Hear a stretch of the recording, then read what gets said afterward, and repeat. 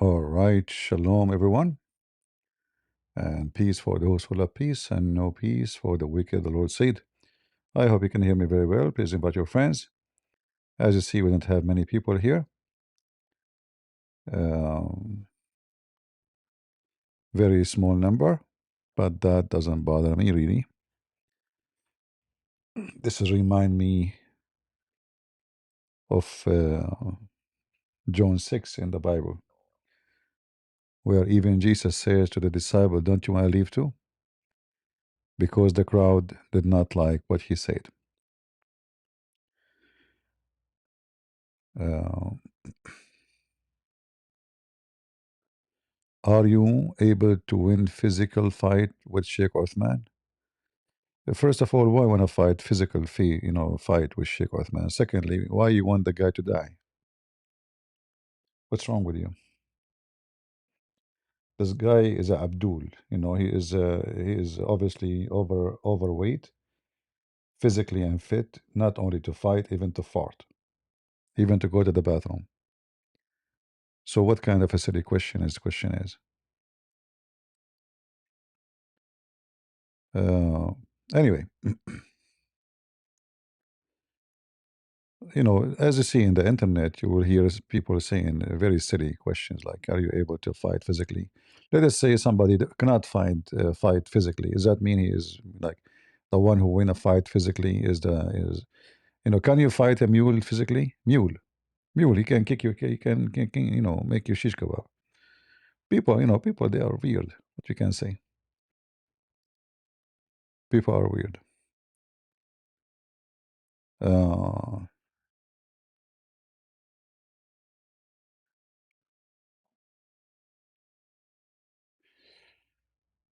Uh, we have Ultimate Fart. The only one who wanna join us is Ultimate Fart. Yet he did not know who is his prophet. Hello, CP.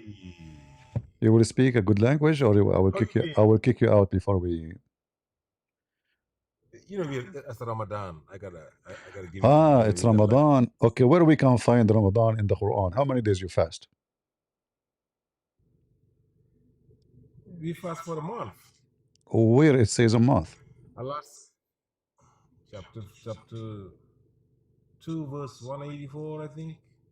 Uh-huh. The month of Ramadan is the month in which the Quran has been Where it revealed. says where If it you says the witness month? the month, Where it you says the word? fast. Where it says the word month? Shahru Ramadan. Shahru. Shahr does not mean I month. gotta. I. What does shahr mean, CP? Mean a moon. A moon. So Yes. there are 12 moons. Allah said the number of the shahr are 12. No, he said the number of And the four of year, those are just to show you, prohibited months. just to show you that you're ignorant. The number of I'm the just number of moons for Allah is 12. the number of moons for Allah is 12. Allah said I Well, we created. can we can Allah said prove I created we the can prove it moon. to you. Okay, hold on. Allah said I All right, created all right. هو الذي جعل الشمس ضياء والقمر. I created the moon. Is that How can it be Arabic? 12 What if what he said the? say that again? Say again in Arabic. Say again. I said هو الذي جعل الشمس ضياء والقمر What is that? القمر Shams what? نورا Shams what? والقمر No. والقمر After the word Shams, what is that? ضياء What is that? ضياء ضياء. You don't know what ضياء means? No, I never heard of it.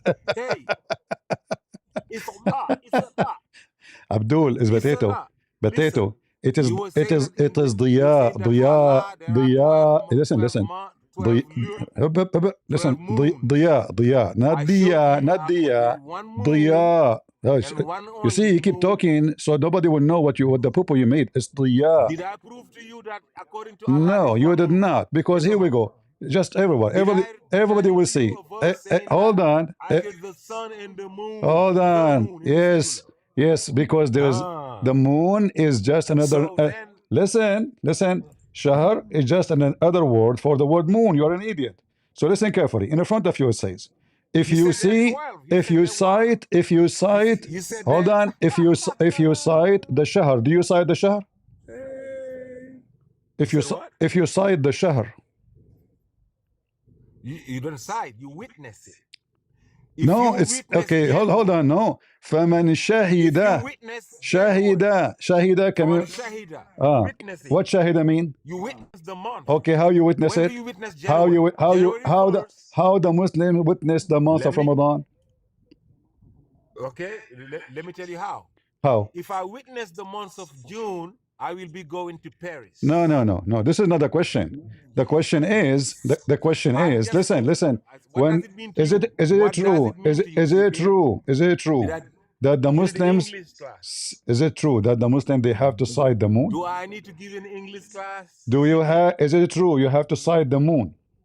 I said if I witness the month of June 2026. Listen, you cannot witness anything except something physical. So this is about witnessing the moon. That's it. Now I gotta give you a class now. That's ridiculous. Just get out of here. I have no time for kids. Listen, any Muslim is listening. This guy is a potato. He do not even know what he's talking about. I never saw a Muslim actually. He knows what he's talking about. The word shahr is not an Arabic word. This is an Aramaic Hebrew word and mean moon. Let me show you. This is why it says, whoever of you sight the shahr of Ramadan, which means the moon of Ramadan. You Muslims are moon followers. You don't witness a shahr, a potato. Have you ever seen somebody sighting a shahr, which is a moon, I suppose, sorry, a month? You don't witness a month. You don't.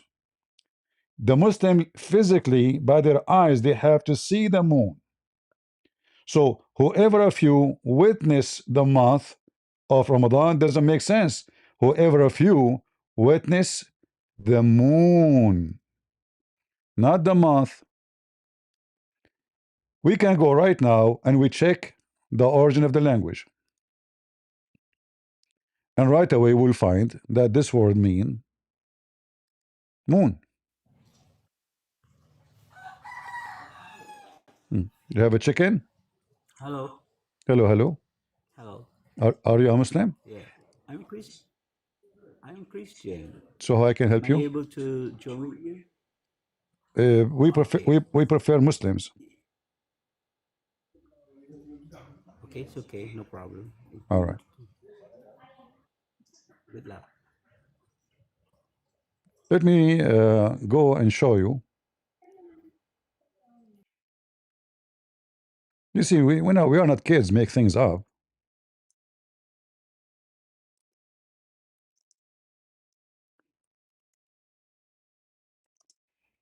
Muslims are always ignorant. They do not know their religion. They don't speak languages. And Muhammad is copying other belief. And he was copying, in this case, the Sabian.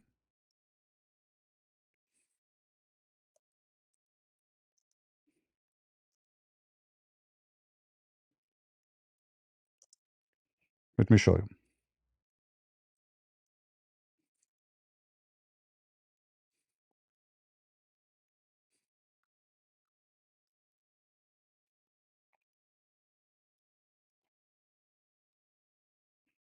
This is why, I don't waste time with someone like this guy. This is just a kid. He don't even know a single Arabic word and he want to teach me. What the word shahr? People, they use the word shahr today as a word mean month. But the word shahr have nothing to do with the word month. It is the word which is the crescent moon, literally. All right? The crescent moon. You can open right now the Hebrew dictionary and you will see that this is what the word mean. So when a Muslim, do you see it? Do you see it, guys? You can see my screen?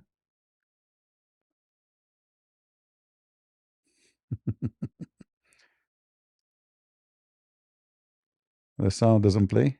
Like the sound is not. Yeah. Yeah, anyway. It's funny when an ignorant, he want to argue with you. This is why I don't have time for kids. This guy, he always come to you with answers which is not even fit for children. So when the Quran says the year for Allah is a 12, he's not saying 12 month, he's saying 12 moon. But what you can say to those ignorant potato, Abdul, all right? And here you say the same word in the Bible,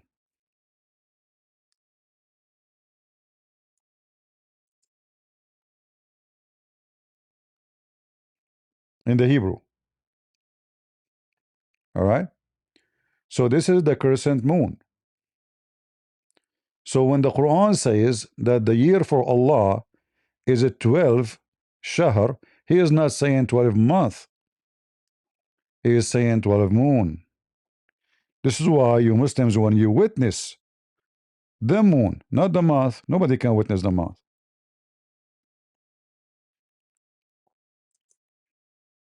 All right? This all of Islam is based on what? Based on the moon. The moon, the moon. There's nothing called month. The word month is not even exist. If you look in the Quran, you will not find it. So Suleiman, he have a flying carpet, and the flying carpet fly a distance of 1 moon journey.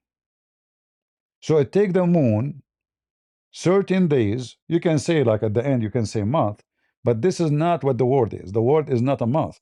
This is why here you see, whoever of you sight the moon, you have to sight it by your eyes.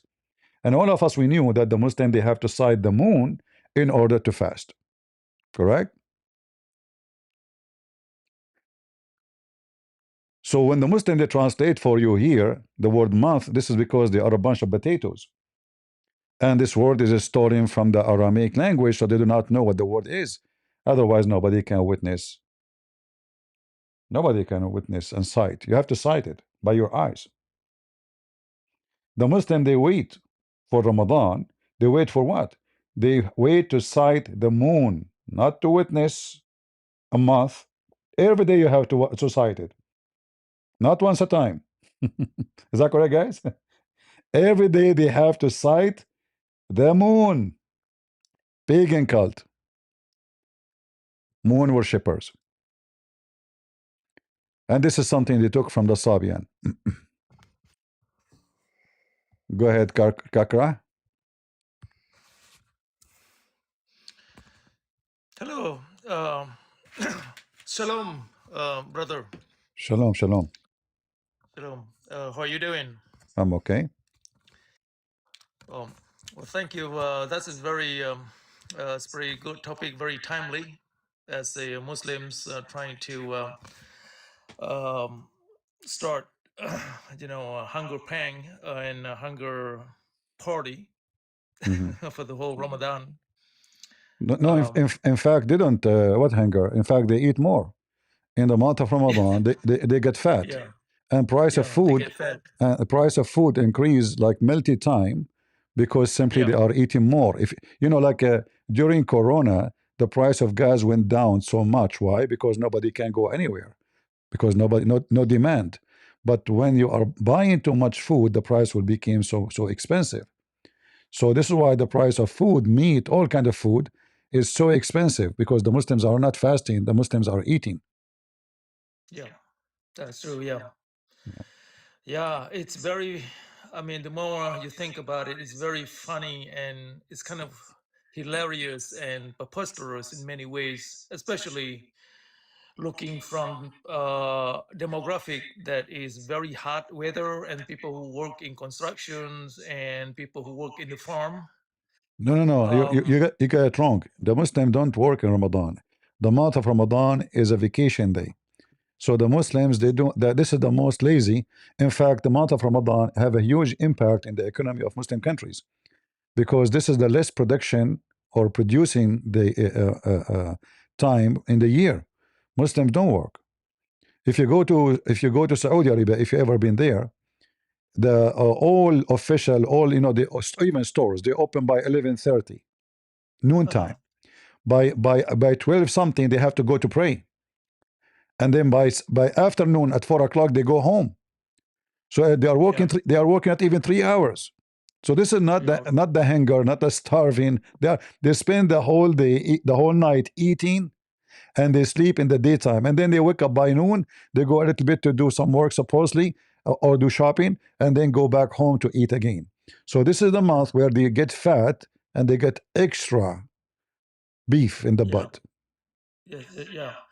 Yeah, there are a few, many different situations, and one I've seen also where they completely take the whole month off not working. They sleep during the day, all day. They wake up at 4 o'clock in the afternoon, and they sleep at 8 o'clock, and then they wake up at 4 o'clock in the afternoon, and then there is another situation. I was talking about the hunger. People in the area that are very poor, they have to work in order to cultivate their farm, and they at 4 o'clock they passed out. I mean, they really passed out because they have an empty stomach, and they're so tired, but they have to work just to to feed themselves, to feed their family. Well, And then another I don't believe they are fasting. You know, the Muslims, they always act. You know, I grew up in between Muslims, and when I was a kid, I was playing with a Muslim kid in his house. So we were leaving the house. He said, "Wait, wait, wait." I said, "What?" He said, "Let me do something. I need to do something." We were eating cookies, etc., in his house. It was Ramadan. He went to the kitchen and he put some water in his mouth, and then he put salt over his lips, and he stopped talking because the salt is stuck in his lips. He have to wait. I said, "What are you doing? You look funny, you know." But he did not answer because the salt will drop, and he put more salt. So and then after that, after we left, I said, "What are you doing? What this is for?" He said, "This is what my dad and my mom and all of us we do because we eat at home. Before we go out, we have to make our lips look like they did not touch water at all. They are dry. And the easiest way, my dad told us, is to put salt. So they put salt in their lips before they leave the house. So when a Muslim outside, they say to you, 'I'm tired, I'm fasting, I'm going to pass out,' they act. Even Muhammad himself never fasted. Yeah. The whole Ramadan is just it's a game, very confusing game.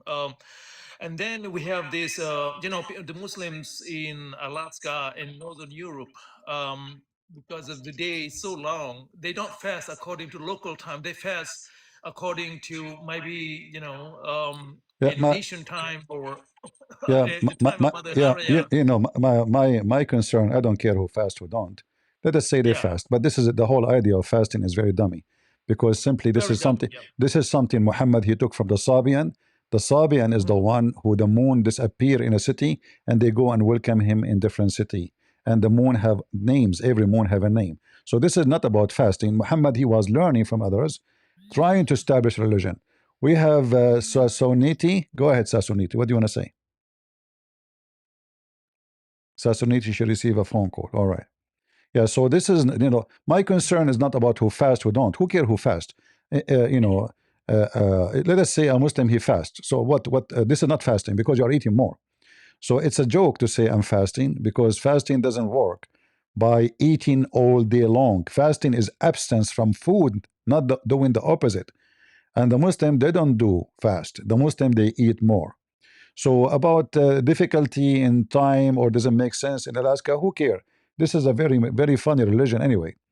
But we know, we have evidence that Muhammad he stole that from the Sabian. Sasonati, are you there? Sesonti, are you there? Hello? Maybe she's not ready. All right. Yeah, she's not ready. Yeah, go ahead. Yeah, continue. Let me invite more. Trying to take more, people to join us to see if we can get some Muslims. Sure. And then another things, brother, the Muslims hoping during Ramadan they get enlightened, to because according to traditions, the purpose of the Ramadan during the Ramadan is the Quran reveal.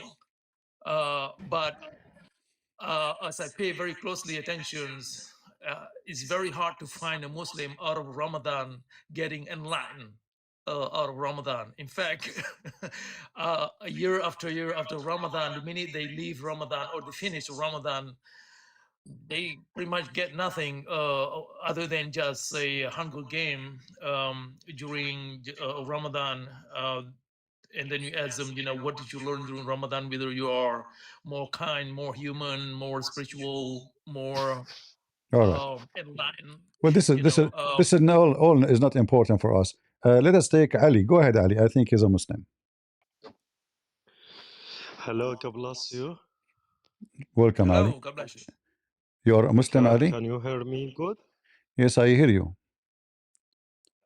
Yeah, I am ex-Muslim brother. I left Islam and believe in Jesus Christ. I mean to that. I thank God because He moved me from darkness to His light.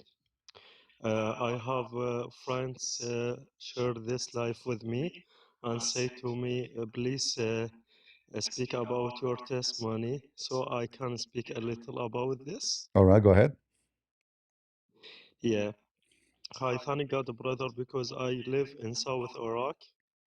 I don't know anything about Jesus. I was thinking he is Isa in Islam and he is a prophet in Quran.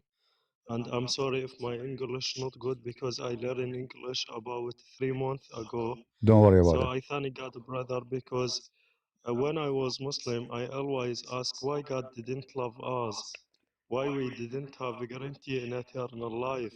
Because when I ask my family, my friend, where are you go when we die? Answer me, I don't know. So this is very, very sad. Yeah. And when I pray, the pray not from heart, only perfection, my heart far from God. So this is very, very important.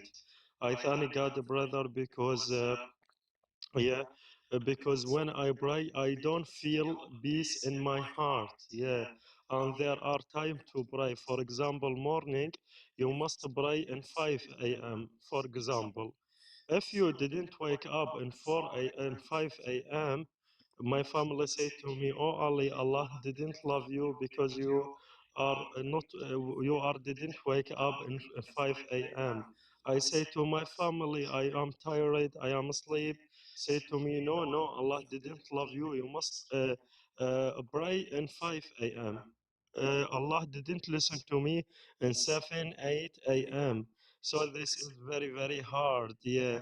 And there are time to pray in Islam. I am sad because Islam think Allah, God, listen to them in 1 hour morning and in 1 hour afternoon and 1 hour evening. Yeah, so I thank God. God have the plan for me to know Jesus by mobile phone. When I arrived to university, my father bought mobile phone to me, and I create Facebook page. And I thank God I added friends randomly. I thank God I had brothers Christian from Egypt with me on Facebook, and I thank God I listen to brothers pray on Facebook Live, the pray from heart, speak with God direct, and no time to pray. So this is very, very important. I thank God.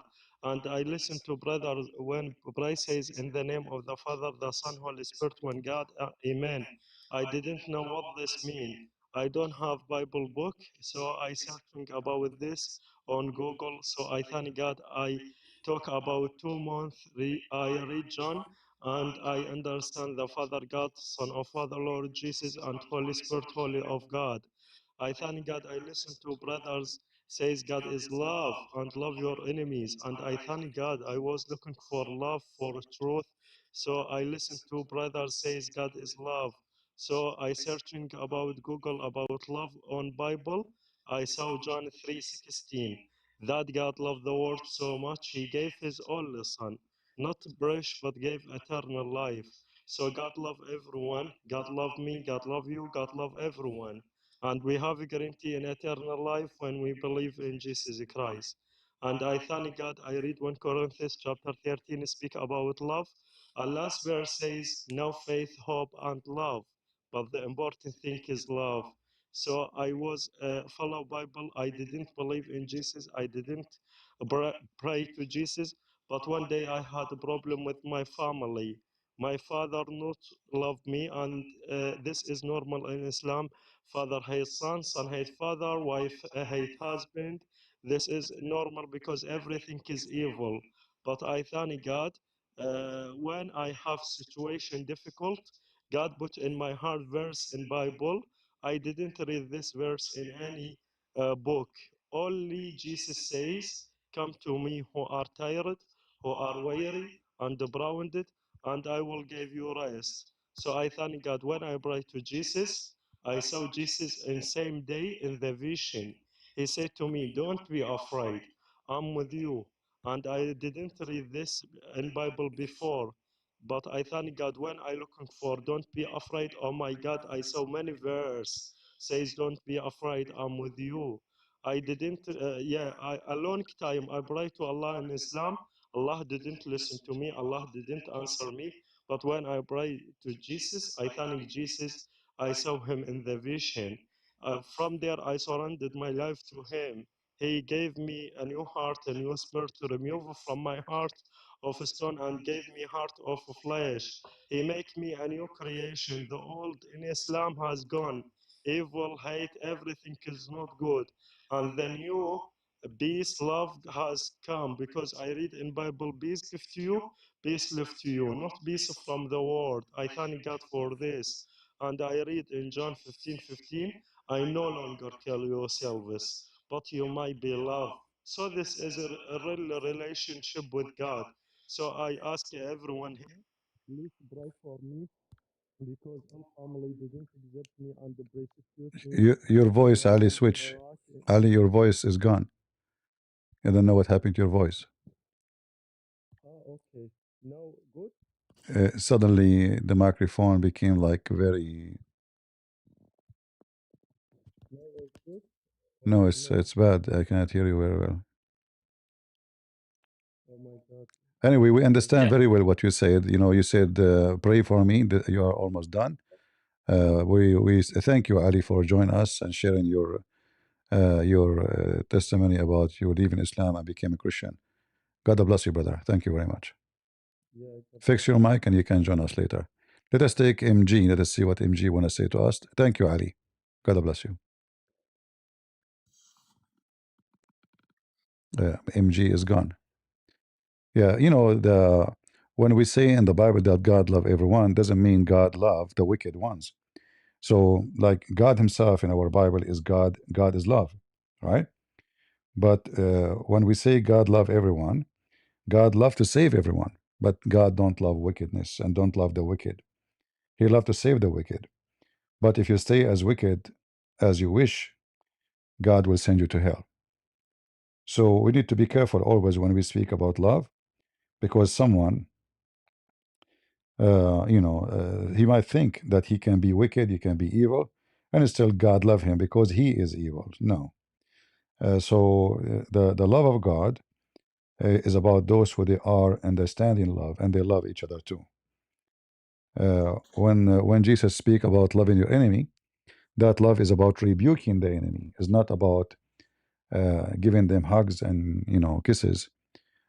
So when a Muslim he think I'm an enemy for him, I rebuke him and I show him that his religion is false and his God is false. Let us see Shola. Go ahead, Shola. Yes. Good morning. Good morning. Are you a Muslim, Shola? What? No. What? I'm a So, Christian. so why you join us, my friend? You want to say anything? Yeah. No, I All right. thought. All right. No, no, no. We want Muslims. We want Muslims. If there is any Muslim would like to join us, please feel free. All right, so we can hear you. And if you don't like a topic, we can switch for you. What we know that Muslims do not know their religion, And the Muslim, they cannot even find their prophet in their book. They try to find him in our book, which is funny. And the Muslims don't have fasting, so they try to create something copying the Sabian, which is Ramadan, waiting for the moon, and the moon go to different town, and then when the moon can arrive to the other town, they they celebrate what they call it Eid. Go ahead, Yehuda. Go ahead, Yehuda. Hello. Are you a Muslim? Okay, I'm sorry for. I'm a Christian. I'm from Indonesia. All right, my friend. We said we want only Muslim in the stage, please. People, we want only Muslims in the stage, if you don't mind. If you are not a Muslim, don't join us, please. All right. If you are a Muslim, you are welcome. We want to hear Muslims. We are here to debate Muslims. This is not a coffee shop just to talk, I appreciate you all, but I'm here to to spend my time debating Muslims. And as you see, there's no Muslim. Muslim don't have knowledge. Like, we have this guy who don't believe in the hadith. Do you know why they don't believe in the hadith? Because the Islamic books is full of lies. So when a Muslim, you see like this guy, Ultimate Fard, when he say he don't believe in the hadith, he deleted all his religion because all of Islam is in the hadith. So because Islam does not have any solid, authentic source, even the Quran doesn't exist. They don't even have a single page for the Quran. And if they have any, which is coming long after Muhammad, they don't match. They are very, very funny.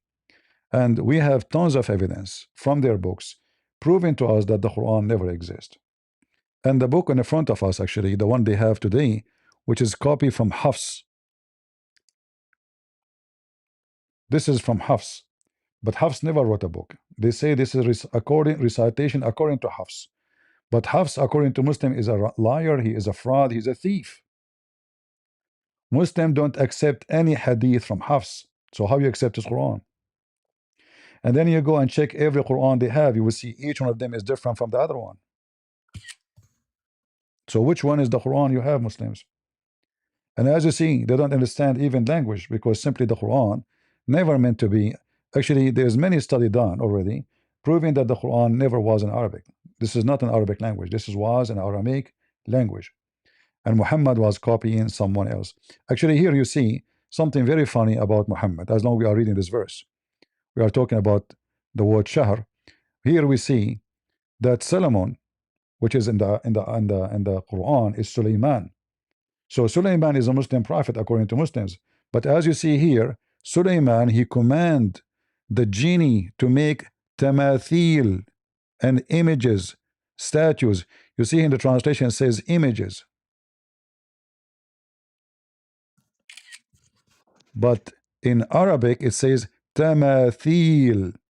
So the God of Islam is very weird. How you say that Islam is against idols, and then we see that in the chapter 34, verse number 13, your God saying we make idols, statues. This is in the Quran in front of you. This is a book does not make sense. Why Sulaiman, who is a Muslim, if he's a Muslim, according to them? Now we know that the Muslim, they believe in idols. And one of the biggest idols they have is the Kaaba and the black stone and the Yemeni corner, which is Yemeni, which is the corner they have stones from Yemen. And Muhammad, he told them clearly that those stones can erase your sin if you touch them.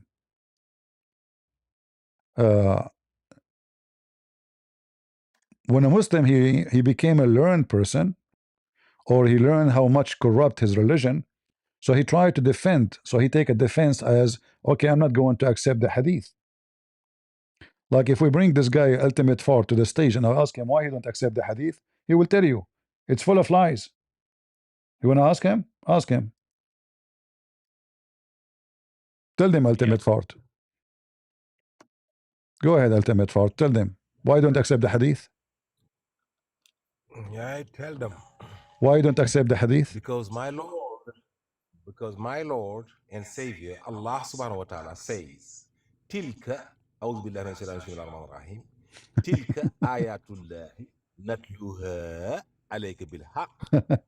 These are the verses of Allah being recited to you, listeners. Alayka bil haq, with the absolute truth. In fabi'ayi hadithin ba'dallahi wa ayatihi yuminun. In Okay. which hadith are you going to believe in after Allah in these verses? Yeah, just So to if people just to understand that show they you, should just to follow show you. You see, first of all, I let me ask you, let me conclude. Let me conclude. Let me why conclude. you don't believe Let in me the conclude. hadith.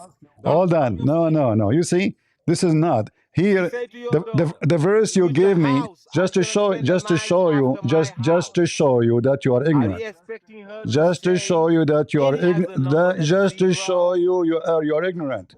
This That's is about CP. the This is hadith. The your hadith they this are your talking about. boss. Shut up, This shut your up. intellectual. Let me talk. The hadith you are talking Yes. This about is who you following. is about the kuffar, not about the Muslim hadith. If CP says to his daughter, in which house are you going to spend after a night after my house? I'll get out.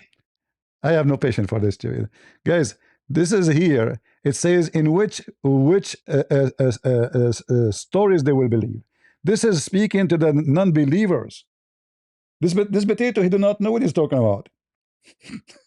He's a follower of Rashad Khalifa, the one who was slaughtered in his kitchen in Arizona. The one who said the Quran is corrupt. So this verse here, speaking the word hadith here, he didn't know Arabic, by the way. His Arabic is so funny. He don't need Arabic. Do you know what they do? Those Abdul, they do this. They go to the, there's an option here, will make you sound like you know Arabic. So you read this. So you will sound like, and I know Arabic, now I'm speaking Arabic, but the fact you do not know a single Arabic word. You see what they do? It's very silly. This verse here is speaking about those who don't believe. This is why it says, whoever Allah he deceive, can you guide him? So this is about Allah, the one he will deceive, because Allah is shaitan. Man yudlil Allah fala hadiya lahu. This is why when he was trying to make Arabic sound, he was extending it because he's trying to read what sound like an Arabic, but you don't know Arabic. وَمَنْ يُضْلِلِ اللَّهِ فَلَا هَادِيَ لَهُ. The one who Allah deceive, nobody can guide. So here, this is not about the Muslim should not believe in the hadith. This is about those who don't believe, those who don't accept Islam.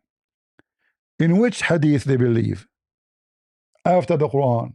So the Quran itself is a hadith. And here is saying to the non-believers, to which one you want to believe? Not to the Muslims. And the proof of that, it says, those Allah, the one Allah is talking to them is those who Allah he deceived themselves, which is a proven to us that Allah is, is Satan. Very dummy. The real reason this guy he don't accept the hadith, because the hadith, how you know what your prophet said? It's very important to know what your prophet said. That means any word Muhammad he said is not accepted. So all what Muhammad did, he delivered the Quran, then we do not need him, because then the angel Jibreel who squeezed Muhammad 3 times, he can deliver the Quran by himself. There's no need for Muhammad. But they refuse to believe in anything Muhammad he said because it's an embarrassment. Do we have any Muslim? Tonger, are you a Muslim?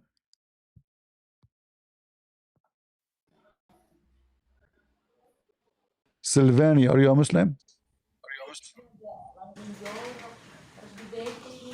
Which one of you is a Muslim?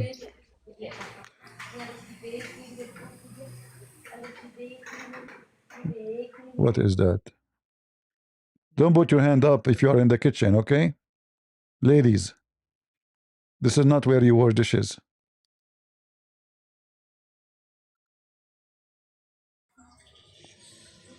Bolang, are you a Muslim? No, I am Christian. So why you're in the stage, my friend? People, please give me, do me a favor. Only Muslims, only Muslims, only Muslims, please. I beg you. There's a guy, he said, why you don't debate Dundee? Is that the one who ran away from me? Is that the one I chase him in YouTube and he run? Go check the video. What done they? This guy do not even know how to say his prophet name. What done they? Bring me all the Abdul you have. Bring them here. Done they? Those are businessmen. They cannot read one verse from the Quran. Even your Muslim ustaz in Indonesia, I accuse them all to be businessmen. None of them can debate me. Not for 5 minutes. You know what 5 minutes? I will erase them in 5 minutes. You Indonesian, you don't have religion and you don't have sheikhs. Because the Arab themselves don't have one. And you will have? You have banana. The banana religion of Islam Indonesia. They are making fortune of you. This guy, Ustaz Abdul Samud, he make $5,000 to make a speech for 2 hours.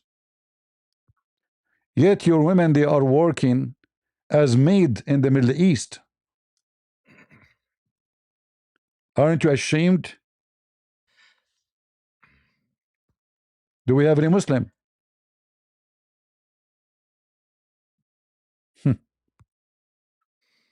All right, let's see.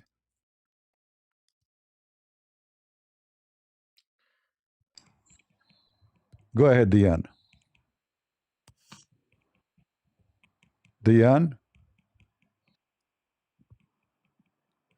Are you there, Diane? I guess those people, they don't know what they are doing. They click and to go up by mistake, maybe. I'm not sure. All right.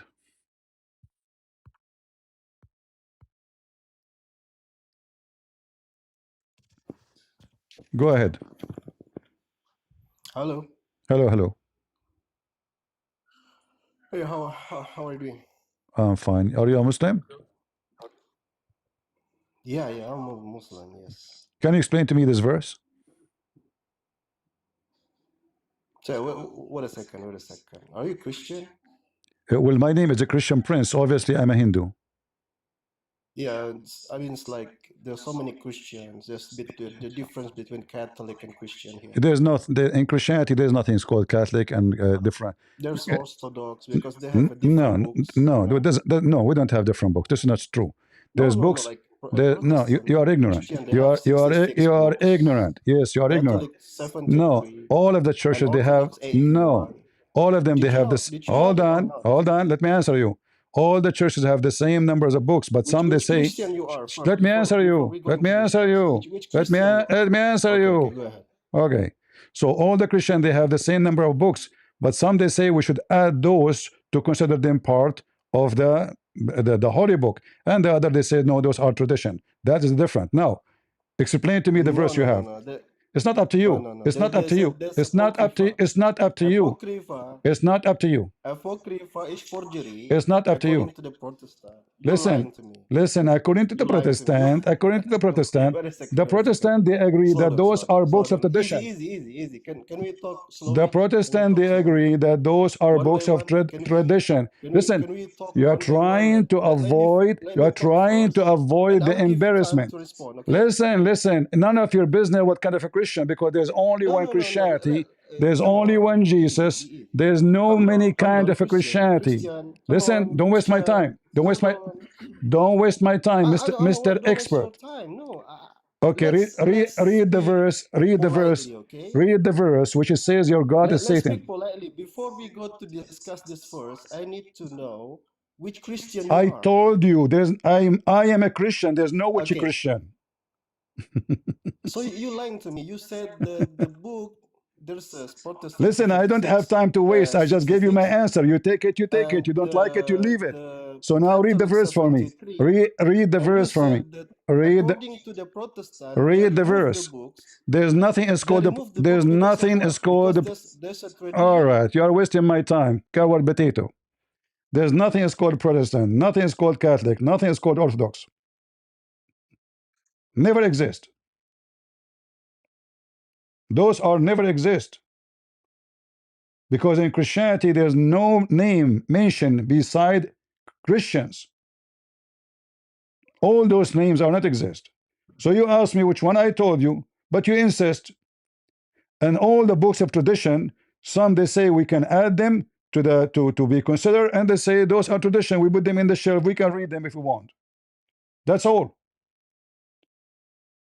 In fact, you potato, if you do not know, the Protestant themselves, they used to be Catholic. So all of us Christians, we have the gospel.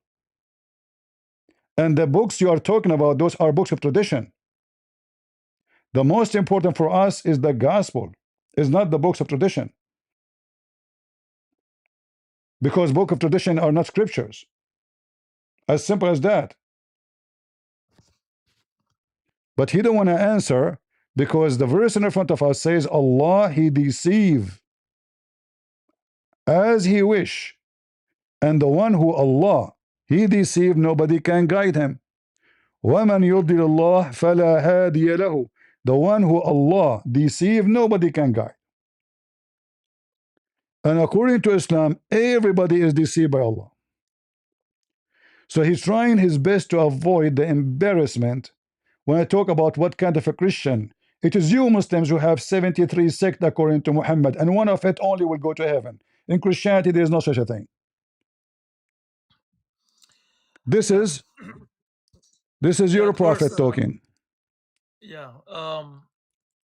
If I might comment before we move on, brother Christian, about the verses, when Allah astray those who he who he places and or those he wishes, and then that verse also the same as the verse 213 and chapter Al-Baqarah, when Allah said guides whom he pleases. So the problem with that verse is that in nature doesn't work like that, right? Because if Allah guides and or punish people who he pleases, and then what is the point doing good work and pray 5 times a day and doing all this Ramadan, the Hajj and such? If a Muslim doesn't know or don't know what they're getting out of their rituals and out of their deeds. Well, all of those are not valid because simply the Muslim believe in destiny anyway. So it's not about if Yeah. Allah he deceive or not. It's about destiny. So if Allah destined to you from the beginning what you will do, which means you did not do anything. It was Allah who destined to you, and it doesn't matter what you do. Actually, it's already written Yeah. for you where you will go.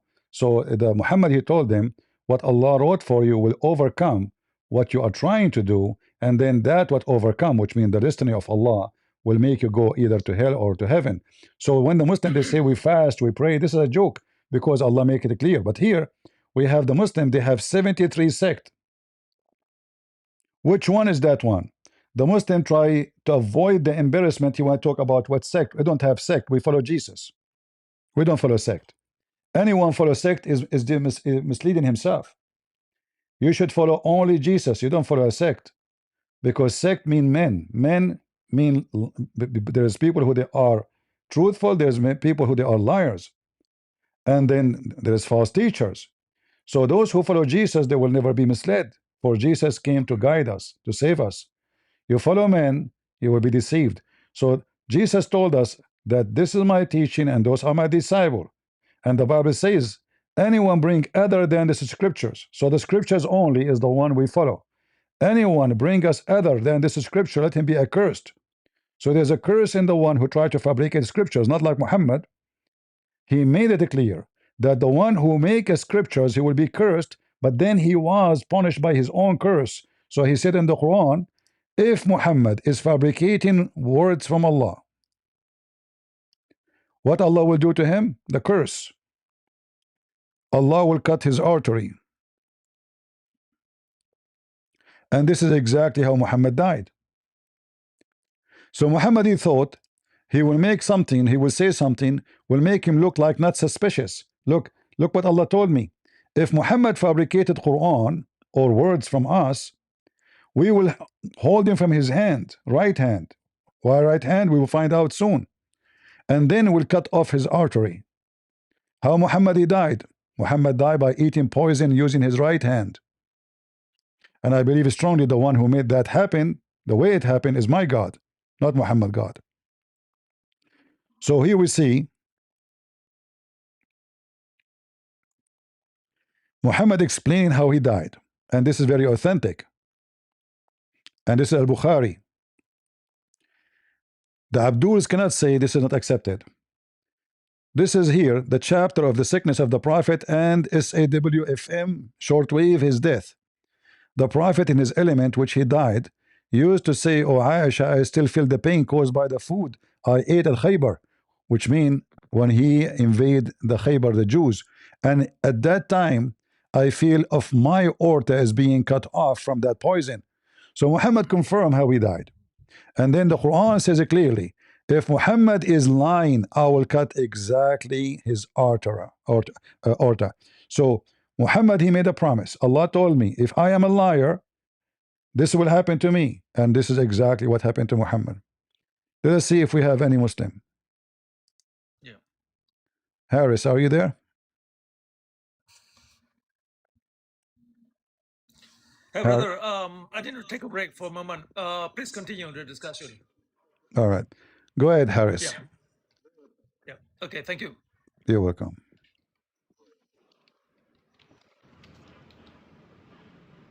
Harris, are you there?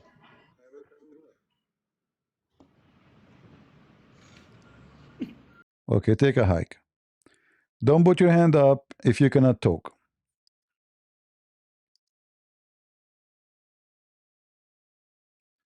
And we want Muslims only, please. Go ahead, Doma. Doma. Those kitchen people, you know. Go ahead, Sasuke. Yeah, what's good? So I'm just gonna critique on what you just said. Right now, what's the term being used in the Arabic inside of this verse? Which verse? What? Say again. In the verse you're quoting, yeah, in the verse you're quoting, what's the Arabic being used here? Here, al-watin Oh, okay, what does al-watin mean? is the same, is the artery. Wait, what's okay, cool. And what's the actual definition of it? And I'm not granting My that friend, al-watin my friend. is going to be the same as abhar. What's your justification? Exactly, it's the same. No, I'm not granting that. Prove it. Go ahead. It's in front of you. Here we go. Yeah, al-watin means life artery, and abhar or abhari, right? This term, which you refers to like the main artery or the vein, I'm not granting it's going to be the same because again, this term is going to be contextually dependent. We can do this. Hold on. Hold on. Go ahead. Hold on. We can do this. Everybody can go right now. This is a Muslim translation, correct? So repeat that. Is that the Muslim translation in front of us in the page? I'm not granting sunnah.com. No, I'm not granting it. No. You're what? Not? You're not? What? I'm not granting sunnah.com. Yeah, I don't grant it. No. Who are you to grant it? Yeah, I hold to the position at sunnah.com. Okay, translations. Mister. In order to prove me wrong, can you give me the dictionary, please? Go ahead. Yeah, I can. No, this term's going to be contextually dependent. All right, give me the dictionary. So we can see. What I said. Can you listen to what I said? If that's okay. Cool. When it comes, there's no need to argue. No, it's not an argument. You know, give me the dictionary. You get me busted. I'm not arguing. Okay, give me the dictionary. Give me the dictionary. Yes, either you are lying or I'm lying. Oh, guys, listen. It's not about a speech. It's about dictionary. Open the dictionary and give me the Arabic dictionary. Give me the Arabic dictionary. That's going to be a diversion fallacy. See, here we go. See, guys, we have the dictionary. Okay, the dictionary agree with me or with you? No, again, I can hold to a position that, for example, this can mean, for example, like a main artery, right? I'm not going to grant it's going to be. What do you mean? You know, dictionary, potato. What's wrong with you? No, I think you're not tracking. So the Muslim dictionary is siding with the Christian Prince. Christian Prince. Can you show me one scholar who affirms your position? Here we go. This is the Muslim dictionary. I said my position. This is the Muslim dictionary. Sir, stop running. Can you prove for my scholarship that this translation is true? I'll wait. My scholarship? What scholarship? Those are scholars. The dictionary are scholars in Arabic. Guys, can you prove to me from scholarship? You potato. What is going to cause death for a human being? Something in his butt?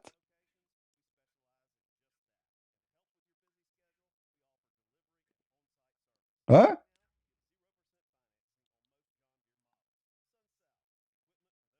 I hear like something coming back, a sound that I see. Do I have what is going to cause death for somebody? Exactly. Huh? A vein in his butt? Do you see how silly you Muslims are? Huh? Is that something in his finger? It is something will cut his life. And this is the wateen in the front of you. No, I don't approve it. I don't approve it. Let us go to the dictionary. No, I don't approve it. Give me a scholar, give me a scholar. What do you mean scholar? So the Muslim translation saying it clearly, the same exactly translation for the Quran. Orta. The dictionary saying the same too. This is the word wateen, and this is the word abhar. Don't waste my time with you. I like to talk to Muslims, but I don't talk to kids. I don't have time for kids. Give me my scholar. Your scholars even do like they will make a surgery now. This is Arabic. Abhar is the ortic, medical. If you know Arabic only, you can go to the Arabic, and you will see it says the same. Al-wateen is the same as the abhar. And you are a potato. All of you Muslims are potatoes. So he want like give me my scholars. Who is your scholar exactly? Like who? Zakir Naik? Hold on, Zakir is calling. Hello? Hello? Hello? Give them breath. First of all, I don't speak Arabic. Okay, so why you are calling me? Number two, I don't speak Arabic, I don't speak English. So what do you speak? I speak Pakistan. What the heck? So what we would do now? Give me a scholar, he agree with you. Like potato, this is dictionary. Exactly. The dictionary is speaking against Allah and His Messenger. Therefore, we refute the dictionary. What do you mean they speak against the Prophet?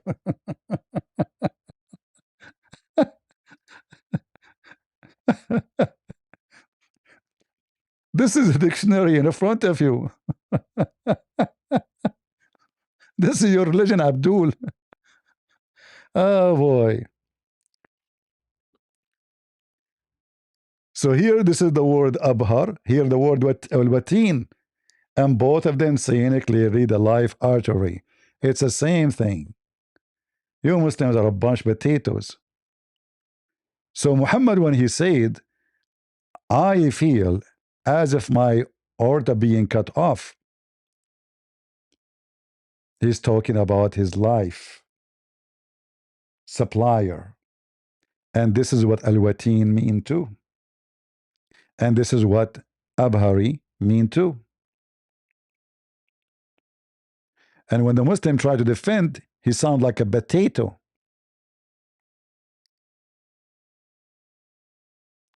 Do we have any Abdul?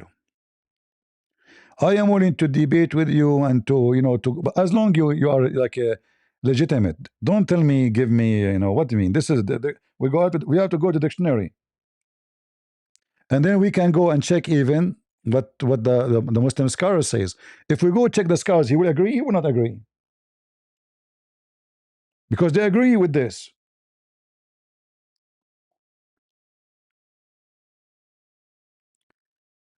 Do we have any Muhammadan?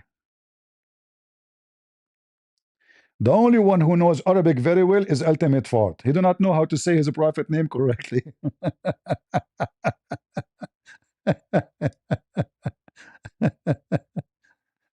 You know, the funny, like, you have to deliver them like a tray, and the tray have like a designed food. Like, it's like going to the restaurant, and they are asking you to supply them with certain things. You have to give me this and give me that. Well, this is your Muslim translation. This is your Islamic website. This is your Islamic dictionary. What you will do more? I mean, why dictionary will lie? Is it written by the Christians? No.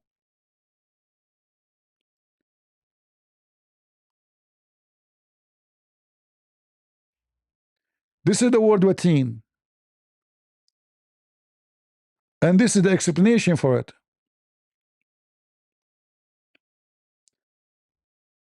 And this is your Muslim website.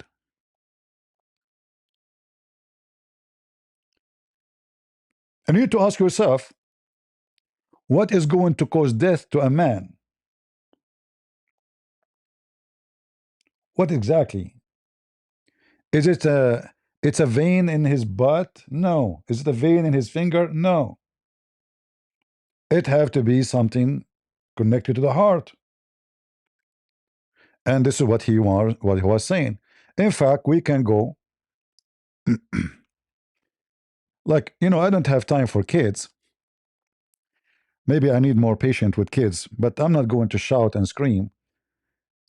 You know, this is why I prefer to talk to people who have knowledge, not kids.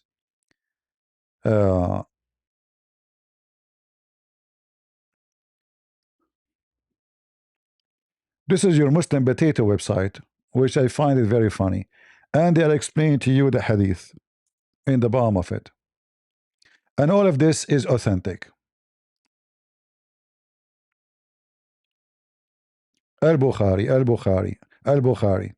All right? And here it is the explanation for it.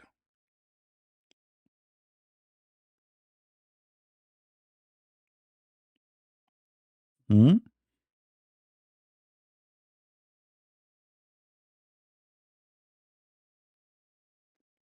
Here the Muslim, they says that the Prophet Muhammad is a protector from being killed. Really. By being defeat, but he was a murderer in the same time. Look how stupid they are. So they agree that he was that the poison caused his death.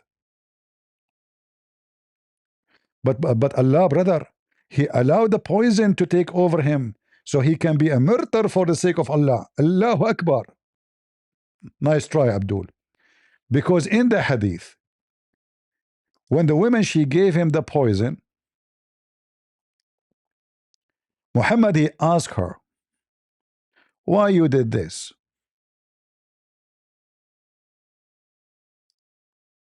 He said to her, why you did this? The woman, she put poison for him. She said, well, if you are a fake false prophet, you will die. Which, if you are a king, false prophet, not a prophet, you will die.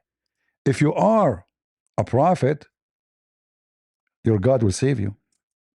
Muhammad, he said to her, Allah will not allow you to do so. Oops. But then it happened. And here you see, it says, the woman, she said to him after he asked her, what motivated you to do the work you have done? She said, if you were a prophet, it wouldn't harm you. If you were a king, I should, you know, rid the people of you. And then Muhammad, he said to her, Allah will not allow you to do so. Let me show you more hadith.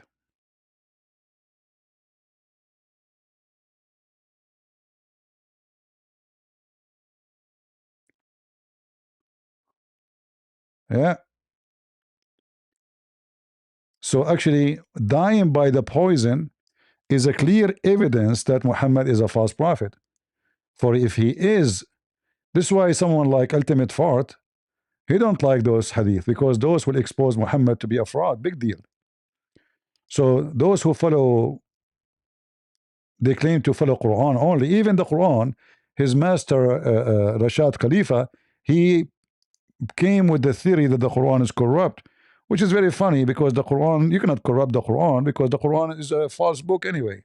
Can you corrupt what is corrupt? So as you see, all those hadith, it says clearly what happened, and Muhammad made it clear that Allah will not allow you to do it, and this is how Muhammad died. Live disconnected some region.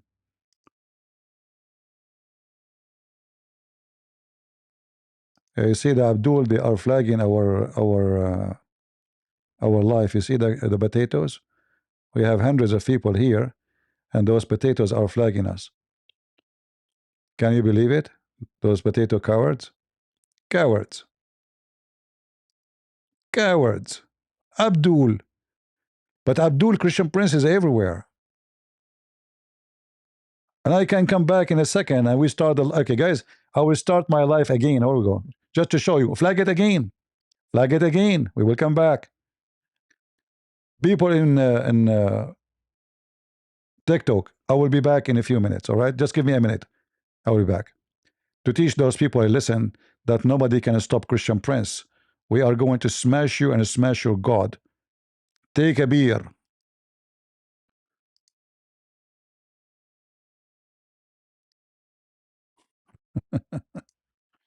See the coward? They are flagging my, you know.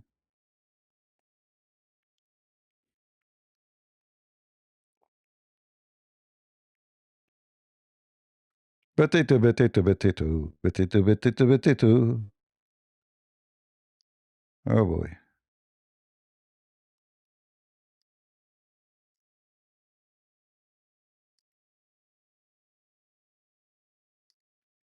Here we go. We are live again. We have about like 400, 500 people there, you know, and they are upset.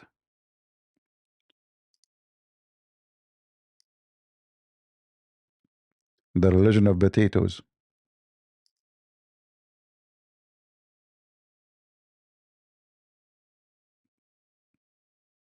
There's nothing but potatoes.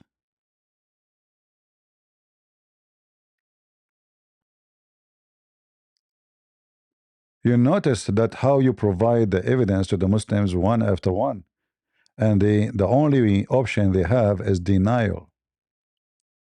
They don't want to read, they don't want to see, they don't want to, that's it.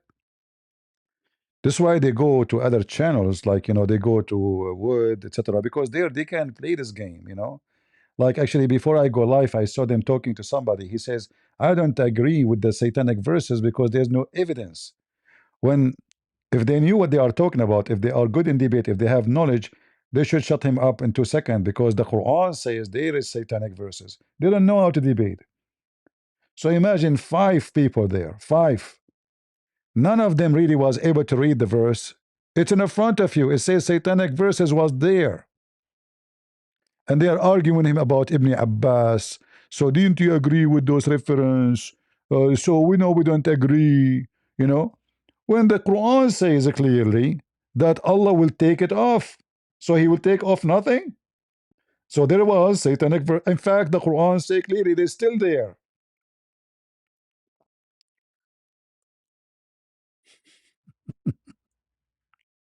They don't know how to debate. So a Muslim, he stay in the stage for an hour arguing if this story is correct. It's in front of you. Can he deny the Quran? The Quran says Allah will take off whatever revelation shaitan he throw in.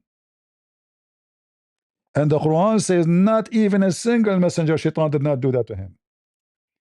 And then they don't know how to debate. They have no idea. A bunch of kids. And then the verse after it says it clearly that the satanic verses, they've never been taken off the Quran. They are still there. How we know? It says it clearly that those satanic verses are going to cause fitna. What fitna in Islam mean? Trial. Well, if Allah he took it off, why is going to cause a trial? Trial for those who have a disease in their heart. Who are they? Those are Muslims. Because Christians don't believe in this, the Quran anyway. So the satanic verses is still in the Quran. They don't know how to debate. And they will never learn. Do we have any Muhammadan would like to join us? The only one want to join us is Ultimate Fort. Let us take Ultimate Fort for a second, for a minute. Go Ultimate Fort. While you are back. Yeah, you just said, oh, those are Muslims. Earlier you said those were Kafirs. Allah said, after my verses. In which hadith after? You see What the does it mean? you see the filthy. If you say to your daughter to whom you have just given $200, Okay, hold on. and she went and asked, Hold on. You see, guys, those filthy, they are flagging my life right away. I just go live. They are like they are ganging together now. You see the cowards? I just went live, right? Few seconds, and right away they flag it. Do you see how coward the Abdul?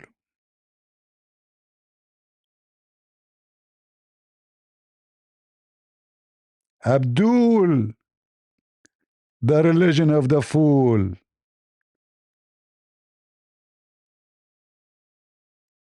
Are you Jahil? Leon, why you don't come to the stage? Let us see who is a Jahil. By the way, do you know what Jahil mean? Illiterate. Your prophet is illiterate. According to your prophet, the sun set in murky water. Is he Jahil? Yes, obviously. According to your prophet, the sun goes every day from the east to the west to take a nap under Allah's bed. Obviously, your God, Muhammad, is Jahil because the sun goes nowhere. Read it. So who is the Jahil? Is the one who do not know how to read, how to write, yet he want to teach us. Huh? Where the sun goes? Fiction stories. Read and laugh. This is your prophet, the Jahil, Lion. You don't dare to come here, do you? You don't. You are a potato.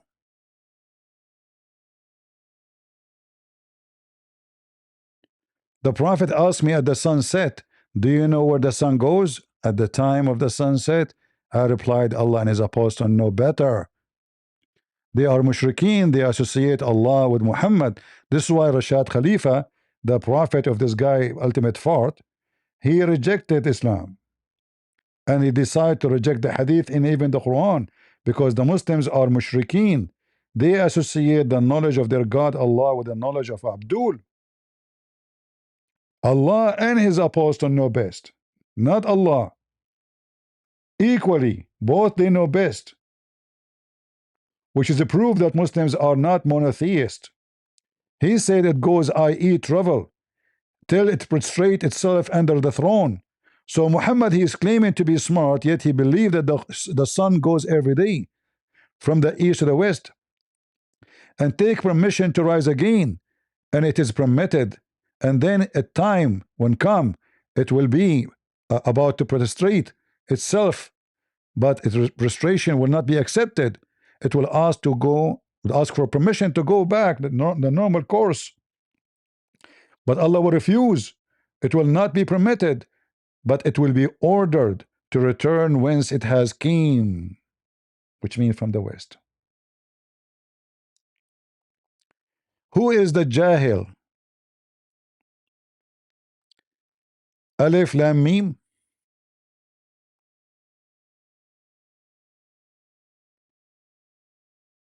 What Alif Lam Mim?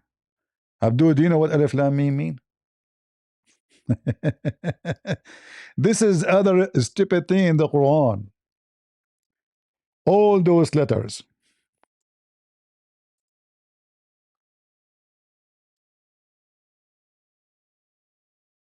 Proving Muhammad to be a fraud.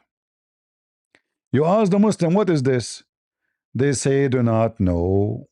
It is a mysterious, it's a code, brother. Are you sure?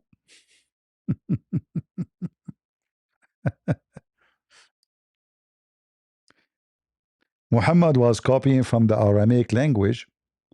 The Aramaic, they used to use a code.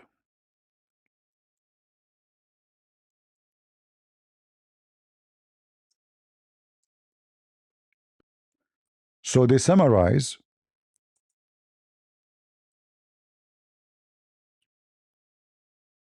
what the verse is about, or let us say what is the speech will be about.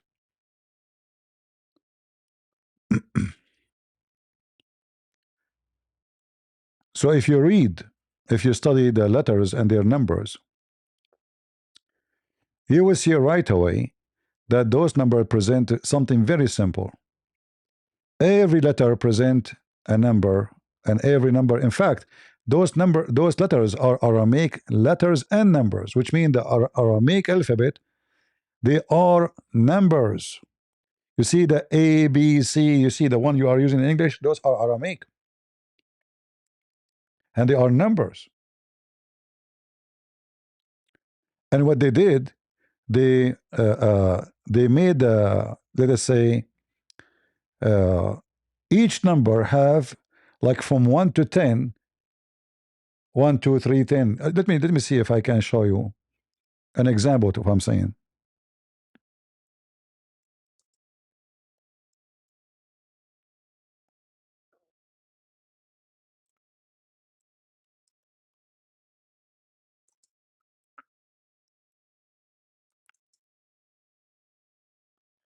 Let me show you. And those are not made by the Arab, those are made by the Aramaic.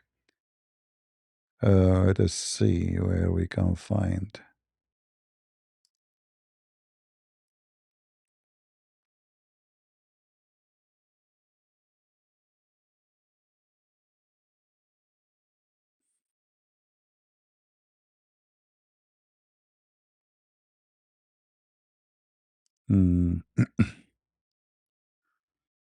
All right.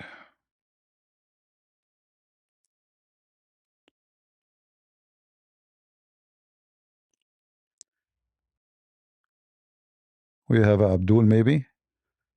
I will look for the thing, and I will show you.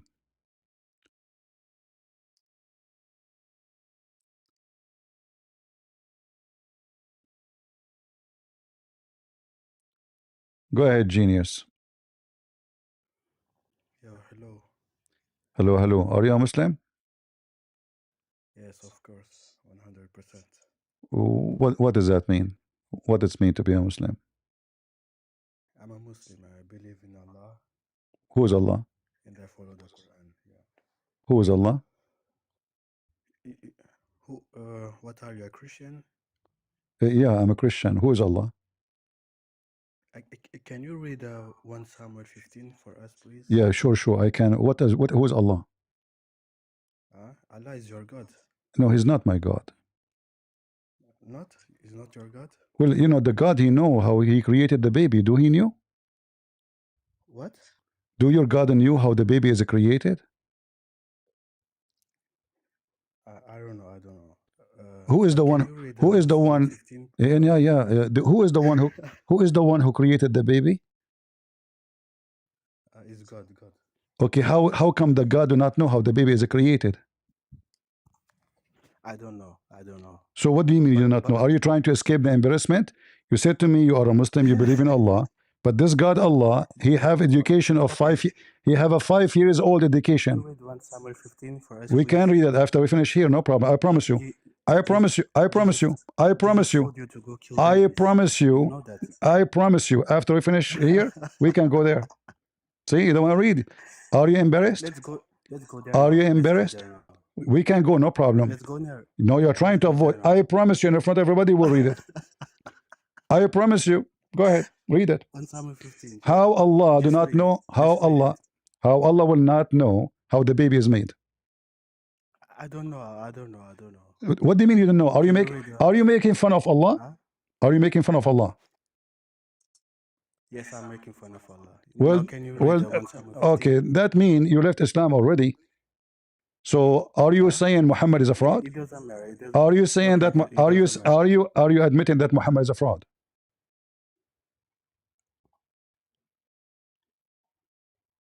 Hello?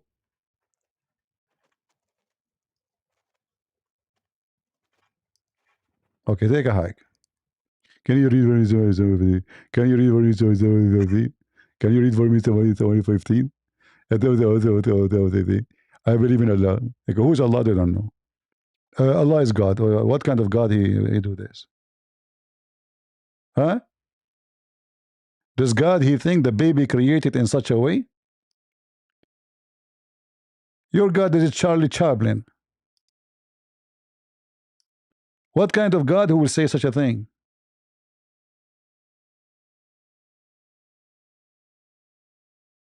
Man, oh man. They believe in Allah. Do you believe in Allah? You believe in Allah.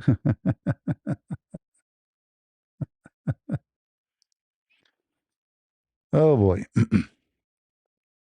So we have a clear evidence that the God of Islam, the only one can explain that to you is someone smart like Ultimate Fort. Ultimate Fort can explain this is easy. Ultimate Fort, I have to put you down because they made me upset. Go ahead, go. He will listen to Ultimate Fort how he explain it scientifically.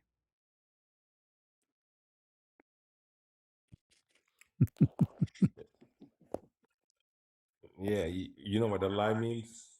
Go. Everybody knows what it means. Go. Read. You know what's about to happen. Read what? Read the verse in front of you. Made the nutfa into cloth. Then we made the cloth. What is the cloth? What is the cloth? You want me to read first, or you want me to? What is the cloth? No, you skip. What is the cloth? A cloth is a ball of kind of a ball of blood. It is dead blood. It's like it's just blood.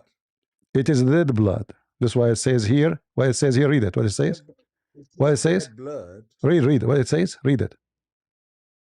I said it's not dead. Why you said dead blood? Read. What does this mean? What does this word mean? Where is the word dead in there? What does okay? What does word mean? Coagulation. You don't know what to coagulate means? Coagulate. Yeah, tell me what is that. Tell me. I want to learn from you. You don't know what it means. Tell me. It's to mold together. It's to coagulate, like a so like blood. So it's not a leak. It's not a liquid. It's not liquid no more, right? It's a solid. It's a solid blood, correct? So you don't know what to coagulate means. Like solid. Is it solid? Is it solid? Listen, don't waste my time. I have no time for kids. I have no time for kids. Is it solid blood? Is it solid? Is it solid blood? What do you mean solid? Solid. Coagulated.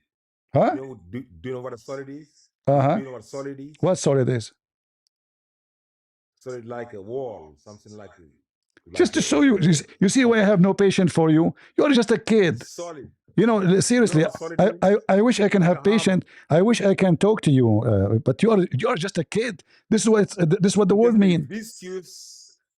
It's how can some blood that is inside somebody be solid? Because your God is an idiot. Are you asking me?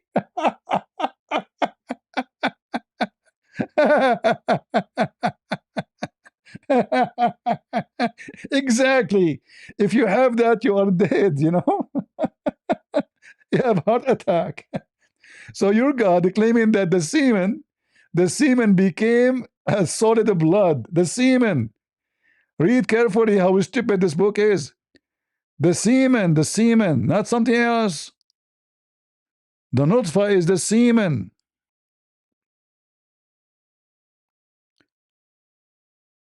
This is how dummy the Quran is.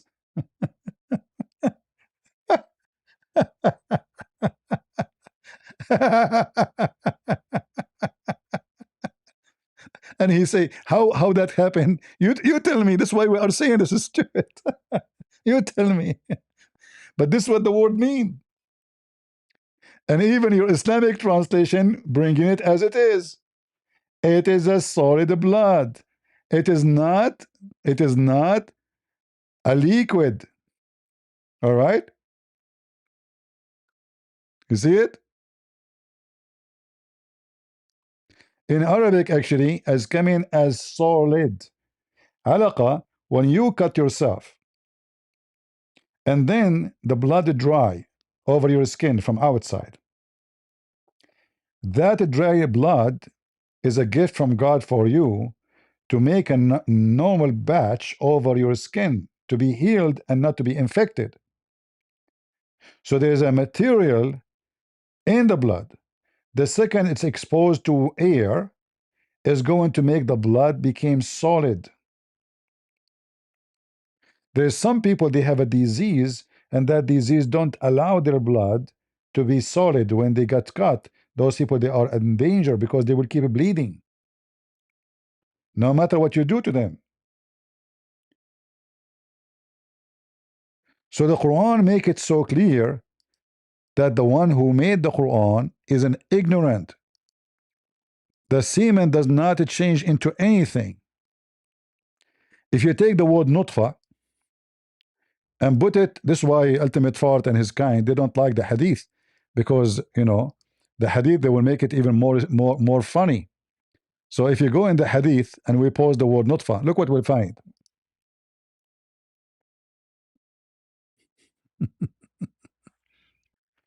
Muhammad, he made it clear that a Muslim woman, she will do a boom boom and she will collect semen for 45 nights.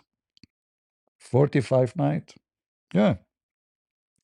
The baby is not made from one boom boom. No. The woman, she will collect semen in her womb for 45 nights. And then after that, those semen will become a piece of blood. Read and laugh. When a drop of semen remain in the womb for 40 or 45 nights. Now we know that semen cannot live more than 5 days maximum. The angels come to and say, my Lord, will be good or evil, so Allah write your destiny, which means there's no sense to fast or to pray because Allah, He wrote for you already, etc. But the important here for us from all this garbage talk, that the semen will stay in the woman's womb for 40 40 night or 45, depend on the hadith. And we know that semen does not become a baby. That's a lie. And the semen is not the one transformed into a baby. That is stupid. And here Muhammad, he repeat the same thing again. All right. Look how many times. Proving to us again and again that he is a fraud. Is gathering in the form of semen in the womb for 40 days. So you are a semen for 40 days. And then after 40 days, you become a blood, not a clinging thing, a translation, alaqa.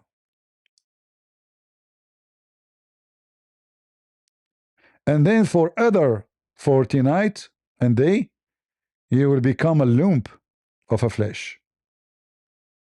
The total is 120 days.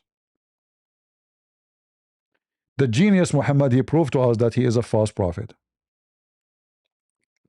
And here you see Muhammad is speaking about destiny. So he said, after Allah, he write for you your destiny, one of you, which mean any one of you, would perform the action of the dwellers of Jannah, which mean heaven, until there is only one cubit between him and the Jannah. Man, the Muslim Abdul, he is thinking that he's going there now. When what is foreordained would come to pass, the destiny, and he would perform the action of inmate of hell, and he entered. So imagine the poor Abdul doing everything according to what Allah told him to go to Jannah, which means to, to slaughter, to rape, to, all the garbage, all the crimes. to be wicked so he can go to Jannah. But then what Allah wrote for him will take over, and he will act the opposite way, and he go to hell. This is why Islam is a stupid. Who is going to follow Islam? Who is the mentor when I follow religion? It says what is written, what is foreordained for you, you do. So why I'm going to heaven anyway? Because I did something good? No, because it was destiny. Why I will go to hell? Because I did something bad? No, because it was destiny. So when a Muslim he fasts and pray, it's just a joke. Because as you see, what Allah wrote for you, which you do not know, you do not know what it is going to take over. This is why Islam is a false fallacy religion. It doesn't even work with the fool. Hey, genius, you want to come to the stage again? Are you going? Yes, but you told me that Allah is not God. You already told me. I don't care.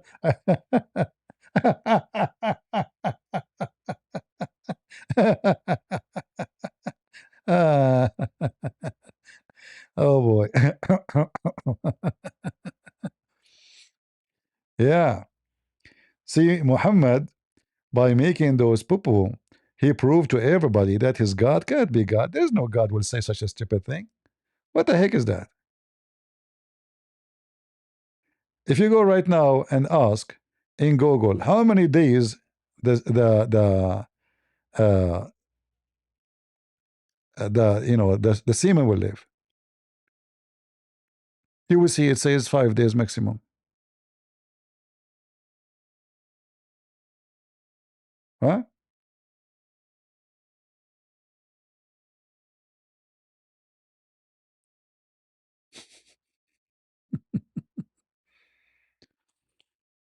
Oh, Lord have mercy. Yeah.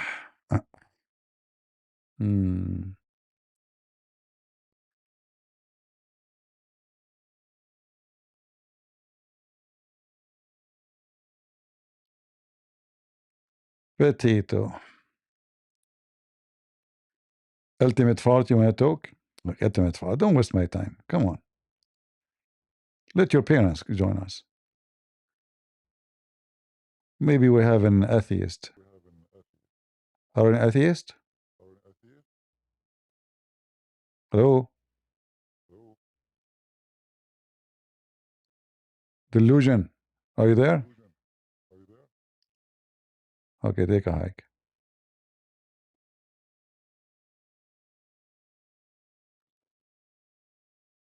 First Samuel 15. Best Bible verse. You know, this guy, he think he have something.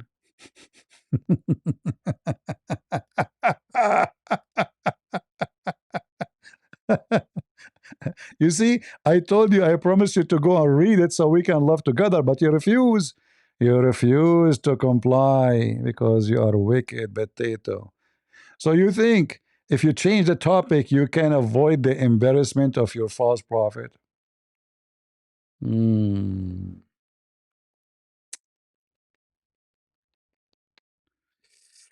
Oh boy.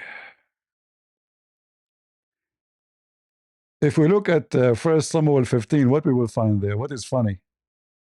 I mean, if I would the screen, people would die laughing at you, you potato. What is funny there?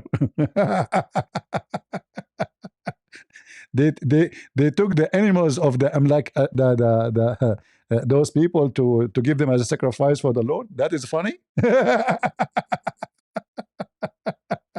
What if I show you the same story in your Quran, potato? Okay, you know what? Let me bring you to the stage.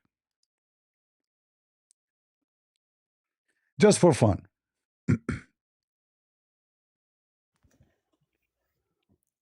Go. Hey, what's up, Christian Prince? You What's don't wanna read it? what's up? What's up? Yeah, but you agreed with me already that Allah is a false God, right? When he said how the baby is made, correct? Okay, no problem. No, Now you let's see if Jesus don't is say no is problem. So we can hold on. So we don't want to change topic. Say that Muhammad. No, we want to go to the verse. We want to go to First Samuel. I promise you. Say, no problem, yeah. Allah is a false One God and 750. Muhammad is a false prophet. Say it. Why are you scared, bro? Let's I- all, go. Let's read all it. what I wanted to say, you said no problem. Okay, so I'll say Allah is a false God and Muhammad false prophet. And then we go to the verse. My Bible. What's wrong with you? See, you don't want to do it. You don't want to read it, right? You No, don't want to read it. you see, potato. All what I ask you to say one sentence and we go and read it. So you avoid the embarrassment. It's obvious that your God can't be God. I don't waste my time. You don't want to read it? We can read it. What's wrong with that? What's wrong? Please, what's wrong with it? It's a disaster, brother. What's wrong with it? Are you an idiot? What's wrong with it?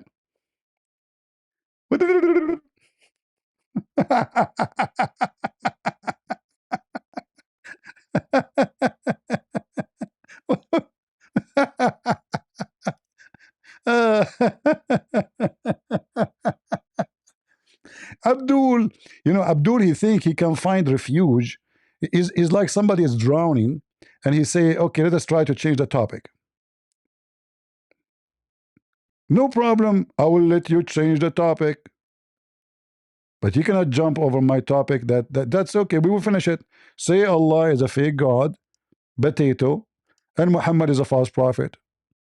And then we go and read with you whatever you want to read. We have the Bible in front of us. You see, we are not like the Muslims ashamed of our book. We are proud of it.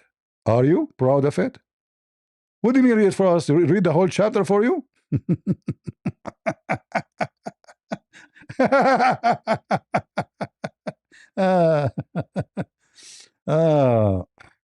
Just to show you that you are a potato monkey, like all of you Muslims. This is a story in the Quran, you potato. Do you know that? This is a story, exists in your book, monkey. Yeah, sure. Why not? In your Quran, potato, Abdul, you will find the stories about Shamuel or Samuel, as Muslim they call him, in the Quran, located in chapter number 2. You see, I'm saving you from the embarrassment, potato. And you go and read the interpretation, you will find exactly what it says in the Bible there. Muslims, Muhammad copying it. You Muslims are a bunch of potatoes. Can you read for me somewhere? Can you read for me somewhere?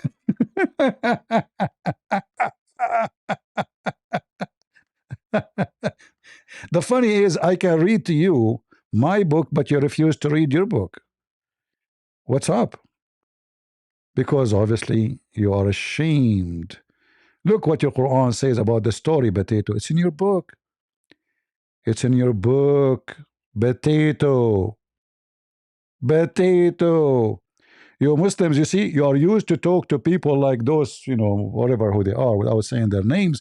Here you are talking to Christian Prince, potato. I have all your laundry. Do we have any Abdul from the laundry or the food? And you will see how the Muslims are copying stories from the Old Testament word by word. If you open the interpretation for this, you will find exactly they are copying from 1 Samuel. Muhammad and his followers, the thieves. Remember, Abdul, you are talking to Christian Prince, your master. Your God, he fear me. Farid respond, already destroyed me? Is that the one who says you can be a pimp in Islam? Is that the one who agree with the hadith that the sun move every day?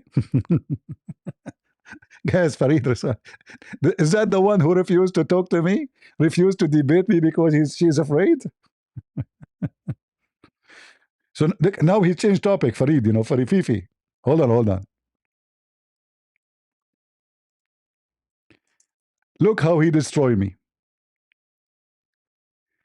When I make a when I make a video saying that you can be a pimp in Islam, he says, refuting the lies of a Christian Prince. You cannot be a pimp in Islam. And then when he's talking to Muslims in private, look what he said. Uh-oh. So the verse is speaking. It's actually Uh-oh. Yeah, if I what I see from that verse is that you can be a pimp. exactly. Exactly, brother. Yeah, that's fine. What the verse is saying: do not force your slave women into prostitution. And then you will see Fifi, he is giving them explanation, and they agree that yes, you can be a pimp, brother. This is the one who can refute me. Where it goes and to dig into it, but when I read this, what the verse is saying: do not force your slave. I mean, that's the apparent meaning of the verse. We can disagree if you guys would like to disagree. But yeah, it says, don't force your girls into prostitution in order to gain something from this world. Oh boy. And if one forces them after that, then Allah is forgiving. This is the one who can refute me. And this is how the Muslim refute me.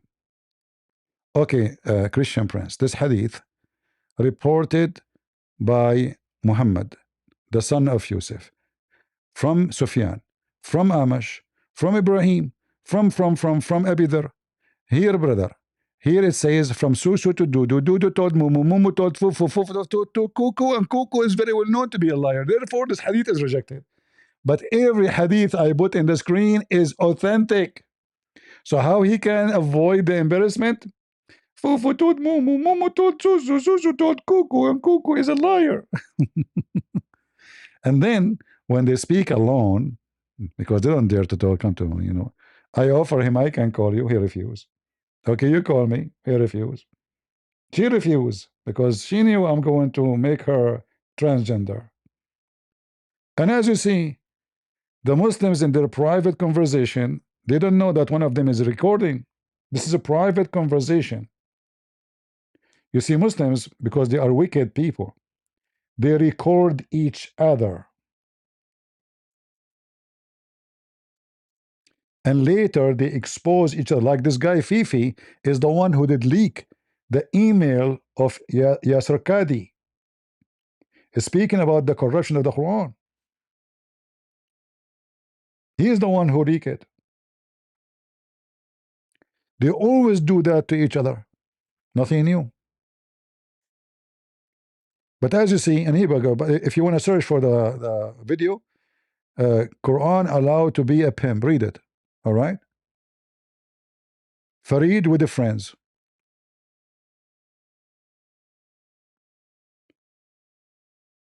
Is that your response? You can be a pimp? All the praise to be Allah. They are pimps who they are fasting Ramadan. Oh boy. Do we have any Abdul?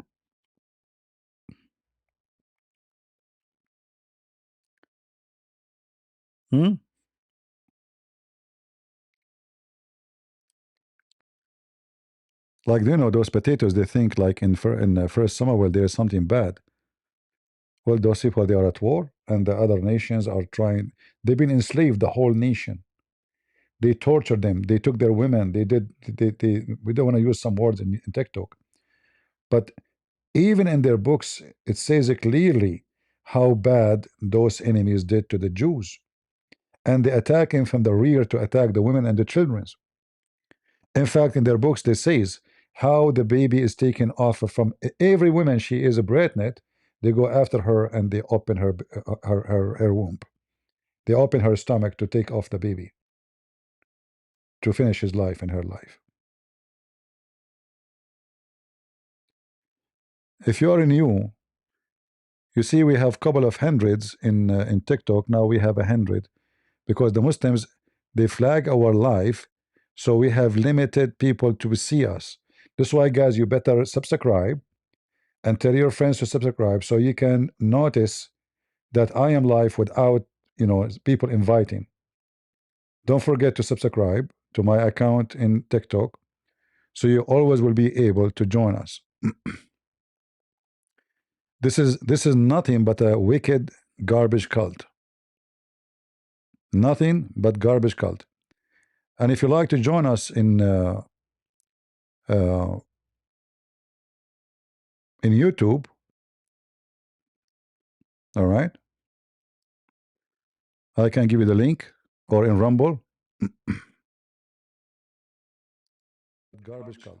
Let us see here. This is the link. I don't know if can you post links in TikTok. Does it work? I'm not sure.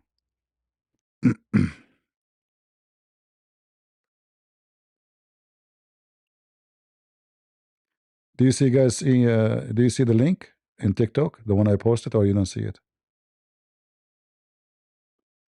Is it visible for you or only for me? I'm not sure.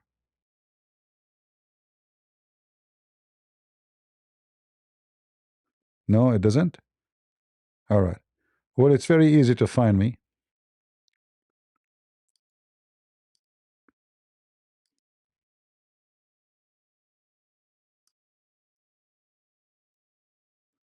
You can go to Patreon / Christian Prince, or you can go here. No, it doesn't. All right. This is my account, Christian Prince. I have 220,000 in this account. All right. It's very easy to find it. Or you can go to the account here, Patreon / Christian Prince, and you will be able to see it. Easy. All right. The easiest way, go to Patreon / Christian Prince, and then you will be able to see the top video in the top. Click in it, and you will come to my page. Either you go to Patreon, or you go, sorry, to Rumble or YouTube, depend on what you like. As you see, this is a very, very silly, dummy cult. You cannot be a person who have intelligence for a second and believe in it. This is not a belief for someone have intelligence. This is a belief for someone is drunk.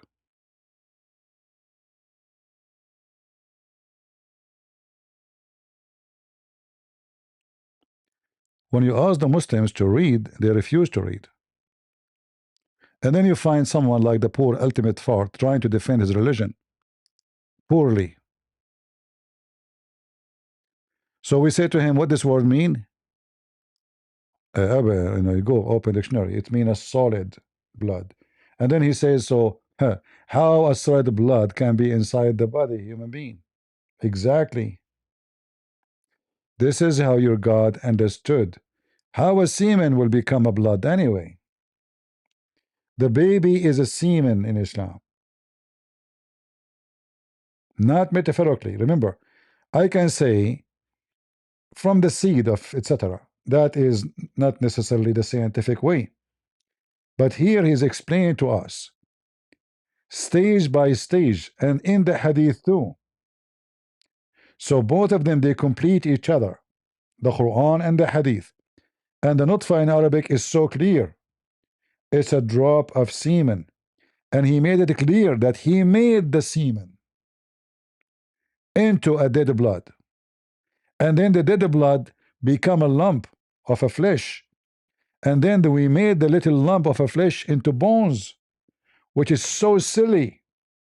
You can go right now, open any scientific, have nothing to do with Christianity or Islam or Judaism, pure science. You will see that those stages have nothing to do with what Allah is saying. In fact, I can ask my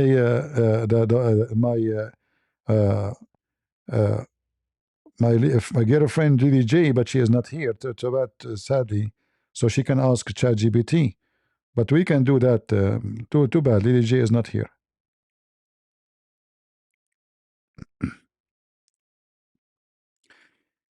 Hey Google, is it true that the semen become dead blood, and then the blood become a lump, and the lump became a bones? That is not true. Human development begins when sperm fertilizes an egg to create a single cell, zygote, which then divides and specializes into tissues like bone and blood simultaneously. Would you like me to explain the actual biological stages of embryonic development? Hey, just guys, did you hear it? It's not true. It's false. It's absolutely false. You do not need to be genius. My friend, Silent Warrior, the one saying to me, I wish one day you can join Idis. Who is Idis? Why I want to join him anyway? Why in the world the Christian Prince want to join this guy? Because he is debating Muslims? I don't work with others, my friend. And what he know about Islam, like 1% of what I know, what I would do with him. And his argument in Indonesia, right? So what I would do there? And I heard that this guy believed that he's a Unitarian, not a Trinity person. So he's not a Christian for me. I don't join the army of those who don't believe in the Trinity. We are here to fight false teachers, not to support them.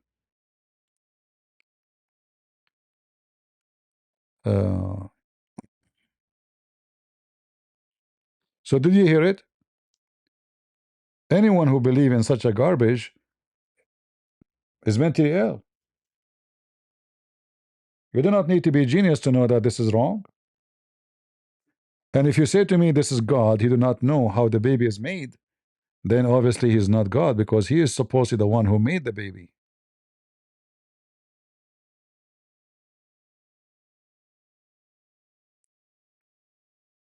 How is God? He do not know.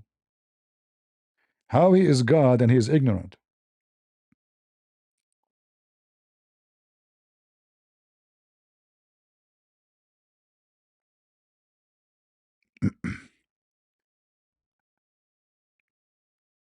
And then someone like Ultimate Fort, poor guy from Senegal, he tried to question. He says, how inside the body will be solid blood?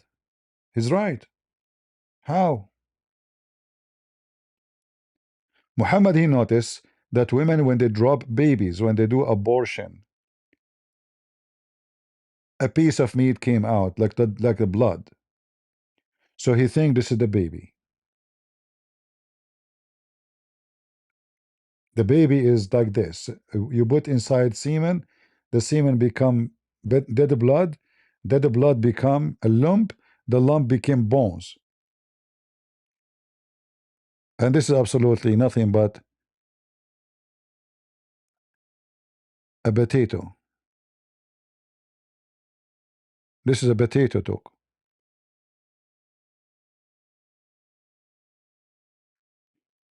Against it's you again. Is that you, the one who said Musa's he went to India? Is that you? How are you, Mr. India? Come to the stage. Explain to us this verse. Go. You are the smartest between all your people. Yo, what's going on? Explain to us this verse. I'm not the guy that says Moses went there, but okay. Sorry, I got you wrong. Sorry, they are not the same person. You are right. Okay, explain to me. Explain to me this verse. It's what it says right there. So, do you agree that semen become dead blood? Yeah, I agree with everything that Quran is saying. Okay. So, what? So, why you are here? I agree everything. What do you mean? Why am I there? Because if you agree with it, that means the Quran is false. You agree that Quran is false. I agree with the Quran, the process that the Quran gives. Yeah, but this is scientifically absolutely false. I understand, but scientifically, it's not 100% certainty. No, this is a very easy a process to know. It's not like something in the galaxies. It is something doctors knows from long time how it is. You do not need to be a genius. The fact that it's not 100% certainty, it gives it doubt. No. Who said who is the one giving the percentage? You? What do you mean? Who is the one who said not 100% certainty? Scientists that discovered it. Can you give me the scientist who said this is the process wrong? It's not 100%. Go ahead. So you're making things up. No, I'm not. You're meant to show me. You said that this is not 100% correct. Then that means you have evidence to prove to me that this is not 100% correct. Okay, show me. Go ahead. So you can. Where would you like to go? Anywhere, give me a reference, no problem. I'm saying, what would you like to get your information from? My friend, What source would you like? we're talking about science, science. So according to science. Okay. Uh-huh. So would you take Google, for example? Okay, go ahead. Take Google. All right. So ask Google if they're 100% certain. Okay, hold on. Listen. That the process is. Listen. Yeah, go on. Let me ask Google. Hold on. Hey Google. Go for it. Hey Google. Is it true that the semen become a piece of dead blood and then the blood become lump and the lump became bones? No, that is not asking the wrong biologically question. accurate. Human development follows a specific cellular process rather than a transformation of fluids like blood into solids like bone. How it actually works. Fertilization. A sperm cell meets an egg to form a single cell called a zygote. Cell division. This cell divides rapidly into a hollow ball of cells, blastocyst, and then layers of tissue. Differentiation. These tissue layers develop simultaneously into organs, nerves, and a protein scaffold that later mineralizes into bone. Blood and bones develop from the same embryonic layer, the mesoderm, but one does not turn into the other. Would you like me to explain the specific stages of embryonic bone formation? Yes. Listen. Listen, Allah. Bone development, or ossification, happens through two main processes where specialized cells create a hard matrix. It doesn't involve My friend, you asked me to ask Google. This is Google. So Google says this is wrong. But you're asking Google. You're asking the Google the wrong question. I'm asking you to ask Google if they are 100% certain that that is the process All right. scientifically way. Is that, Okay. Is Okay. that 100% true? All right. Hey Google. Is the process about how the baby is made scientifically 100% accurate according to science, or they are still not sure? The core biological mechanics of human reproduction are scientifically proven and well understood. Scientists have mapped the process from gamete production and fertilization to embryonic development with high precision. What science knows, fertilization, the exact interaction between sperm and egg, Is it possible that scientists are wrong about what you are saying? Ouch. Science Boom, is a as you self-correcting process. Hold on. So while the core mechanics of reproduction are backed by centuries of evidence, our understanding of the fine print changes as technology improves. What you're laughing at? As science evolves, new tools, better microscopes, allow us to see molecular interactions we previously couldn't detect. Refinement.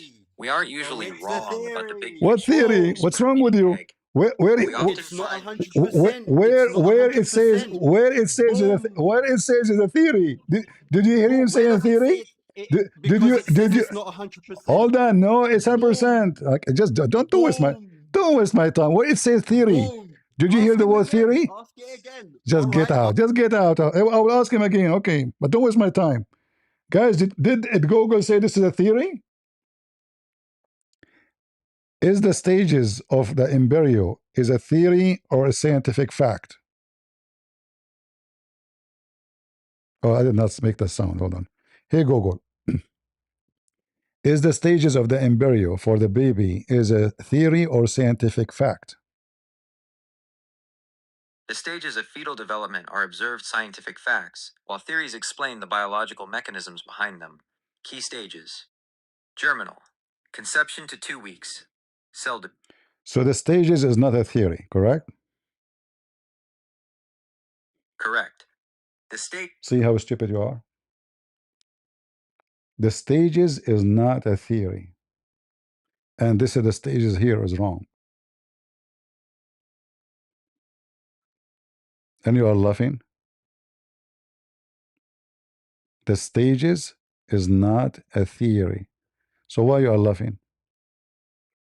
You think by laughing you can avoid the embarrassment?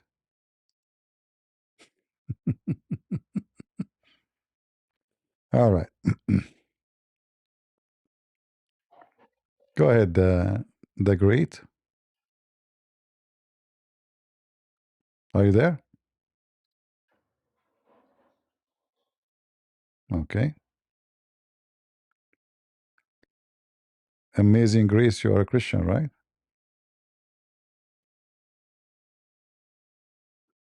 Let us take against again. So did you Right. hear? Did you hear? It's not. So do you agree that they're not 100%? No, they said it clearly. This is not a theory; it's a fact. So it's 100%. That's what you just said. It's not a theory, it's a fact. Yes. I tell you what the fact is the sperm and the egg is the fact. The rest Okay. is What? theory. Okay. The What? process is theory. What is the egg? The process is theory. What Don't is the change what the is the egg? subject. No, you mentioned the word egg. What is the egg? No, I mentioned the word that it's not 100%. You mentioned an and I'm egg. right. It is you who mentioned the word egg. Where is the egg? All right. Am I 100%? Is it 100% true scientifically? You said to me the egg. Where you get the word egg from? You see how you melt when it's me, bro? See? Yeah, for sure. Because you are very hot. Like Allah but from a spanking. What is the egg? Your prophet make it clear. And you know, just let me help you. Let me help you. In the Quran, in chapter 7, verse number 86, it says that women she have semen. So either way, women have semen and men have semen. Read with me.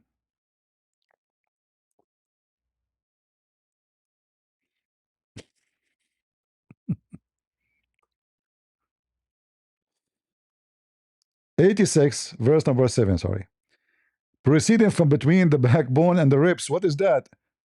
Water gushing forth. Muhammad, he explained it himself. He said, women, she have semen coming from her ribs. Not only her ribs, he said, the location of the necklace at tara'ib, which means the upper side of your chest. But according to science, women don't have semen. And nothing comes from their ribs. Hey, Google. I have a girlfriend and she have semen. And this is what she told me. Is it true? She have semen? Biologically, women produce vaginal lubrication or ejaculate during arousal, but this is not semen. Semen is specific to those. She told me that her semen coming from the upper side of her chest. Women do not produce semen.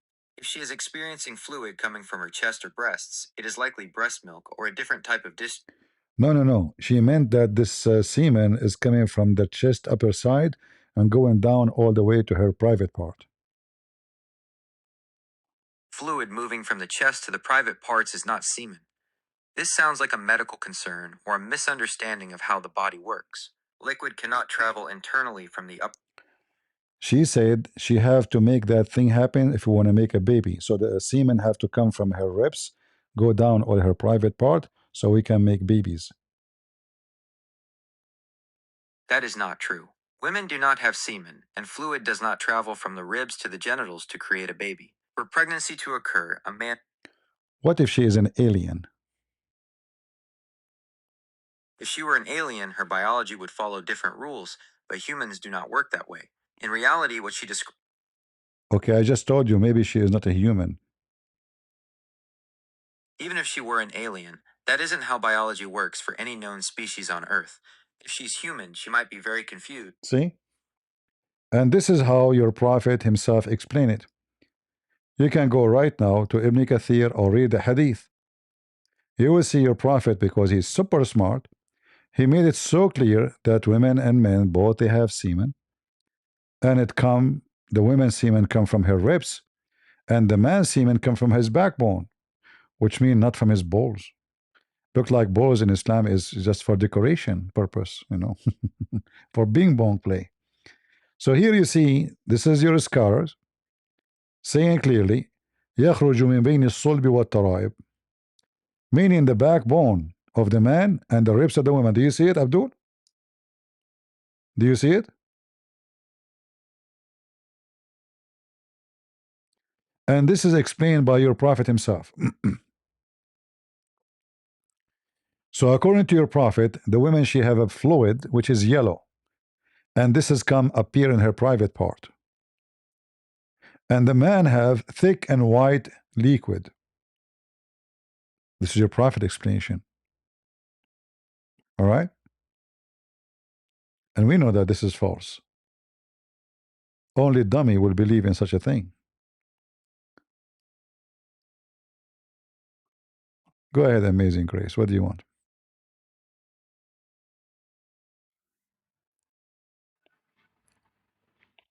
Are you there?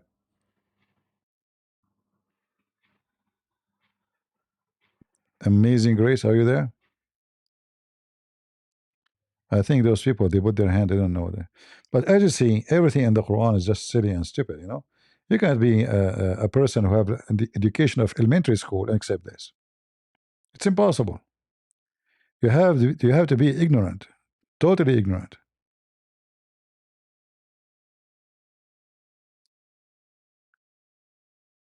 We have tons of evidence proving that Muhammad is a false man. When Muhammad he start putting his nose in science, right away he got himself exposed. Immediately.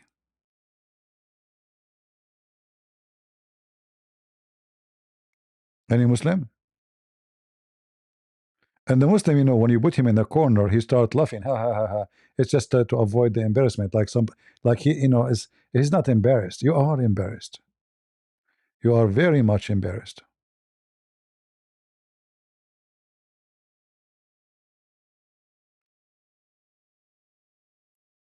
The embryo is very simple, you know, thing to understand, and nobody can say it's not true.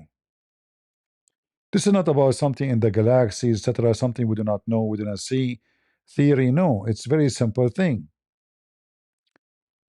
And your prophet, he make it so clear that he is a person who understand nothing, and he did not hear that from his God.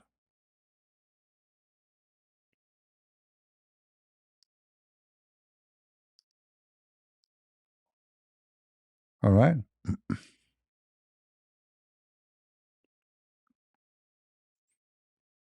This is why I'm not getting married. I'm afraid that you go to the bedroom, the women, she take off her clothes, and instead of seeing breast, you find the breast testicles. I'm scared. Women, hold on. Hey Google. So if my girlfriend, she is saying that she have semen coming from her breast area, does that mean she have a breast testicles? No, that is biologically impossible. Breasts do not contain testicles, and they cannot produce or store semen. What she is likely experiencing is galactorrhea, which is the discharge of milk or a milky fluid unrelated. No, no, no. She claimed that she have semen, and I saw her breast. They are big balls. That is physically impossible. Breasts are made of mammary glands and fatty tissue. So how you explain that she have two balls in her chest and they are huge? Those are breasts, not testicles. Breasts are comprised of fat and mammary glands, which can feel firm or... What is the proof that those are breasts, not testicles? Human anatomy dictates that testicles are part of the male reproductive system and require a specific environment, the scrotum, to function, while the... Isn't it possible that when she was riding the bicycle, she hit something and then her testicles jumped to her chest and they became up there? No, that is anatomically impossible. Testicles are physically connected to the lower body by the spermatic cord and blood vessels. They cannot jump or migrate through the body to the chest. But I heard on TV a woman, Kamala Harris, she was saying to other women, if you have guts, that means women, they have guts? Having guts is an idiom that means someone is brave.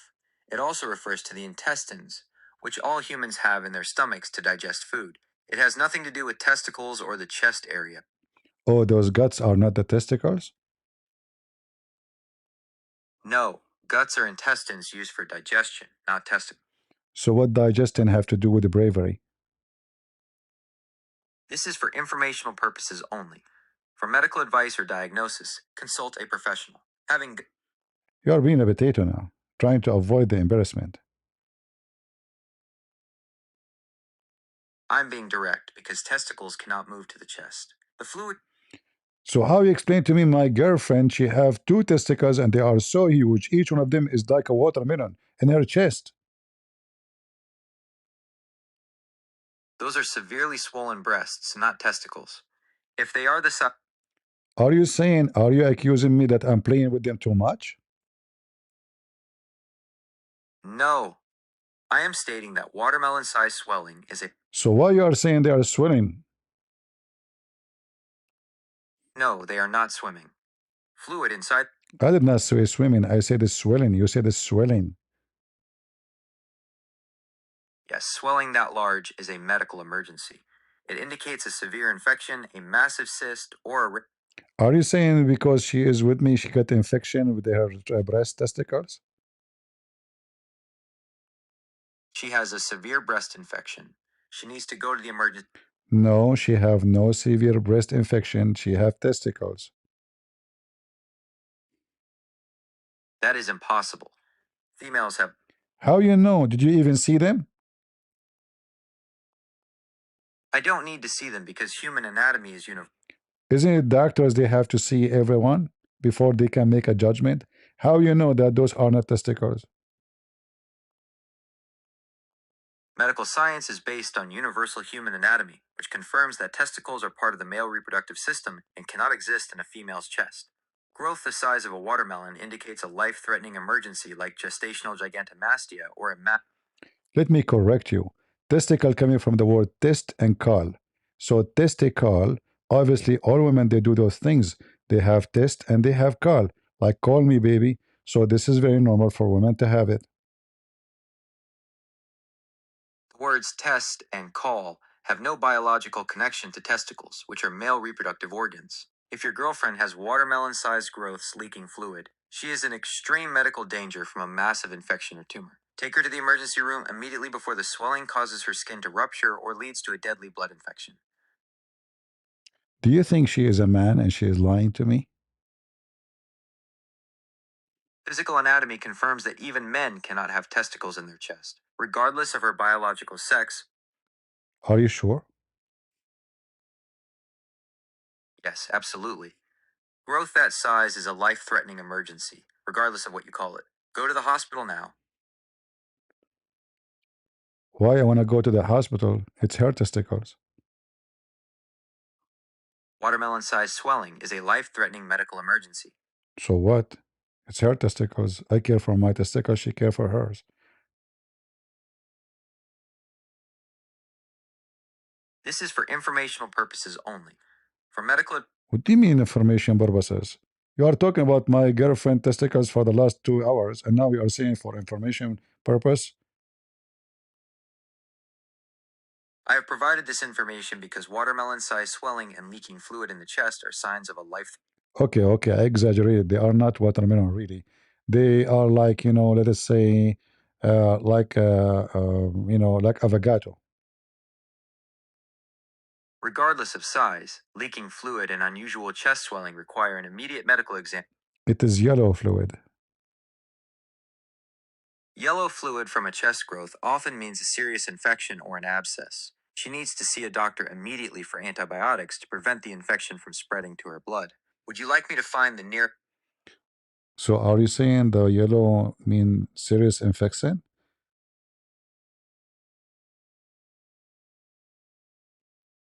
Yes, yellow fluid means a serious infection. It is likely pus, which can lead to blood poisoning, sepsis, if not treated with antibiotics immediately. Good. So why Prophet Muhammad says yellow, guys? Hey Muslims, why Prophet Muhammad, he says it's yellow? I don't know, I'm really confused, really. I was going to convert to Islam right now because Prophet Muhammad, he discovered in his Discovery Channel, which is established by Allah himself, that women, they have a nutfa, it's coming from their breast, brother, and it's yellow, and it's fine. And this Google was harassing my girlfriend, which I don't have. Hmm?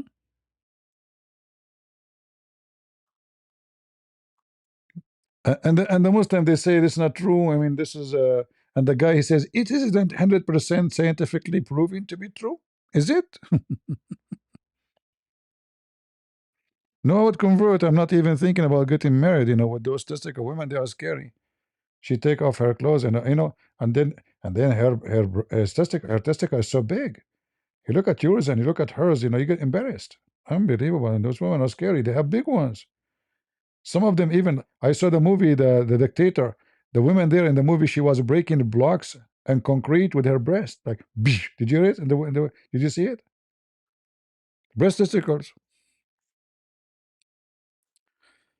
All right, all right. And then the Abdul, he tried to argue, and he say Islam is a religion, brother. True story. True story. Everything in Islam is true until you examine it.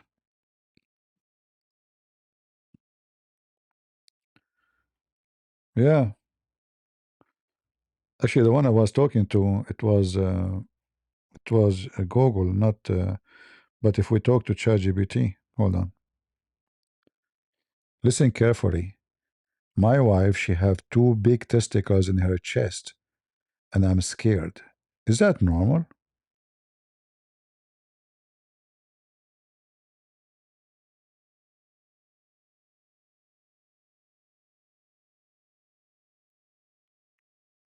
No, man. ChatGPT give me a newspaper. All of this.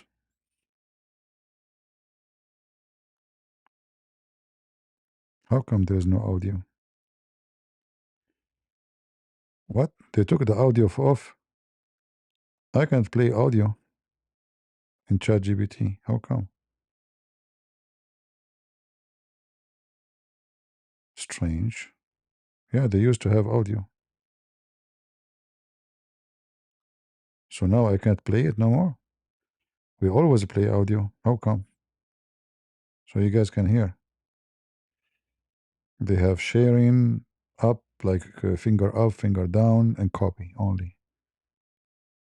I don't see speaker. Very strange. Let me restart and do it again. My girlfriend, she is very young. She is 110 to 20 years old, and she have 2 big watermelon testicles in her chest, and she have a semen coming down all the way from there to the private part. Is that scientifically accurate?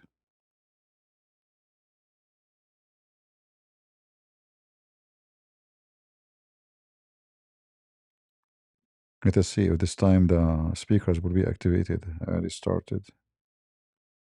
Man, ChatGPT is collapsing. It's taking a lot of time to think. Let us hope the speakers will work. There's no speakers. They took it off. They took off the speakers off. Man, I guess maybe they activated only for those who pay. All right, guys. I think we have a good time today. Do we have a good time? I think so, right? I hope you guys enjoy your time. Don't forget, if you are in TikTok, to subscribe and tell your friends about being here. As you see, the Muslims are flagging my channel left and right. And here you learn. And here you learn how to debate Muslims. You see, Muslims don't have mercy with them when you talk. They are very deceiving. They lie. So just goes straight. Don't let them play. It's, when you speak with a Muslim, it's like grabbing a mice from her tail. The mice she would try to drive you crazy from corner to corner under the couch. This is how they do it. So you have to grab them from their tail. No mercy. And don't worry about being rude. For those people, when you are nice, they think you are weak. This is why I always try to intimidate you, not to discuss with you. And this is why you hear them when you ask them a question which is sensitive, they start laughing, ha, ha, ha, ha, to try to avoid the embarrassment and that they are really in the corner. So learn how to debate them, learn how to deal with them, so you can defeat the devil and his followers. And Ramadan is nothing but a pagan month of the pagan Muhammad, of the pagan Kaaba, of the pagan God of Islam, which is Allah, which is the moon god. We will be here tomorrow, I hope so. And I hope I will be able to go live again and come to TikTok And please invite your friends and tell them about my account. Share it with everybody you have in your page, so they can join us and we can have a better discussion. Thank you all in TikTok. God bless you. And I will move right now to YouTube and Rumble. And if you like, you can join us there to continue. God bless. All right, we finish with TikTok. We finished with TikTok. Oh boy. Man, I just click at messages in TikTok. I have like 20,000 messages. What is that? All those messages coming to me? What I would do with them? How I can read them?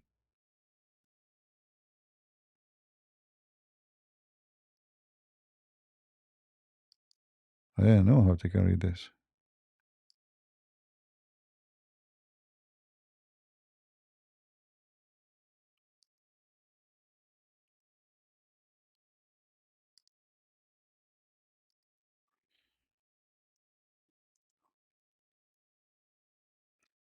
All right, all right. How to do this?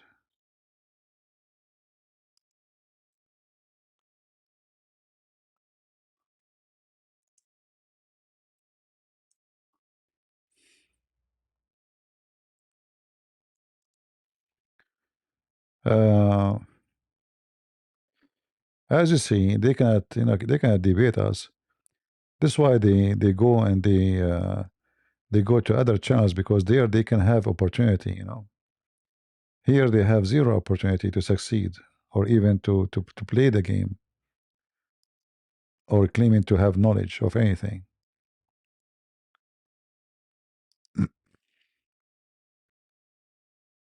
Let's see. Read some for us. Well, there's some messages. It says some messages you cannot read. I think I need to open the app. Like when you click at look like you cannot read it, you have to open the app maybe. What about I give you my account and you log in and you read the messages? What do you think for me? All right.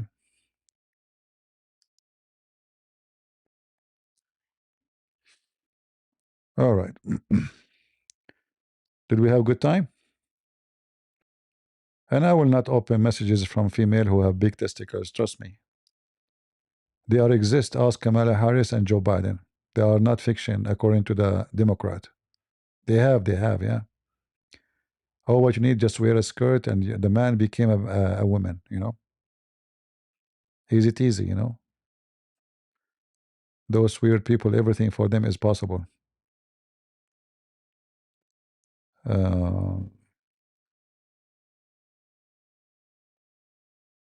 I don't debate Muslims. Nobody can debate Muslims, because Muslims, they lie. So the only thing you can do is to get them busted and to corner them and don't allow them to play. You see, like when this guy, he said, is it 100%? Is it? It's just trying to avoid the embarrassment. The other person, we ask him about the Quran. He says, read, Samuel, first Samuel. So we can read. So what? God, he command to fight the enemy and kill them. So what? God bless the fighters. We are not like you, Abdul. I was in the army myself, and I am armed all the time.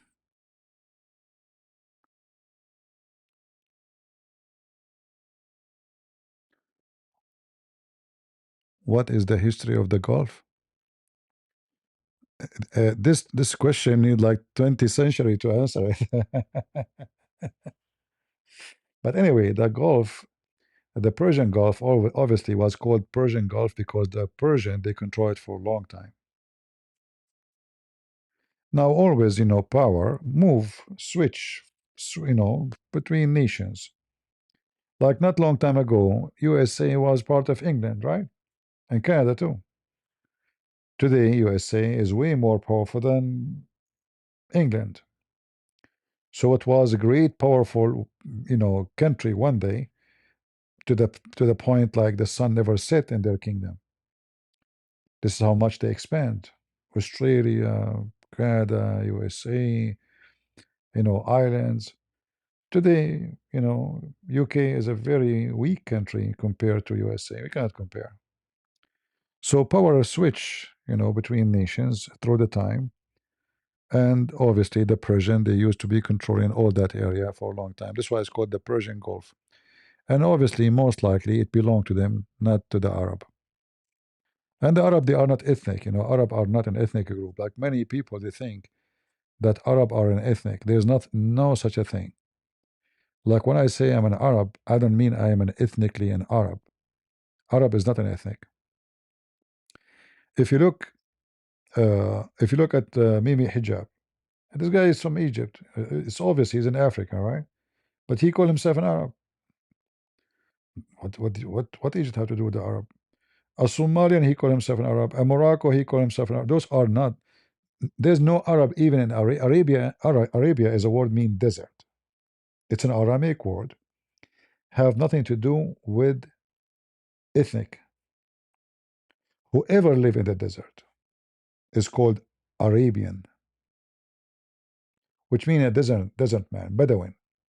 All right, like in certain places in Europe you have Gypsy, but Gypsy are not one kind of ethnic. There's many kind. What is known about them? They don't live in one place. They move from place to place. So those are the Arab. Will Iran attack the Gulf? Well, you see, Iran. I don't want to change topic, but maybe we can make little. Let us open the map, because based in the news, things is getting hot. I saw like some reports saying like it might be even in 48 hours or even less that USA might attack Iran. But let me show you and share with you what I expect to happen. Now, for sure, expectation is something, because those who knows what happened behind the curtain is the one who have the news, not us. We know what appeared to us in the media, but in reality, it can be totally different. That's why I don't believe anything in the media. However,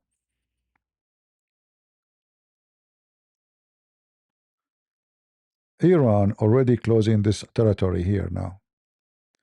And the excuse is that they are doing game, war game. What Iran is trying to say to the USA and other countries, if you attack us, this area will be shut down. Which means oil going to India, oil going to China, oil going to whatever countries is not going to go through here. Not anymore. The other thing I believe is going to happen, in case things erupt as a war, the Houthi, which is located here in Yemen, they are going to close this territory. So that will suffocate many trade business. Like Saudi Arabia will be surrounded actually, both side seas, because here the only way is to go through Oman, and that is it's far away from where their field, so the routes of import is either going to go here to the Gulf, all right, or is going to go to Jeddah or Al Aqaba, or Abha. And both of them, Iran can control them, because here they have Shia in this area, the Houthi here. And in there, it's very easy to close this area. It take them a few rockets. No ships will dare to go. And so the American, if they have to go at war with the Iranian or an attack, it have to be done very fast. Otherwise, that can cause a big problem for many countries around the world. China, India, all countries actually. And then like Israel is not going to be impacted much because Israel, they have their own gas and oil, so they become independent. In fact, they are selling now their gas and oil to their neighboring countries. And Israel lately, they are, I don't know if how far they are in this project, working in a pipe to go through Cyprus to go all the way to Greece. But I don't know how far they are in that project. And that will give Europe more security for the future. But for sure, if the Iranian, they are under attack, they will hit anything they can because it's about surviving. In the same time, hitting the neighbors will not be smart too, because America alone is a big enemy. Hitting the neighbors will not make any different except having more enemies joining the war.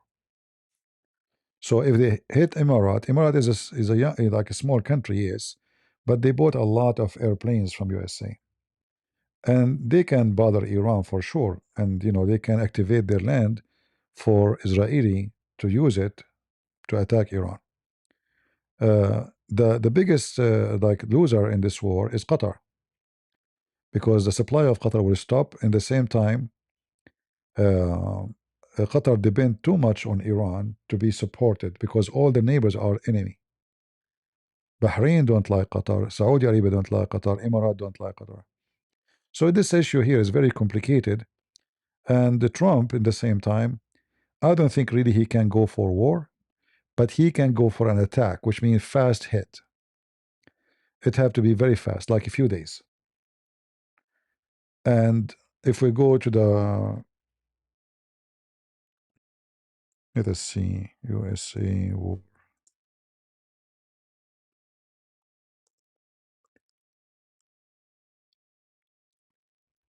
If we look for images,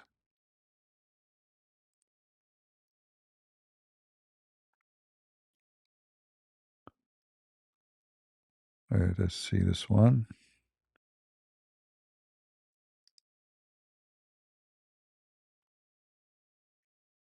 All right, maybe this one can do good.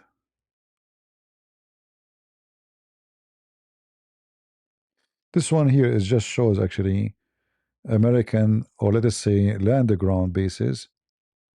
Some of them actually they are public, and some of them they are supposedly not active no more.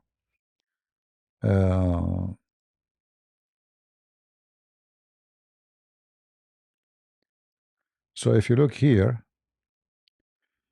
you see all those area USA have an active, active like army with all kind of weapon and missiles and defense and air defense. However, there is more than this, which is the ships.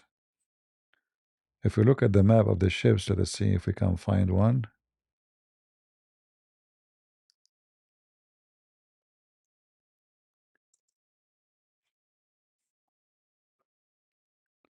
Let us see, where are they? Maybe this one is updated now.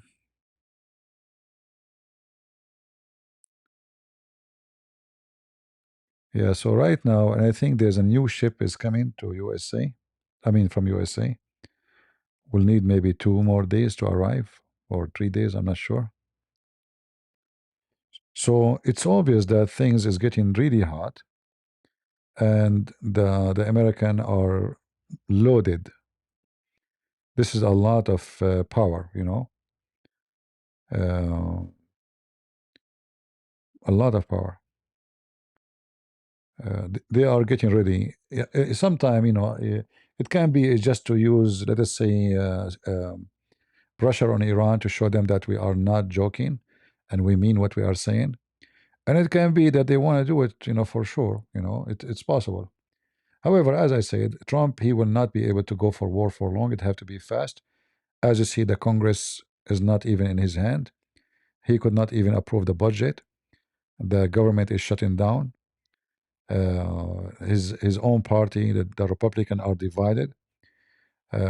So the political situation inside America is not good for Trump. Another way, he is losing control over his own party. So they are not united. However, sometime during war, people unite, even the ones who don't agree with you. So if a Trump, he can convince a bunch of Democrats to join his Republican to agree with the attack against Iran, which is possible because there's a lot of Democrats, they hate this country. I mean, this government. And they will be, and for sure, the Iranian, remember, there's a lot of Iranian who live in USA, and those, they have a vote. So there's many district, the Republican and the Democrat, they are listening to the Iranian, who they are very much against the regime in Iran because uh, they cannot go back home. Trust me, they are in Iran. They are Iranian, live in USA. Yes, they are American citizen, but all of them, they wish to go to visit their family. They are from there. So for them, getting rid of the regime is like a dream come true. Uh, so it's possible if Trump, he was able to secure enough vote for him to go and make a big hit in Iran, and for sure Israel will join. Israel will not hesitate for a second to say hello, because the first one will get the benefit of this change of regime in the whole territory is Israel. But Saudi Arabia and the others, they will not really be happy. It might sound like strange, but Iran as a government, as a moderate government, is going to be way more powerful and scary than the mullahs regime. The mullah regime now, they have a lot of sanctions. Nobody like them. They cannot buy weapon. The only friends they have is either China and Russia, and neither the Chinese or the Russian, they are able actually to give them something valuable. In fact, the Russian, they already, they turned their back to them. He will go like, USA is all over. Do Putin dare to open his mouth? He will not. Do the Chinese dare to say we will do support you? They don't. They don't. Nobody would dare to get involved.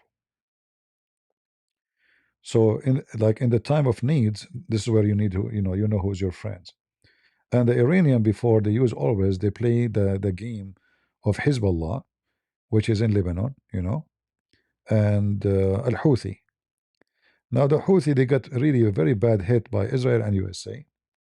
And Hezbollah in Syria or in Lebanon, in Syria is gone. There's no more Hezbollah. In Lebanon, they became extremely weak, extremely weak. Like Israel keep hitting them from time to time. They don't even dare to shoot a bullet back. So the power of Iran before, that they were expanding their octopus arms all over. So they are a threat to Israel in the south of Lebanon.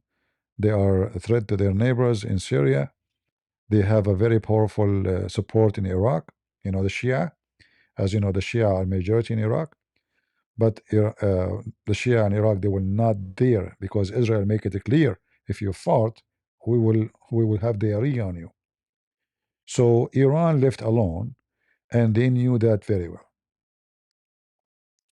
So making speeches, Allahu Akbar, and those garbage, it doesn't work. If the American decided to make them shish kebab, they will become shish kebab. And I noticed actually that many more European, they are supporting the idea of changing the regime lately. And I believe that because having a moderate regime in Iran will open doors for all European countries for sales. The price of oil will be way more cheaper, because now all the oil of Iran will be lifted from sanctions. Since the gas and the oil of Russia under sanctions, prices became expensive. And since Trump, he came to the office, prices in USA became way cheaper, because he increased, the production, and then he made what he did in Venezuela. I believe all of this, Venezuela and the oil in USA, all is a part of one plan, which is securing enough oil in case a big attack USA done and close Hormuz. at least Europe and America, they will not be impacted by this, because they still can get their supply from USA and from Venezuela. So I believe all the plan is connected. It's like Maduro plan is not alone. So removing Maduro and then forcing the Venezuelan to send their oil to USA, not to send it as they wish. They can't say it as they wish. They have to send it to USA, and then USA send it wherever they want. So all of this is to increase the security of energy, preparing for something they will do in Iran. This is how I see it. So we will see if Trump will secure enough support from both Democrat and Republican.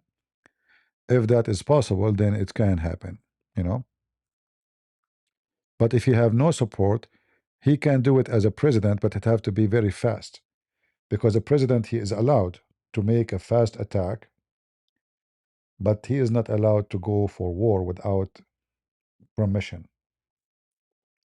I'm talking about full-scale war, you know. Yeah, stop the oil to Cuba is just to make the regime collapse. So what Trump is able to do, actually, he's very successful in that. He's making all those communists collapse. But there's only one problem right now is Brazil and Mexico. Both of them, they are ruled by communists. So USA need to work on that and change those two regime as soon as possible. And it will happen. It will happen. So we will see. You know, you cannot judge by what you see in the news. The news saying in 48 hours. This is what the news says. If you go and check, it says in 48 hours they will attack. I think that is not, I don't think it's that accurate.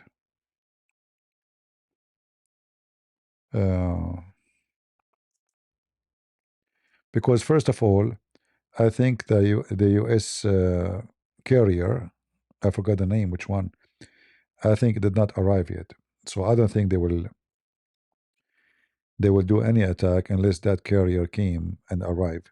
That one was a station in the front of Venezuela. So now he moved it all the way to USA, to Iran area. Same time, they have to prepare this area. I saw in I got some news that the American they are emptying some territory in the borders with Iraq where the Shia is located. So there is the area which is called Ash-Shaddadi. Let me see.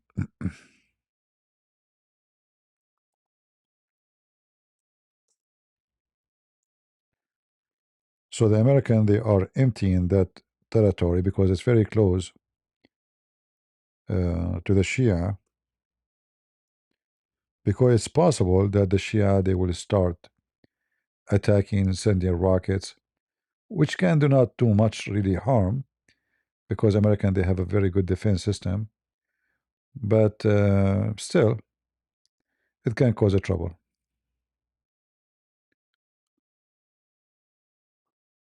So where is Ash-Shaddadi? Here we go. So here in this map here, the American are emptying their ground very fast, which means there's something might happen.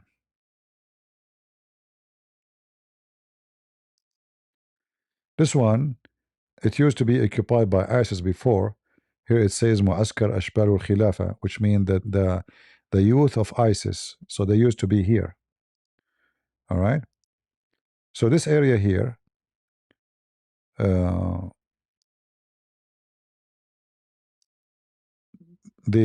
American, they have a very good size base, and as I know, they are emptying it so fast because they are very close from the Iraqi border,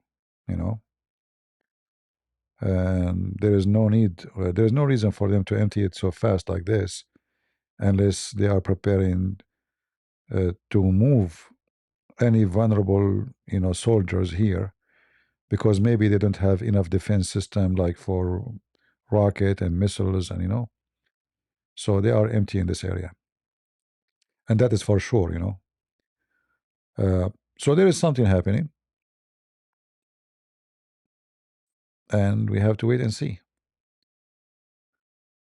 And I think the Iranian government will make a big stupid mistake if they don't surrender, because what the Trump is asking them for is nothing but surrender. Is not really an agreement. They have to deliver, not only to stop. He's not asking them to stop developing their nuclear weapon. No, he's asking them to take anything they have to do with the nuclear. So everything, all those facilities have to be taken into part, and the USA would take them away. Same time for the program for long-range missiles, ballistic missiles. Trump, he's requesting, and this is the request I think of Israel, that Iran have to not only stop doing this program, but they have to deliver everything to USA, which means they will take every manufacturer they have apart, and USA will take it, and they will never have it again. So if Iran actually agree with this, they are surrendering. This is nothing but surrender.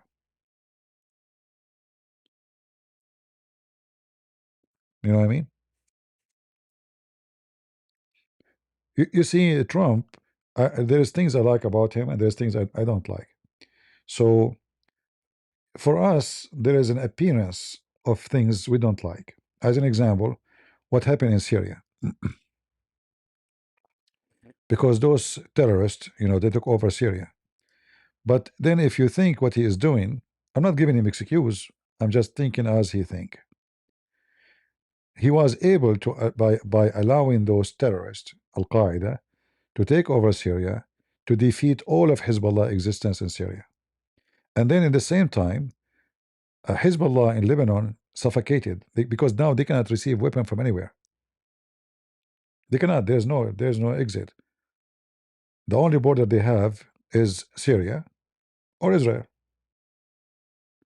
And the one who's in control of Syria right now is those Muslim Sunni who hate the Shia. So what I see is that the map is zero Shia in Syria. Zero Shia does not mean there's no more Shia, but they are not in control. They have no active army or arms, nothing serious to consider. They might have some rockets, but it's shish kebab. Same time, the Shia in Iraq, they are not connected anymore with the Shia in Lebanon, because before they used to connect from Iraq through Syria, through Lebanon, very easy, and the supply come with massive amount of weapon. And Iran used to send weapons through Iraq, Syria, Lebanon. So all this, let us say, control of Iran is gone within 1 year because of Israel. So now Iran, from before controlling Iraq, Syria, and big part of Lebanon, and for sure big part of Yemen, to now losing all this territory, so they have zero control of Syria. Iraq is very much divided. It's not, the Shia, they've been warned very well by Israel, to the point even their leaders, they are hiding. They are not using their phones no more, because Israel made it so clear, very clear. We will make you, cooked potato. And they knew that Israel, if they says that, they will do it.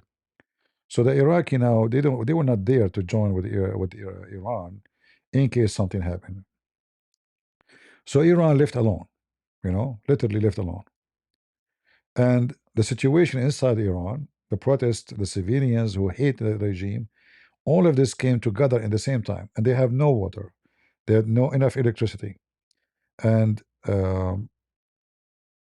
supply import, export. Everything is going wrong. Like the most important thing is that Tehran is thirsty. There's no water.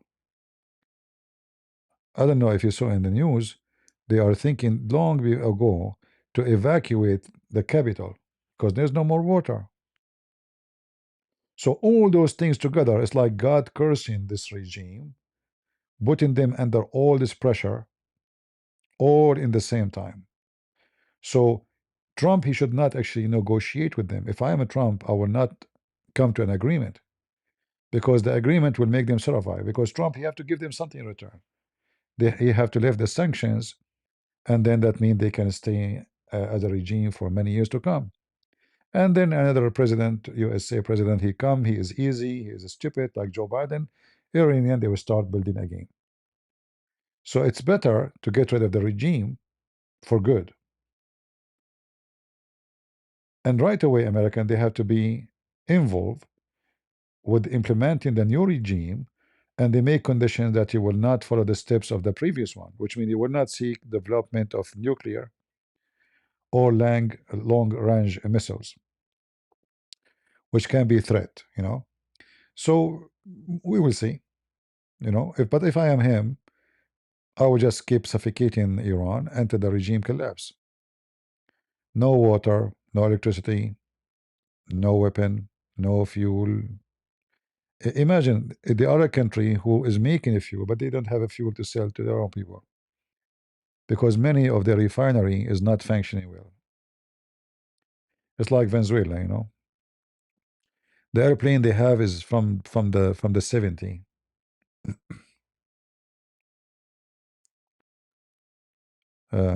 So things is going very wrong for Iran. Again, we do not know what is behind the curtain because what we know from the news most of the time is 99% different from what is real. So it might be a show that all of this is just to show how big our teeth is. You know what I mean? To scare them, to make them agree to come to an agreement. We don't know if they really mean it. It might be all this is propaganda. It's just to make them put them under pressure and scare the hell of them to surrender. You never know.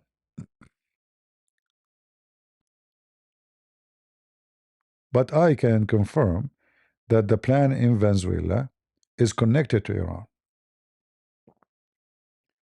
Because Venezuela have one thing, a lot of oil. So controlling the oil of Venezuela now will allow USA to have extra pumping to the energy market. So if the war here happened, for sure Iran will close all this territory,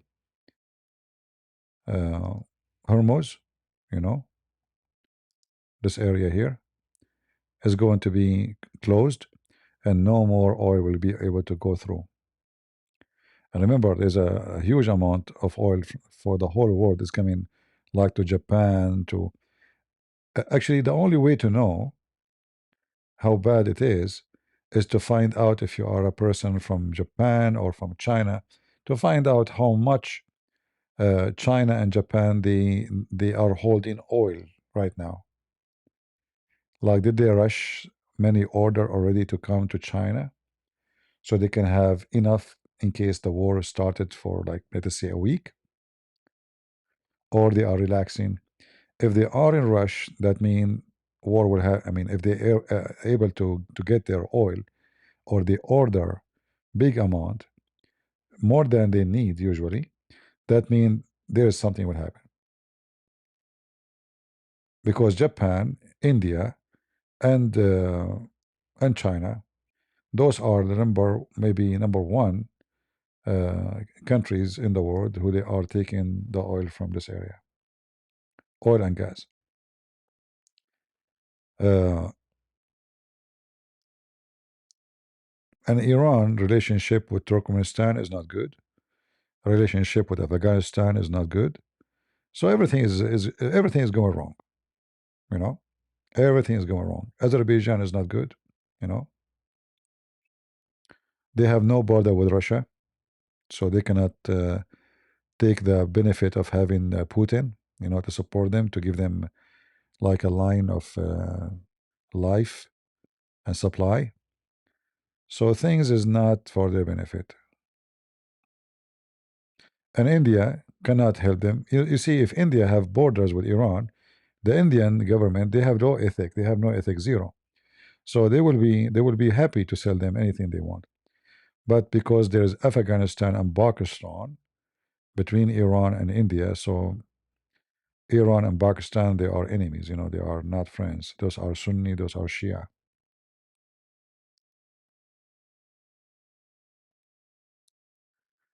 Sheikh Zayed, you mean the in Emirat? Zayed bin Sultan? What do you mean Zayed?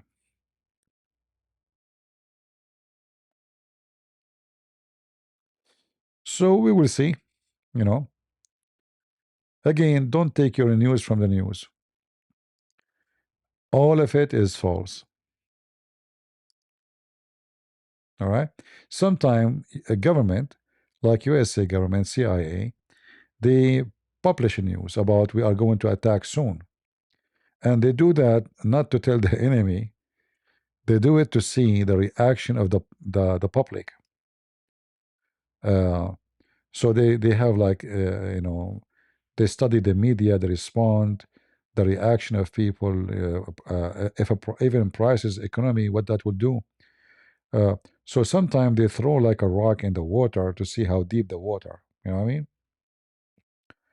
So if you hear the news saying we will attack in within a few hours, it can be a fake news even published by the CIA. This is something all countries do, not only like CIA. I'm not making fun of the CIA to do that, but this is something all countries they do.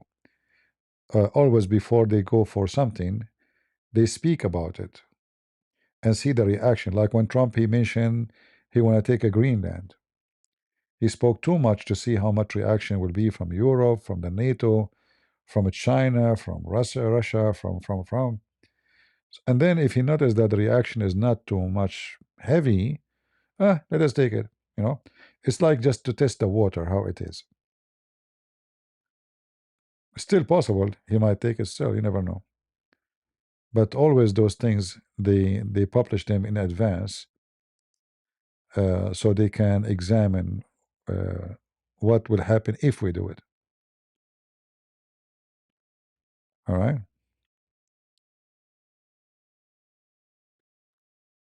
I hope I did answer you.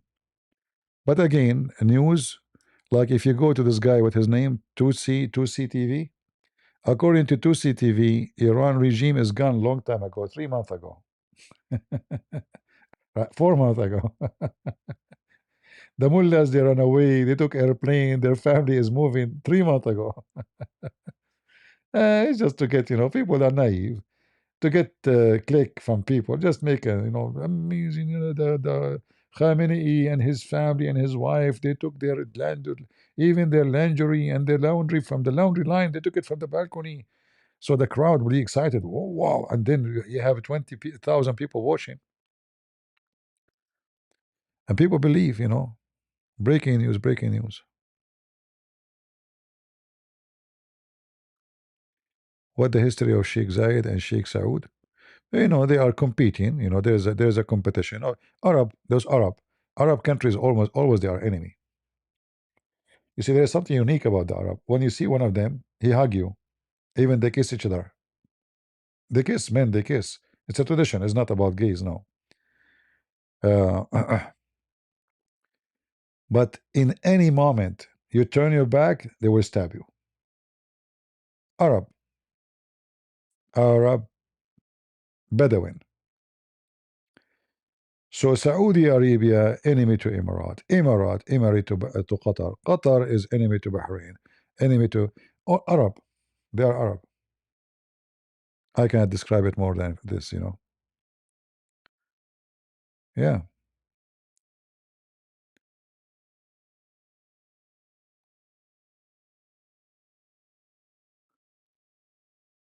Tusi catering to civilian Iranis. What do you mean catering?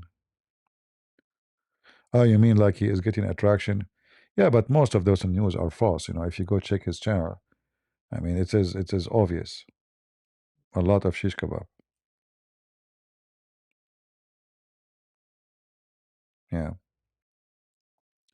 This is why those people, you know, like they would never be a nation. I mean, sometimes, like even Saudi Arabia, they hate each other like many tribes. There's many tribes, many, you know. The only reason they have a country now, because the regime is so brutal.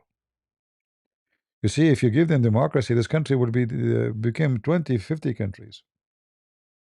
You cannot run democracy in the Middle East. So anyone who speak against the crown prince, you know, imagine in Saudi Arabia, the Saudi intelligence, every bus, can you believe it? Every bus traveling, there's an agent for the intelligence. He go dress a civilian like everybody. He sit next to you in the bus. He talk to you for a few minutes, etc. Like, where are you from? What are you doing? You know, and then he go after he talk to you for 5 minutes. He go to different seat, and the company they have to keep some seats in the bus empty. It's a must. They cannot make the bus full. All right. So this guy he keeps sitting next to you for some time, and then other guy come, like let us say after 100 kilometers. This guy he will go down, so you don't suspect, or he stop in the station, he's gone. Other guy he will dress civilian too. He do the same thing. So it's a very very police system, because they are Arab. They don't trust anybody. The only way to keep situation under control is to be brutal. So if you say anything against the regime, you and your family will disappear in a minute. Like I'm sure you heard of you, all of you, what the Saudi did to this guy Khashoggi. You know him, right? The one they made him pieces in the embassy, literally.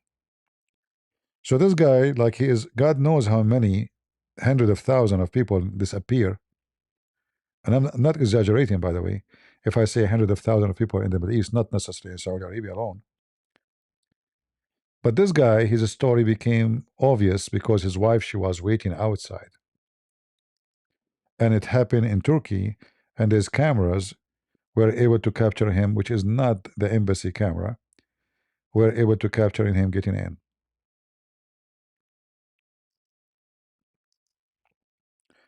But he never get out. Now this guy, many they lie and they say he is a journalist. This guy, he was an agent for the Saudi. And he joined Al-Qaeda to be spying for the Saudi. So he worked for many years as an agent in the intelligence, and God knows how many people he killed too. So the Saudi, they were trying to get rid of him because he started supporting the Muslim Brotherhood. And it's time to go to assassinate him, and they did. But imagine how many they cut them pieces and nobody noticed. You know what I mean? You go missing. The family make a report to the police. Okay, when we find him, until now they cannot find him because obviously I think they use acid to destroy his body.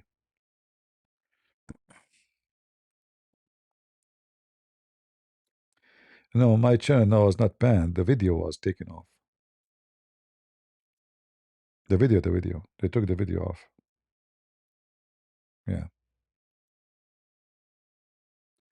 Yeah. So when they say to you he is you know, a journalist, those are the Muslim Brotherhood trying to you know, to protect their agents. He is a Muslim Brotherhood. He's a terrorist too. And here, by the way, you notice something. You see, suppose this guy is an Arab, right? And this guy is an Arab, but then they look the same. Do they? They don't. They have nothing to do with each other.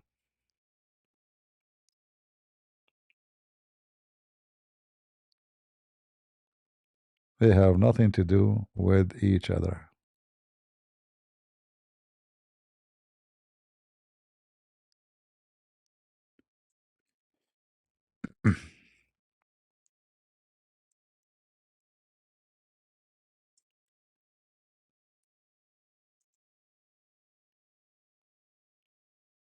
Uh,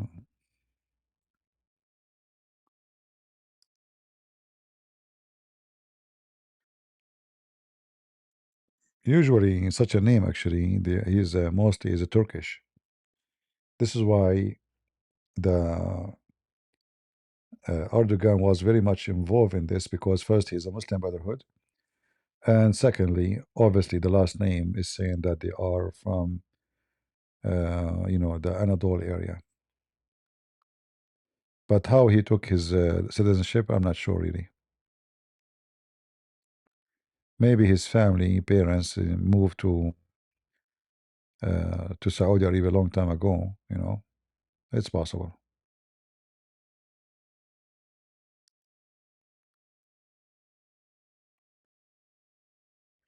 All right.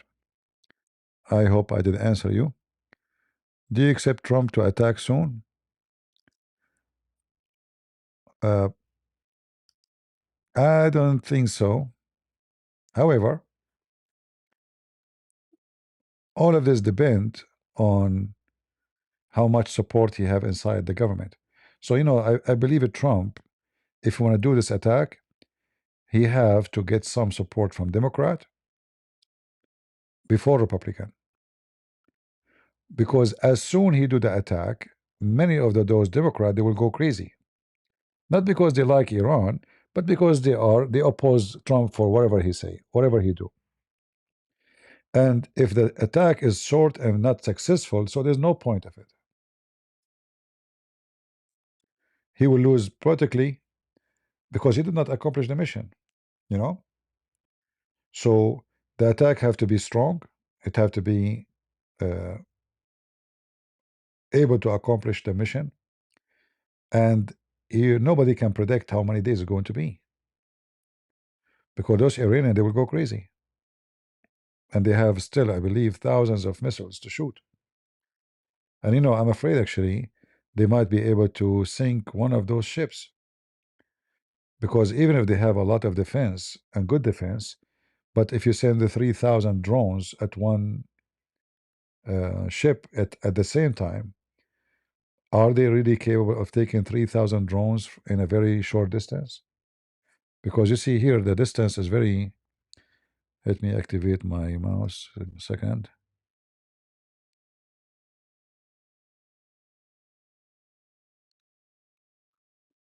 All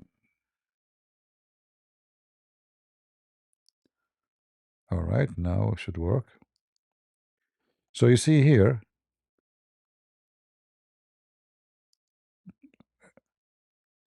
the distance between Iran and those ships are very, very short. So having those ships so close is very dangerous. If really Trump will attack, he should move them far, because they need time to stop overwhelming attack. Like, I don't know what kind of weapon is going to be able to stop 3,000-4,000 drones coming in the same time. If they want to do it, I think that will be really a lot of I don't know if they have ability for such a thing. It's not easy. So having big ships close to Iran is extremely dangerous, because yes, you can stop, maybe you can shoot down 100, 200, but what if it is 5,000 drones? And if one of those ships sink, Trump career is ended.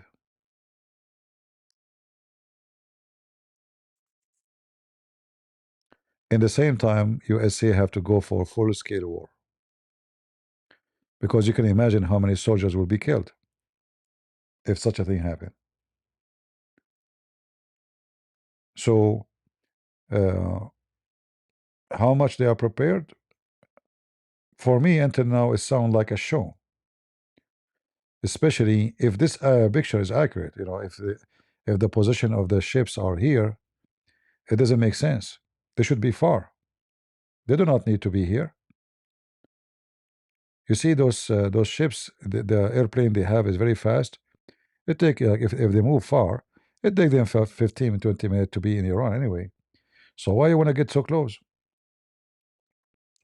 If they are so close, that means the distance for those missiles is very short, few seconds, especially if they are missiles. Like drones, they will take time, but even drones is going to be overwhelming. And I don't, I never heard of any system can take 3,000 drones in the same time. Like when the Iranian before they were attacking Israel, there's a big distance, like it take 2 hours to arrive there. So they have 2 hours to be alarmed, to be ready, to prepare, to start shooting them. Some they are shot in the sky before they arrive. But here, you don't have 2 hours. You have maybe 3 minutes.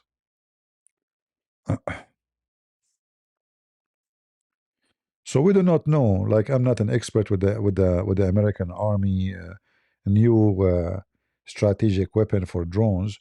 I know that the American they develop a lot of, especially they are using Ukrainian system now. And there is something I can confirm too, that if an attack happen in Iran, Ukraine will join. All right.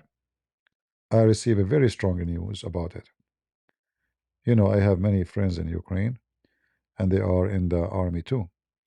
So Ukraine obviously is offering a great deal technology because now they became #1 country for drones in the world. They are not second, they are not third, they are not etc. Especially for those cheap drones, which is this what any army want. American drones are very costly. We are talking about hundreds of millions of dollars. The Ukrainian they are making, I think, 4,000 drones every day. Every day, and they are became very high tech to the point Germany now they are going to make drones with them. Actually, they already opened a manufacturer between Germany and Ukraine.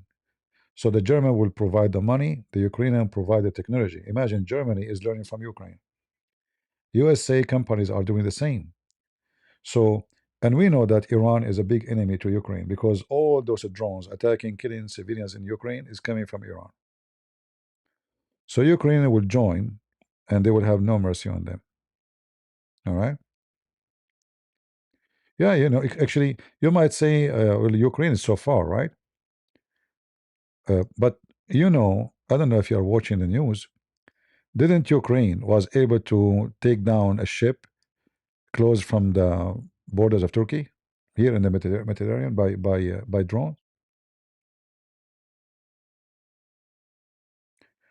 Just yesterday, they were able to send their drones almost 3,000 kilometers away,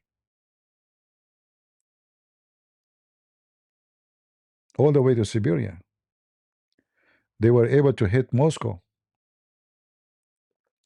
So the technology of the Ukrainian is getting way. I mean, it really became scary. Like 4 years ago, they don't even have a single drone.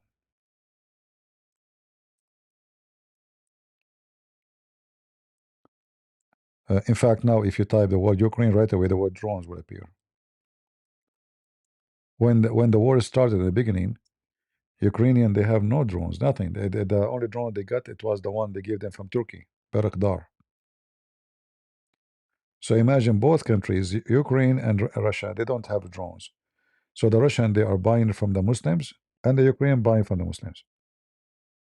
This is how bad the things is. But Ukraine is understood because it's a poor country. Supposedly, they are not prepared for war. They don't even have any. But Russia, the guy who kept talking about his Sukhoi and his airplanes and his technology and nuke, he don't even have drones. So he's buying from Iran.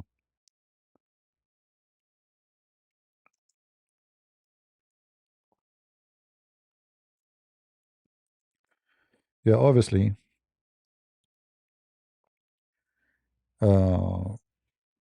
Like you see here, I just type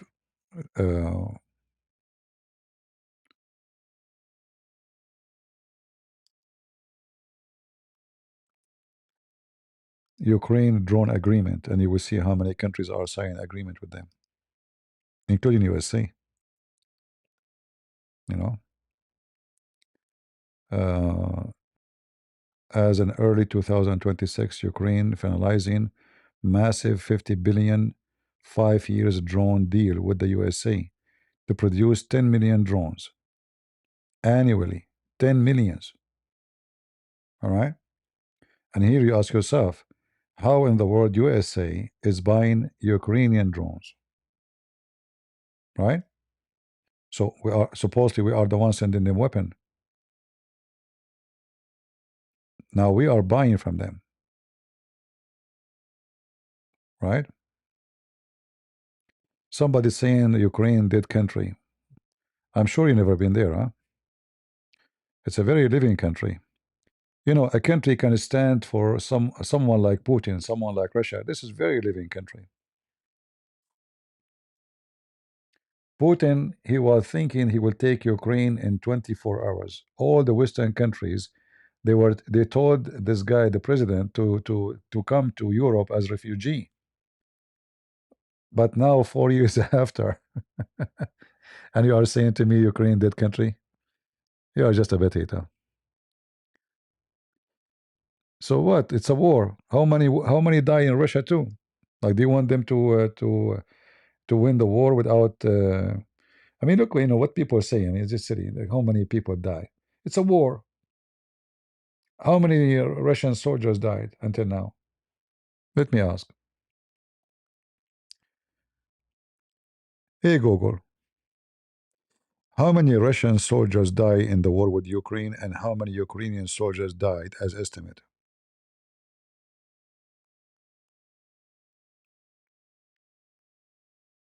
As of February 2026, the Center for Strategic and International Studies, CSIS, estimates that 325,000 Russian soldiers and 100,000 to 140,000 Ukrainian soldiers have been killed. Total casualties, including killed, wounded, and missing, are estimated to be as follows. Force. Estimated fatalities. Total casualties. Russian military, up to 325,000. Approximately 1,200,000. Ukrainian military, 100,000 to 140,000. 500,000 to 600,000.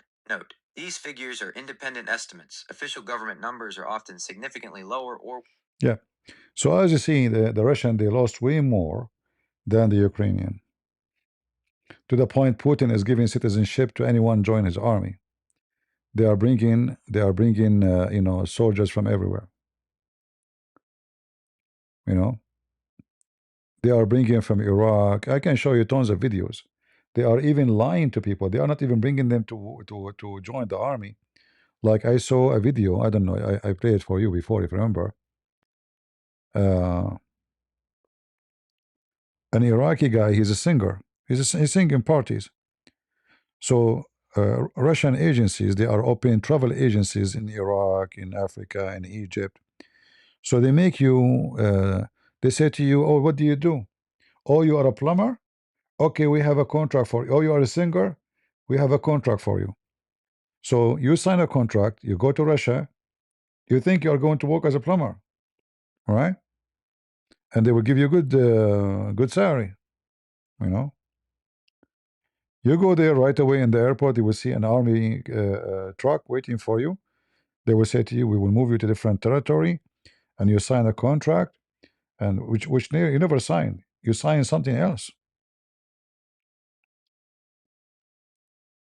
Let me show you some.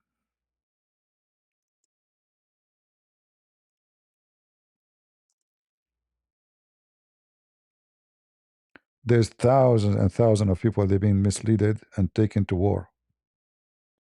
It's a scam.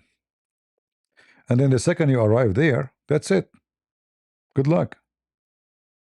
Like this guy, he posts, as an example here, he posts a video asking his Iraqi government to save him. Who care? Who's going to help him? He's a singer,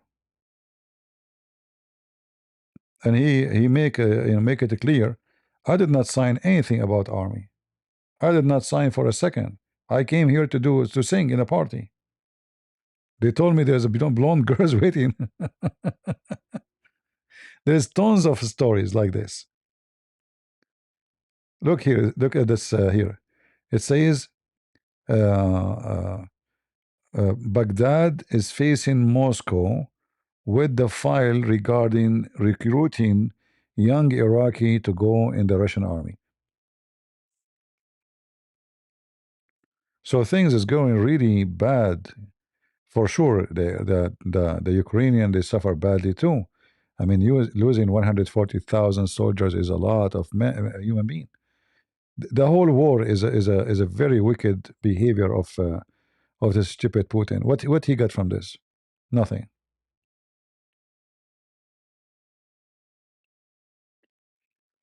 The economy of Russia is suffering badly. They can't sell their oil. They don't even have internet. They stop WhatsApp. They stop Telegram. They stop Instagram. You cannot use anything. So Putin, he don't want people to see. That means he's terrified. You go to Ukraine, everything's open. I was in Ukraine just a few months ago, and I went live. I spoke to you from there. You remember? Everything's open. Every app you want is open.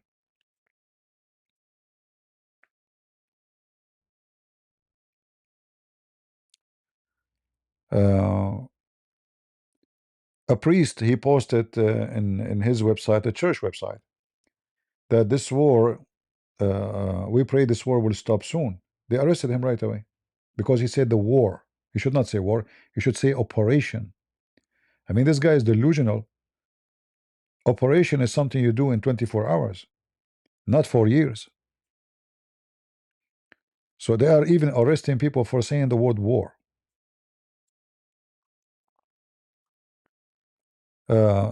So they lied to the he lied to the people, and then he brought those from Chechnya to rape Ukrainian women, to steal all the land they took from Ukraine. He gave it to the Chechenian. They move all the Ukrainian they used to live in those lands, very rich lands. They send them all the way to Siberia. You see, this is what the Soviet Union did when they were in charge. Like, as an example, Crimea used to have a lot of Tatar. They move all the Tatar out. They spread them all over Russia. So they scattered. It's not up to you to stay. You cannot. So they say to you, you have a 24 hours to leave. You leave. Otherwise, you will be dead. So they always displace citizens who they are from different ethnic, from sensitive area, so they can take control of it.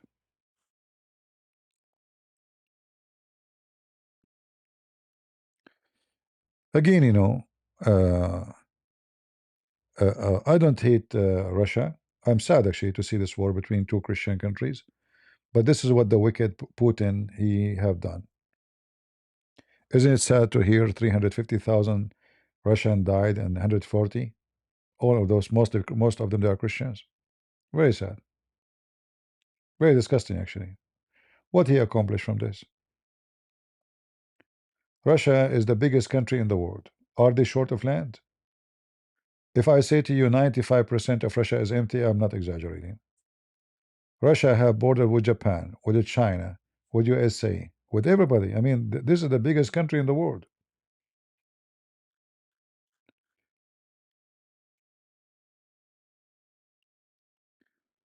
Ukraine poisoned priests in Ukraine, as well as many more churches were closed. That is a false propaganda. You see what happened. First, about poison, that's a joke. The one who do poison is the Russian intelligence. This guy, what his name? The one who he was killed by poison. Give me a break. All their spies, they were killed in Europe by poison. But let me tell you what the propaganda is. They will show you a videos, Ukrainian kicking out priests from Orthodox Church. Those are supporting Putin. My friend, if I am a president of Ukraine, I will execute them. Because imagine a nation attacking my people and killing hundreds of thousands, and there's a priest defending them. He should be executed publicly, not for sure using the law, you know, not only kicked out from the church. Anyone in USA, if somebody joined the enemy, the USA will execute him. And we have many examples of American citizen who joined the enemy, like the one who joined Al Qaeda, a Muslim convert. The American killed him. So imagine a group of so-called Orthodox, because those are getting paid from Russia. So when the Ukrainian decide to separate themselves from the Russian church, those who they are loyal to the church in Russia, they refuse to give the keys to the church, the Orthodox in Ukraine. They kick them out. And then the liars will say, like, poison, and who give me the one who is dead.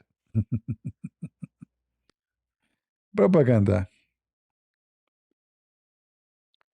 Both sides has done terrible things. Well, I don't, for me, if you come to my land, I don't know what terrible things I did to you. We know who invade who. People, they suffer from dishonesty.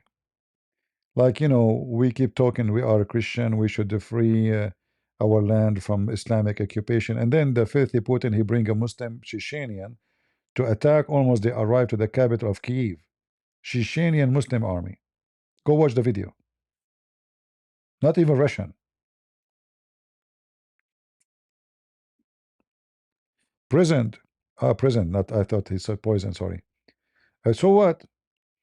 I will not only prison them. I'm telling you. If I am a king in this country, I will hang them from their testicles. Because they are no Christians. They are defending an army full of Muslims coming to rape Christian women and steal their land. Anyone here respects a priest who support Hamas? Any one of you? Do you?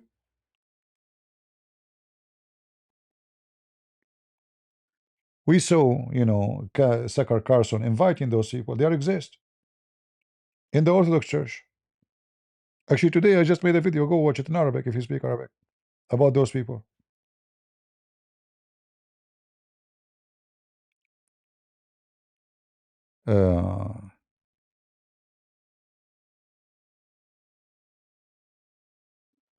No, church leader, they have no right to express their opinion, not in the time of war.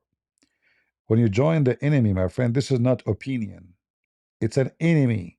They are killing your children. You say to me, church leaders, do you have your opinion? No. Church leaders, if they join the enemy, they are traitors.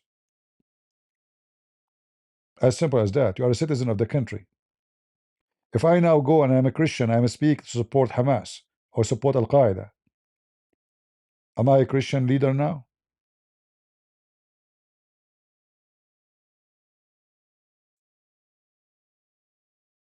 This is not about opinion. This is about supporting someone raping your women. Do you know how many missing children from Ukraine is gone? They kidnapped their children. There's tens of thousands of Ukrainian children. Nobody knows where they are.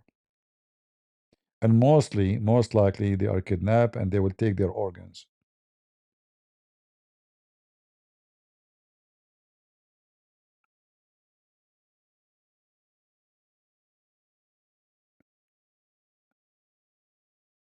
Did they actually join the Russian? Yes, by saying we support and we Putin is right. They joined the Russian. Do you have to join by a gun? You don't need to join by a gun. If I say now I am ISIS, is the FBI going to arrest me or not? Why people are silly?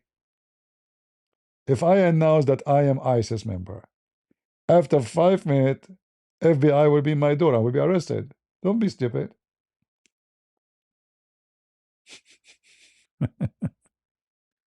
Like, did they join? Really? Did they join? It's enough to say I support them. They were making speeches in the churches that we should support Putin. Those are the evil trying to destroy our Christ and Christianity. They make it about Christianity, you know. And there's many people are naive.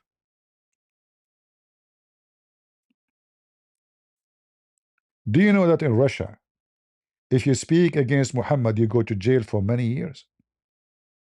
And do you know in Ukraine, I can speak about Muhammad every day and I'm free? Guys, how many times I went from Ukraine speaking about how many seminars I did? Can I do one seminar in Russia about Muhammad?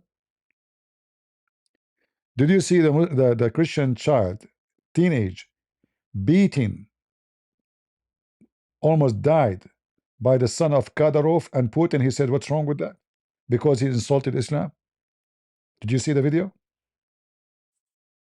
Putin, he said, you know, he did wrong. This is a Russian child, a Christian Russian child.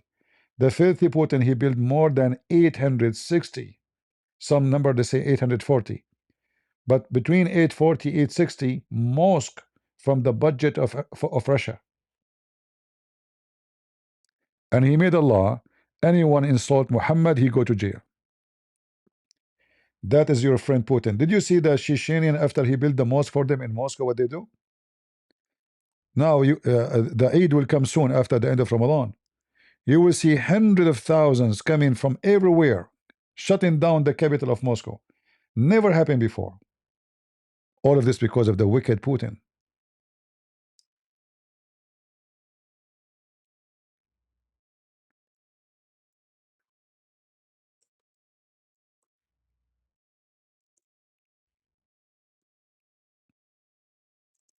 Watch.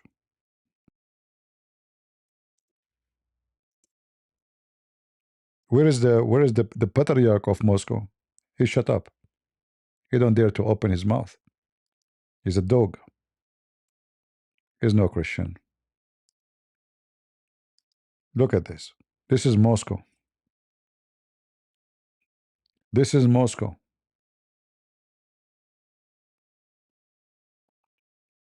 They shut down the whole city.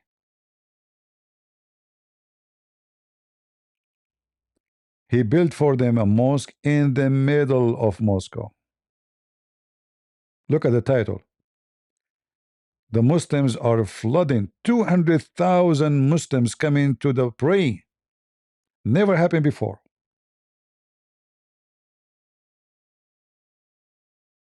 This is Moscow.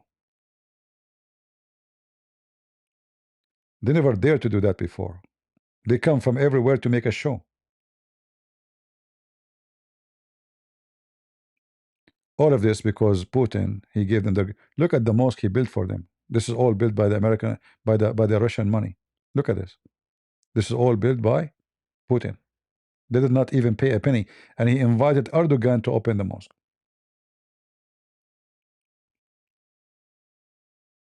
This is your friend Putin, my friend, the one you defend. Anyone who defends Putin is a hypocrite, fake a Christian.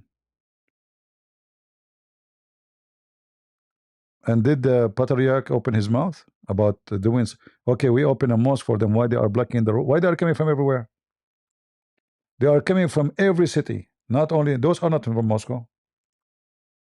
It's a show time. And the people of Moscow, nobody dare to open his mouth. Who dare? Putin, he approve it.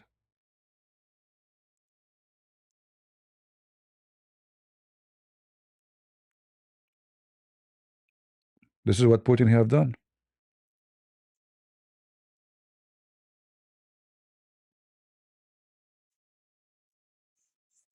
Very wicked man. Anyway, but still doesn't matter how much you explain and you show. There's some people, they are wicked by nature, and they are just what I noticed that some people, they hate Ukrainian. It doesn't matter what you're saying, just because they are poor country, they consider them like gypsy, they look down at them, you know what I mean? It's kind of a racism. Like if you are a Russian, they elevate you.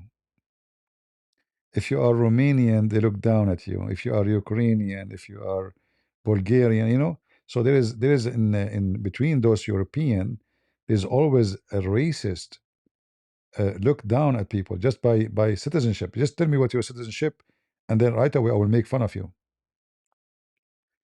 But wait, soon you will see that all of Europe, actually already they are doing that. They are kissing the ass of Ukrainian because now they become one of the most mighty armies, especially with their technology. They are flying with their technology. And when you see American buying Ukrainian weapon, then you need to ask yourself what country Ukraine is going to be tomorrow. And they are at war now. They are at war. This is a sign. This is deal after deal. Germany, USA, every country, Denmark, all of them, they are signing deal after deal with Ukraine.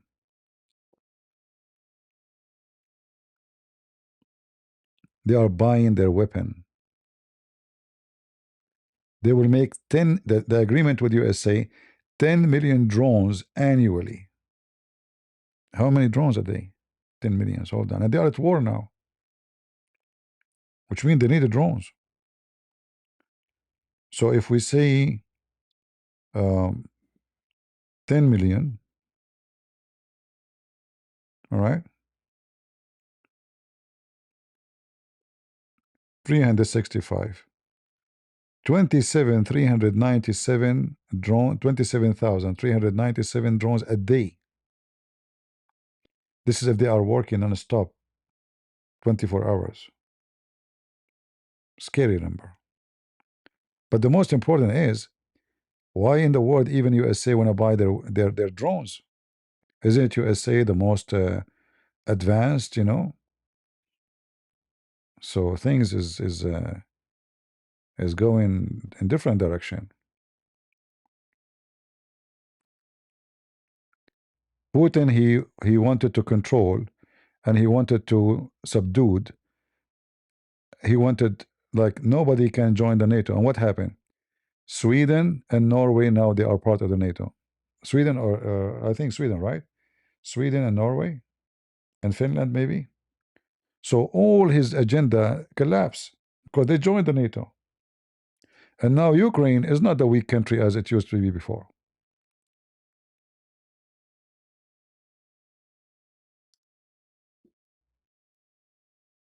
And just wait and you will see. I predict that you know, Ukraine is going to be one of the superpower in the soon future. And remember, they can make nukes.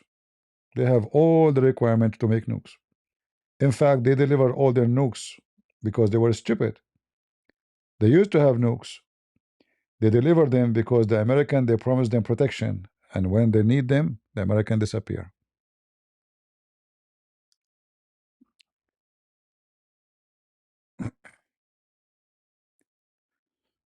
Billion debt? No problem. You see, the debt, all countries have debt. Do you know how much the debt of America? Still everybody come to America. Can you imagine how big our debt? My friend, a country feed the world. The whole world eat their bread. They can pay their debt easy. They have minerals you cannot imagine. I mean, their land actually by itself is gold. I never saw a land like this. Whatever you put there, it grows so good. Unbelievable land. That's why Putin want to steal it. Not only the minerals. You know what Trump he did for the mineral, right? The deal. So when you talk about debt, those people, they can pay it because they have technology, they have engineers, they have education, they have a land, they have minerals, they have even oil.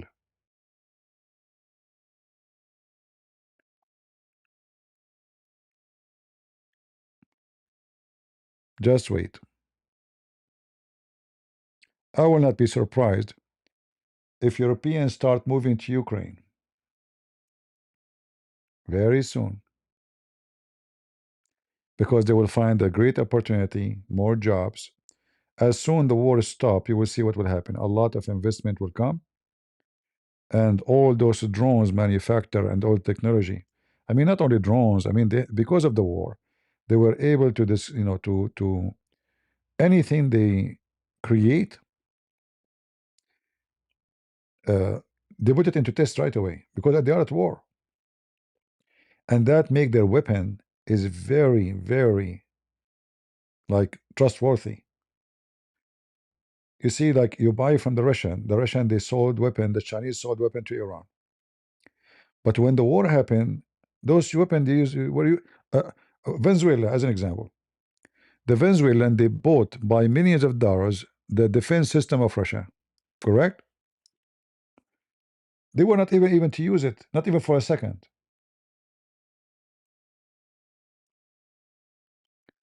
So all the weapon they bought from Russia, it was junk.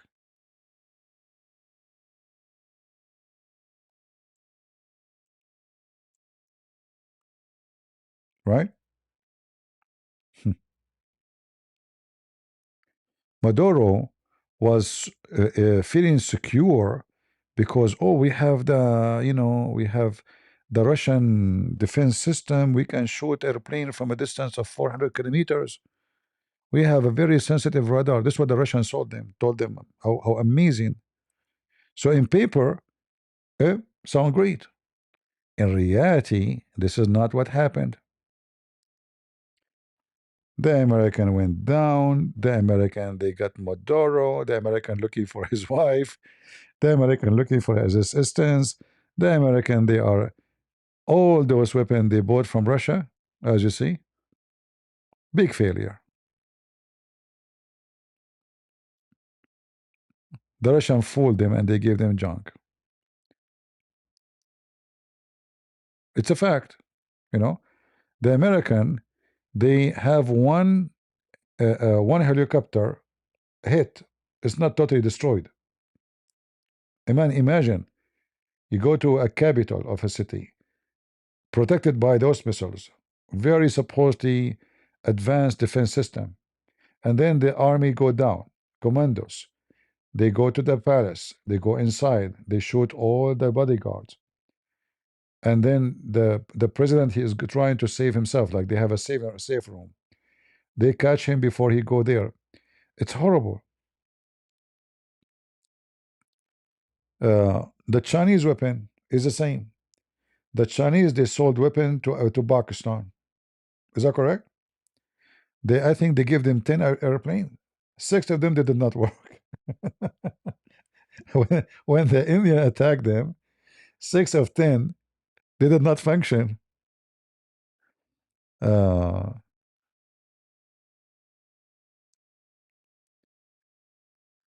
am evil. Kada, why you are here? As long I'm evil for you, why you are here? You are embarrassing yourself.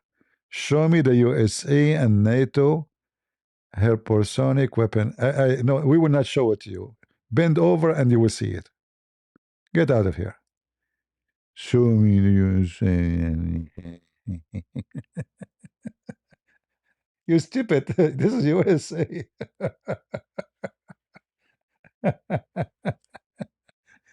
The whole world buy their weapon.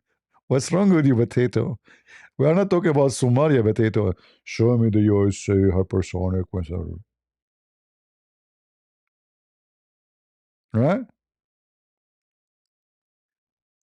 Putin have a technology made of cartoon. Just yesterday, they made the sky of Moscow in flame, the Ukrainian. So what happened to all those defense? If you cannot protect who is going to buy the Russian weapon from now on?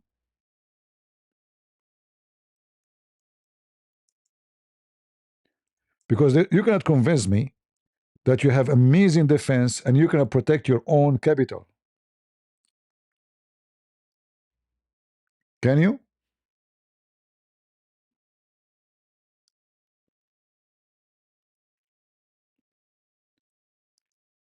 Actually, this war will make more people buy American weapon and nobody will buy the junk of Russia.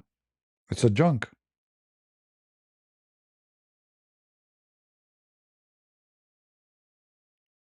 Moscow, they are going all the way to Moscow. Do you remember when Putin, he mentioned that they try to target his house in Moscow? Question: how they are able to target your mosque, your house in Moscow? What happened to this S400 and S500 and how many S you have? All the S you have is shish kebab.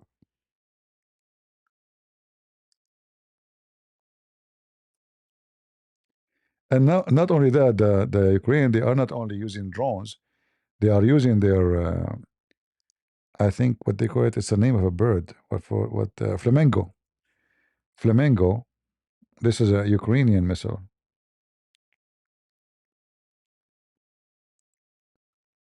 Too much noise about how amazing their defense system. Fantasy. In reality, it turned to be shish kebab.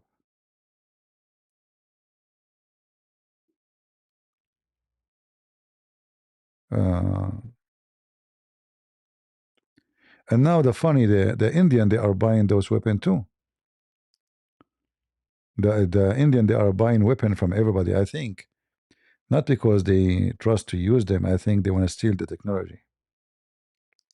See, India, they have a lot of engineers, and they are hoping to by buying some of it, they can copy it, you know. Yeah, I think this is the whole idea. And the Russian, imagine, they are the one who asked the Indian to join the development of those S500.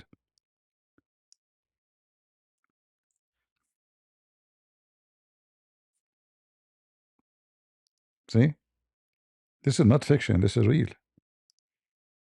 Russia are not even like, they are not able to accomplish making their own weapon by their own. They are asking the Indian to step in.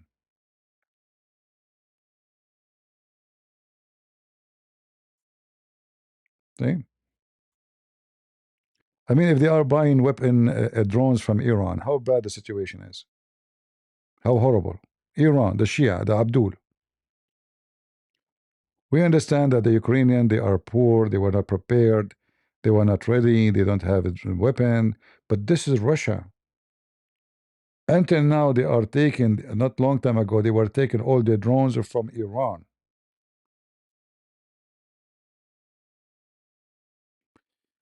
Anyway, I'm supposed to finish long time ago. We stopped, we changed our topic. What we can do, people ask me a question about politics and we change, we switch. I hope we have a good time together. And trust me, for me, war between two Christian countries is a very, very sad day. If you remember when this happened, I was very upset. Actually, me, myself, I never believed for a second that Putin would do it. Because this is very stupid. That's why I did not believe it, by the way. Like when people ask me before the attack, you think he will attack? I said no. Because it's so stupid to do it. You will lose way more than you will gain. But what you can say for someone is wicked. He was a fool. He said to himself, it's going to take me 24 hours. I change this government. I take over the country forever. I make an army base. He's trying to establish Soviet Union again, you know. So all those countries went, not only that, actually, like I supposedly I'm going to go now. But if you go, if you check the map, the plan of Putin in Moldova, anyone knows where Moldova is? Moldova is a country between Romania and Ukraine.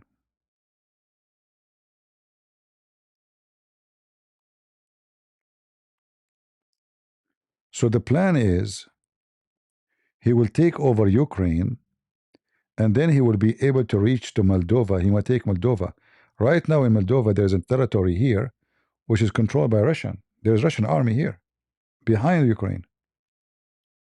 So the plan was of Putin, he took a Crimea, and then he will keep going. He go to Odessa, he take it, and then he will go, and then he will continue to Moldova. That was the plan, which never happened. All right.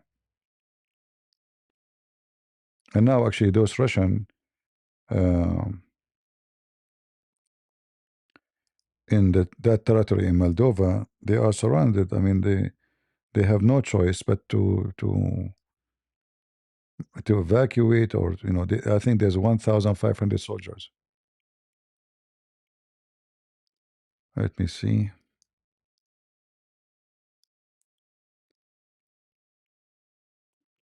If we see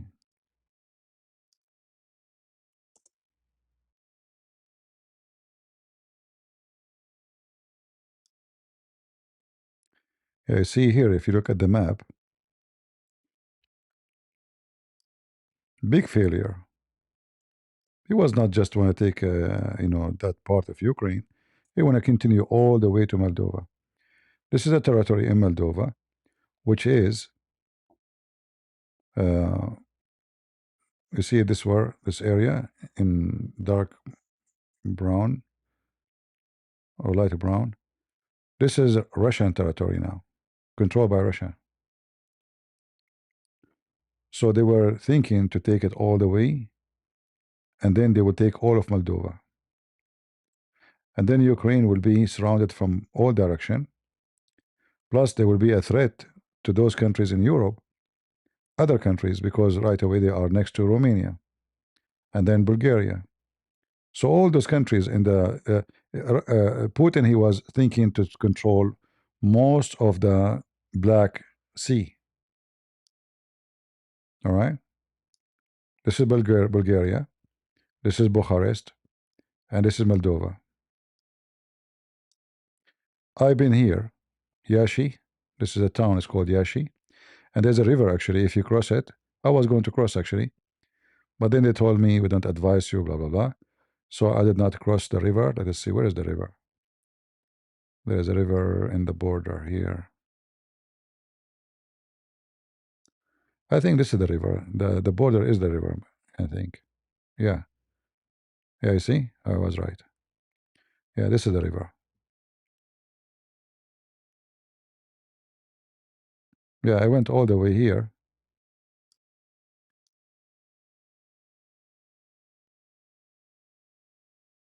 Here there's very nice mountains areas, nice, old villages, very beautiful. Romania is a very beautiful country actually.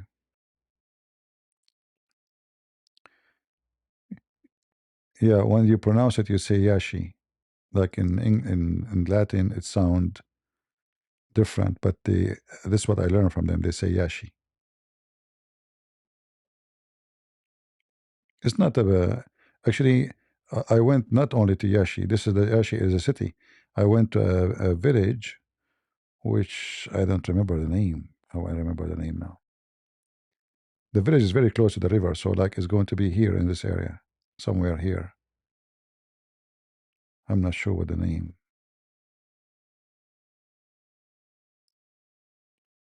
I think I took an image for the sign for the village when I was there. Yeah, one of those villages. I'm not sure. Yeah, the village was very close to the river, to the point you can walk. So I don't know which village it is, but maybe this one, possibly.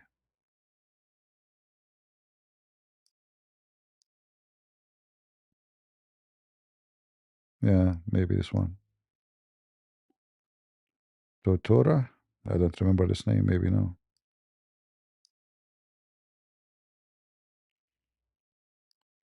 Eh, what we can do.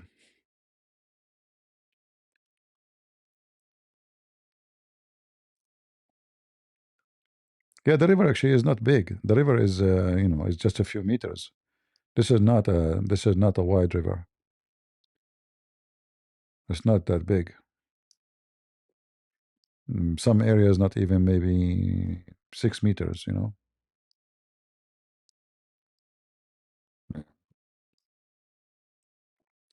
And it wasn't deep too.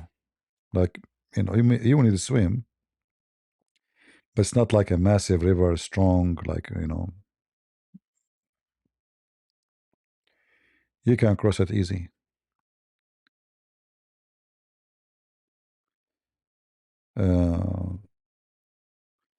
All right, I will not delete it. And I went to Bulgaria. I think I should do more trip there. I like this territory actually. But the problem with those countries, like in Romania, the trains was horrible. I don't know now how it is, but the train was horrible. I mean, really horrible. Train in Ukraine is way better than Romania. Way better. I can't compare. Like in Ukraine, I showed you, remember? When I was in the train, I opened the camera. You know, the train I took from Romania. Oh man, I took a train from other train. I traveled from Romania through Bulgaria, and then all the way to Greece. If I say the train is like is even the train you see in the cowboy movie is better, I will not be exaggerating. It was the most horrible train ever.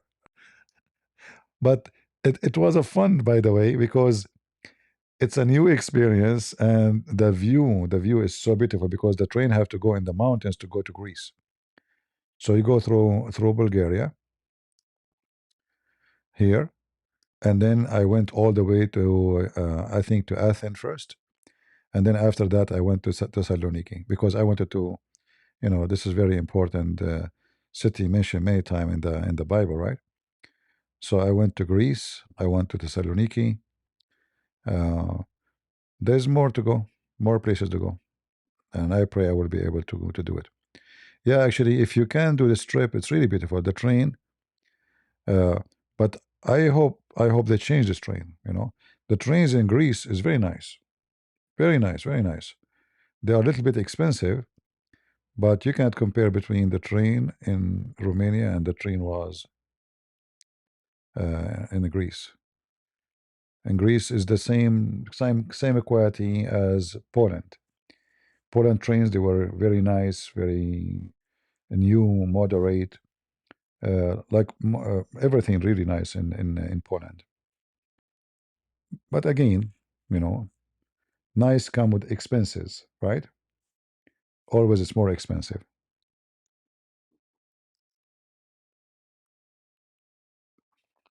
Do we have any Romanian here?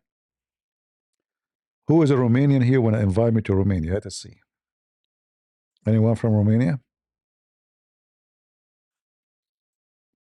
Zero Romanian. I used to have a Romanian neighbor.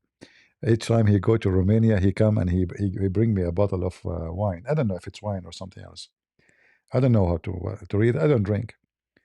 So he brought me one bottle first time. Then he came second one, and then he came third time. But this time he said he want to get something, water or something. I said go to the kitchen. I was checking something for him in the computer. So he went to the kitchen. He found all the gift he gave me in the top of the refrigerator. So he said, I see that all those I brought to you, you did not drink them. I said, I don't drink. He said, what? I said, I don't drink. I don't drink. I was shy to say don't. I don't drink. The guy is bringing me something all the way from his country. You know what I would do? I gave him gift in return, but I was shy to say to him, oh no, this is for me. I would never touch it, you know. So he went to the kitchen. He found them there. They are lined up. Number one, number two, number three. I said, really, you don't drink? I said, well, if you don't mind, I hope I'm not offending you. Take them with you. So he said he was so happy actually. He said, I miss this drink. Thank you. So he carried it all the way there from Romania to me, and I am the one who will not even touch it. I don't even know what is inside it.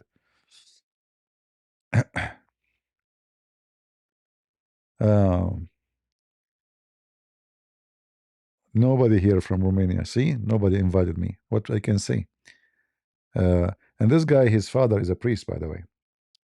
Sorry, not his father. He is the father of a priest. His son is an old man. His son is a priest, Orthodox priest in Romania. Very nice people. No, I don't drink. When I say I don't drink, I don't mind to drink. I don't mean I don't drink at all. Like last time I drank, not this time, the one before it, I drank some beer, to help me to sleep. So when I say I don't drink, which means I don't buy it, I don't care for it. I never, While I was in the airplane, I'm not able to sleep, so I ask for a beer. Because I don't drink, beer will make me so fast sleepy. Because I don't drink at all. I don't drink, I don't smoke. No, it's not about because it's haram or not. I'm not obsessed with road drinking. Anything I believe is not necessarily, I don't do. Is alcohol is a necessity? No.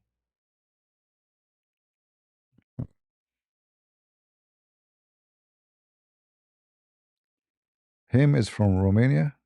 Who is him? We have someone whose name is him? I didn't see it. Him. Oh, okay. My aunt have an empty apartment. You can stay. Okay, him. No, I will rent. I don't like to stay in people's houses or and bother them. Same time, what would happen to your house, my friend, if I take off my socks, which I don't wear? For your safety, my friend, for your safety. No, I rent,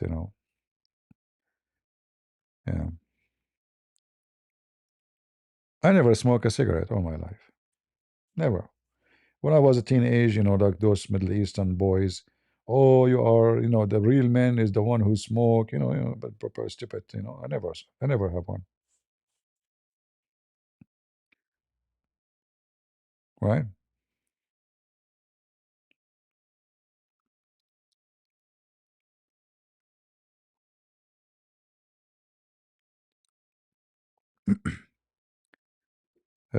I don't like to eat in restaurant too. I mean, if you accompany me, you will be like wondering what's wrong with this guy. I don't like restaurants. I don't like their food. I mean, if it's clean, it's okay, but I don't enjoy it. Even if the food is good, I prefer to eat in my place. Very simple. I have like a simple table, simple chair. I like to eat home. I am not a restaurant guy.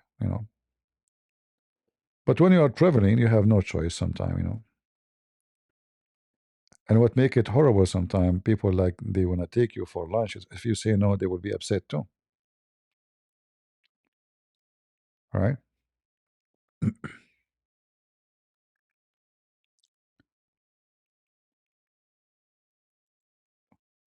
Better than the mother-in-law accident? Oh, okay. You should visit Finland. Anyone would like me to invite to come to his country, contact me in Patreon. And if I think you are a trustworthy person, I will come. But I don't stay in anybody's place, all right? I will rent my own place. But if you like to invite me to meet me, I don't mind. Show me your country. Maybe we can do some seminar in a church or something like that. I will be happy to do so. No, food in restaurant, I don't know. Some people, they like, they like restaurant. They enjoy it. My food is very simple, like, salad is very tasty. Like tomorrow, I'm thinking to make a dish which is, because now like this is a dish you can eat in the winter. Like it's not good to eat in the uh, in the summer, which is you cook yogurt, but you have it to do it in a certain way so you don't break the yogurt. I'm sure the Middle Eastern ladies here, they can tell you. And you cook the meat and whatever with it, spice, etc., alone.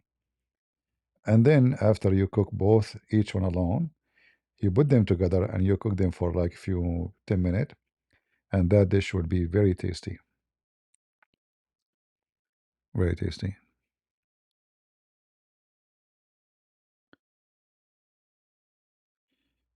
Yeah, I go everywhere. What I can do. Well, it's good to go everywhere before you get older. Like God knows, maybe in 30, 40 years from now, I will not be able to walk. 60 years maybe.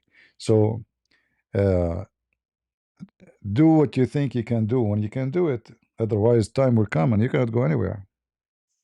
And then you will wish, right? Like some people, they keep saving money until we retired. And then when they are retired, they need like to carry with them like a bag of medicine. You know what I mean? But there's no point now of traveling because you are in pain and you are in medicine and you have maybe oxygen with you.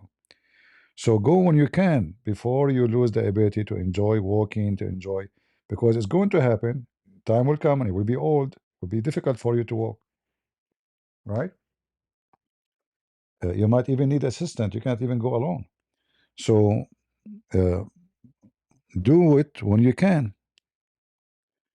How do you figure out if they are trustworthy? Well, my heart never fail me when I meet people. Like when I trust them as a people, they are Christians, as a friends. I never, if I feel something not right, I don't go. Until now, I never met one person was not, let's say, trustworthy. Because I met people.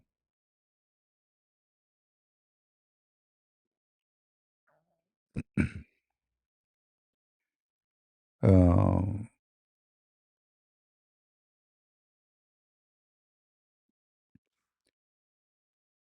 so if I feel good about meeting some people, like I can be scared to meet women, to be honest with you, because women sometimes they can bring a drama, and then maybe they have maybe expectation of something. So I try to avoid that, like because everyone think in his own way. Doesn't mean they are, women are bad, but I'm going there for a reason. They might thinking about different reason.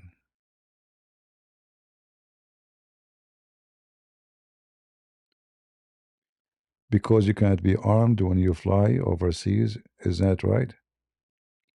Yeah, but sometime when I go somewhere, if it's risky, I have people there. They are waiting. And they have arms with them. Like as an example, in the Philippines.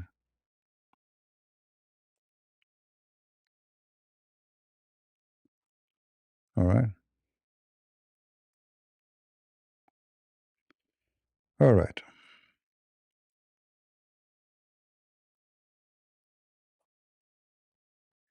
No, dealing with men is a lot easier because women, they are very emotional, and you might do something you don't mean it, like you might say something, they can get upset from anything. You might say something you don't mean anything, like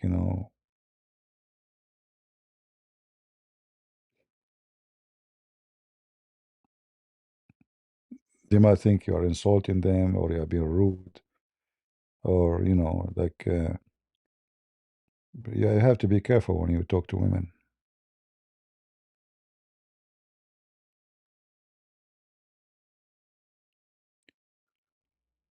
Thank you, Abu.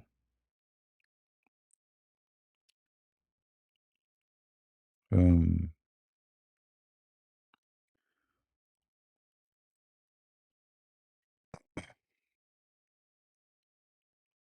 what is the dish called? Every country have different name for it, I think. But if you want, I can. Like the hard part is to cook the yogurt. So you have to use what they call it, starch. Is that correct? The one is made from corn. Is the name correct? Starch. The powder one, the white powder, you can buy it from Walmart. So you have to mix. Let us say you have 1 kilo of yogurt. You have to add like maybe 2 spoon or 3 spoon of starch, cornstarch, or correct. You mix it very well with the yogurt, and then you put it on the stove in a not in a very strong heat. But you have to be sure. The reason you add the starch because the yogurt, when you cook it, is going to collapse. But having this corn thing will keep it connected together. Will not make it collapse. Will have a very nice uniform. So you cook the yogurt alone, and then the meat you cooked alone. Like you would have 2 pots. The meat will have like you can add the onion, spice, salt, whatever, and you don't add too much water with the milk. Little water just to cook it. And then when the meat is done and the yogurt is done, like the yogurt maybe will take, until it's boiled a little bit for maybe after boiling for 5 minutes. Sorry. And then after you cook the meat and alone again, then slowly you start adding the meat to the yogurt, not right away all together, and you move it slowly. This way will make it mix together, and you make rice. If you are good at making rice with it, that will make it very, very, very tasty dish. If I make it tomorrow, I will post an image of it. It's extremely tasty, actually. This is one of my favorite dishes.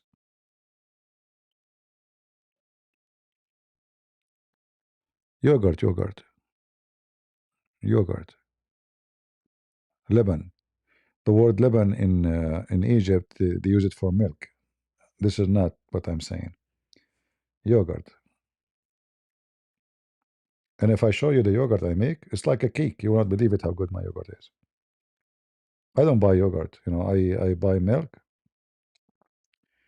and all what you need to do actually is just buy milk, whole milk, not skimmed one, which means have all the fat in it, and buy yogurt, Greek yogurt, plain, nothing added to it.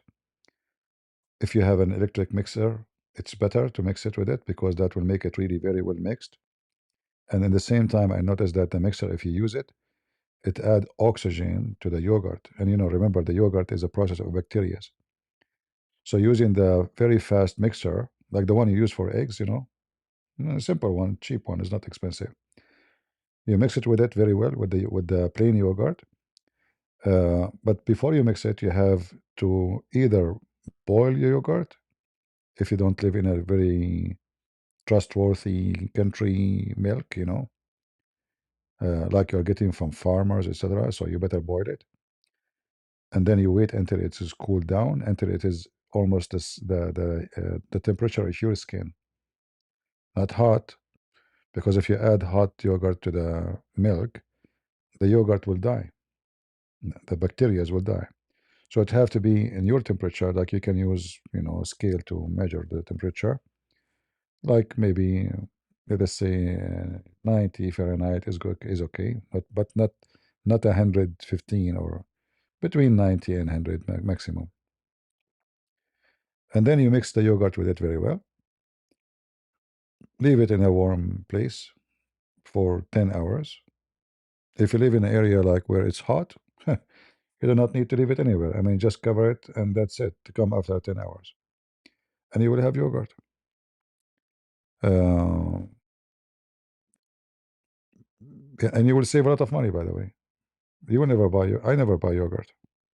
I buy yogurt only if I am out of yogurt to make yogurt, which means just to add it to the milk.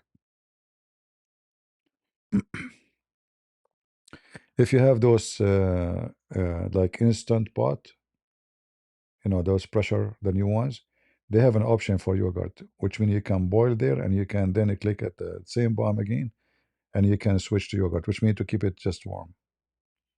See, guys, you switch my topic from Islam to Putin to yogurt. I hate you. You are taking advantage of me, right? Because I'm naive and I have a good heart. You see what are you doing to me? Fingertip. No, fingertip is not enough actually. It's because remember, depend what you do for living. If your skin is soft and you are not like somebody use hammers, so temperature doesn't go the same for somebody his hand is tough. The best way is to measure it by touching with the back of your hand, not I mean the top of your hand, not the one you use all the time, because this is where it's going. The skin will be tough. The other side, you touch the pot and you see if it's warm. It have to be warm, not hot. Never add the yogurt to the hot milk. Do you like spicy food? Yeah, spicy. I eat spicy. Uh,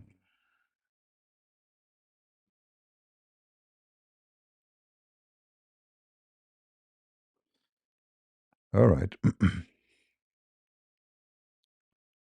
My mom makes shish barak and yogurt. Shish barak, yeah, shish barak. That is different. Do you like dolma? Yeah. Well, dolma is very popular food in most of East of Europe too, right? But I think they call it different name. What they call it? I don't know. Why are you guys asking me? Are you going to feed me now? I am a female who cook. Your hand get used to heat. Yeah. Well, always is if you want to get the correct temperature, so you don't. The important is not to. You see, if you get your face close to the milk, and you feel hot, that means it's hot because your face can feel it better. For sure, don't put your face on the milk, okay? Or the other side of your arm, like this, the soft skin area. Uh, or you can use a scale. It's better.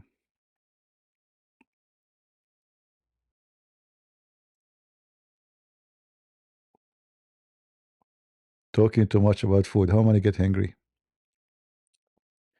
If you like spicy, you need to come to India. Oh, my friend, I will never eat Indian spicy food because I'm sure I'm going to be. Once I was invited to a house of a doctor. He's an Indian, very nice guy actually. His wife, her name is Kalbna. In Arabic, Kalbna means dogs, our dog, but for sure doesn't mean that in the Indian language. So he told me, he asked me, "Do you like spice?" I said, "Little, little," you know. So he told his wife, he said, "Okay, I will tell my wife to do little." All right. So I went to his house. He kept asking me, I'm like really, I don't like to go to anybody inviting me, but he insists. And I felt like if I say no, maybe I am not don't want to associate with him, you know.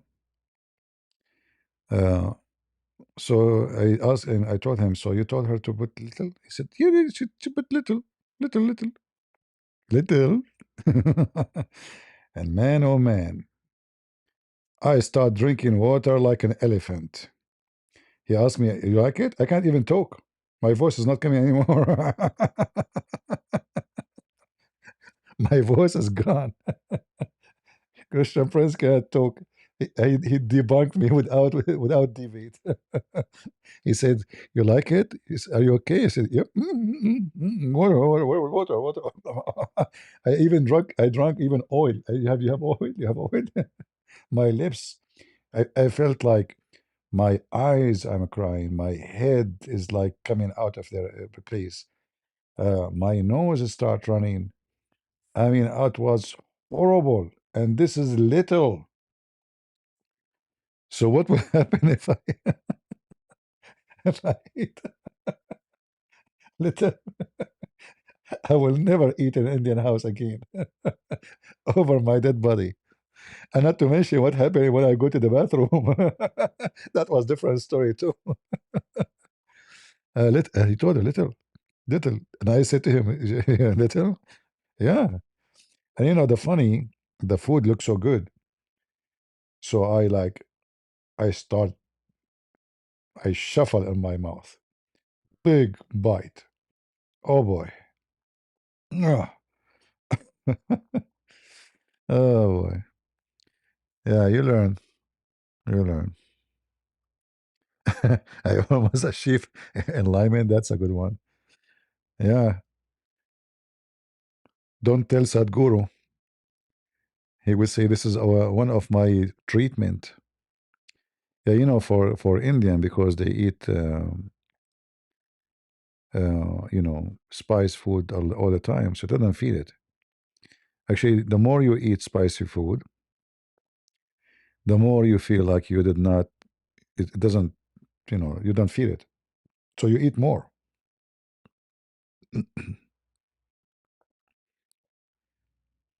So like when you are a kid, you eat little, and then you eat more, and then you eat more. So the more you get older in age, I believe in India, the more you will lose your taste, your ability to taste. That's why they add too much.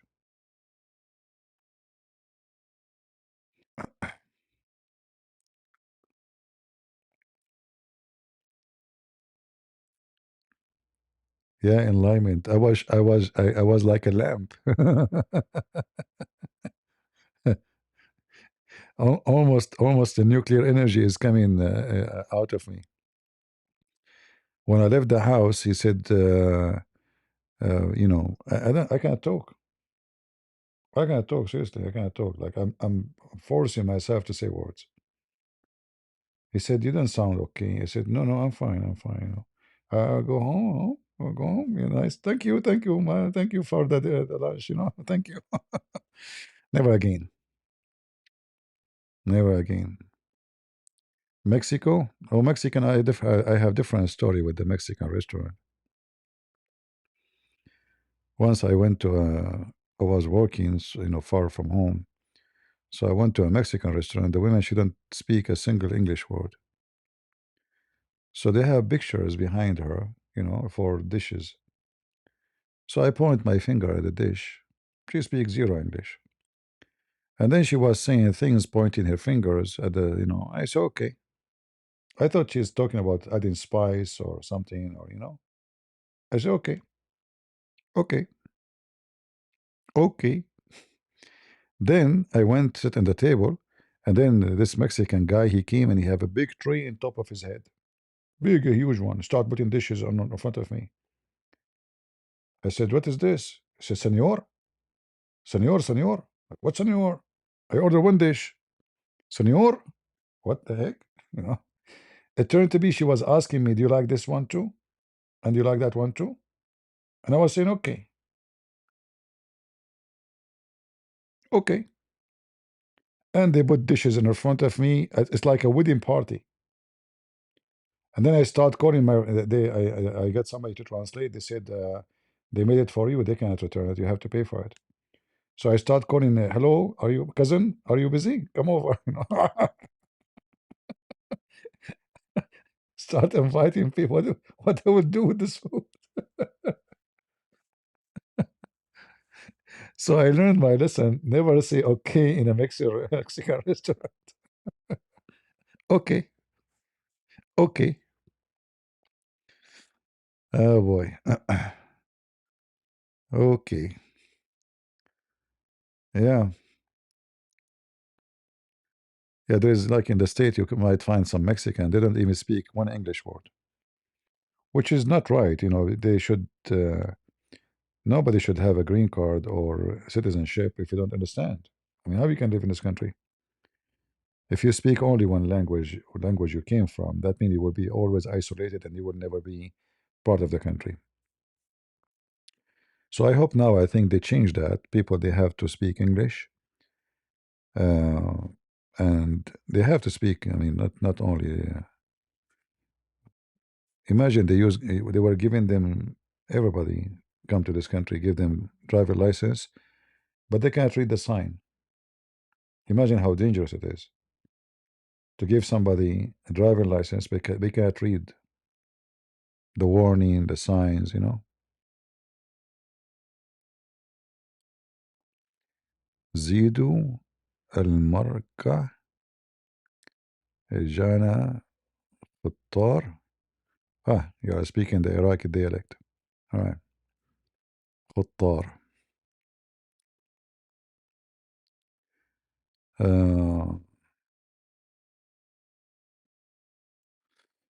All right.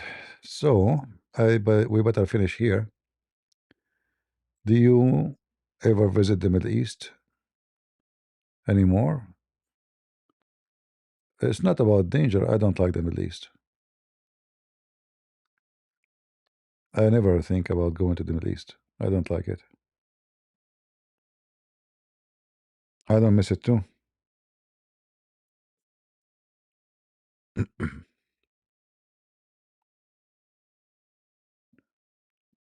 Yeah.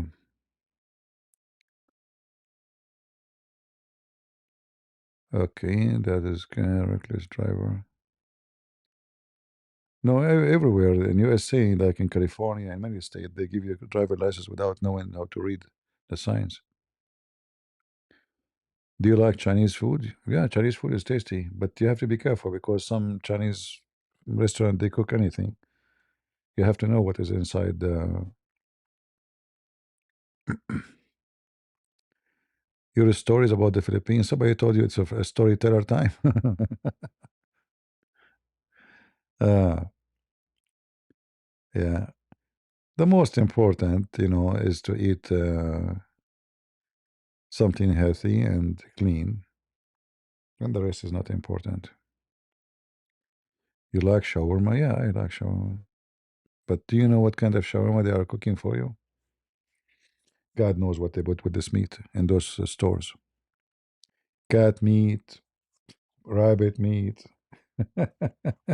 I'm serious.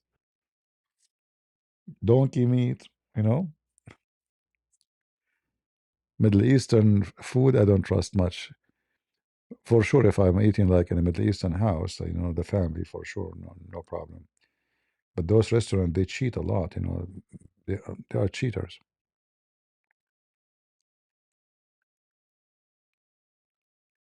Do you know why Chinese always laugh?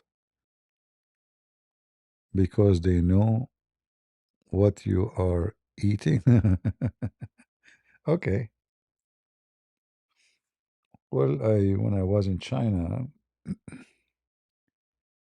um, like always, I choose a restaurant which is you can see the kitchen. Like they do the food in front of you. It's not like something in the back.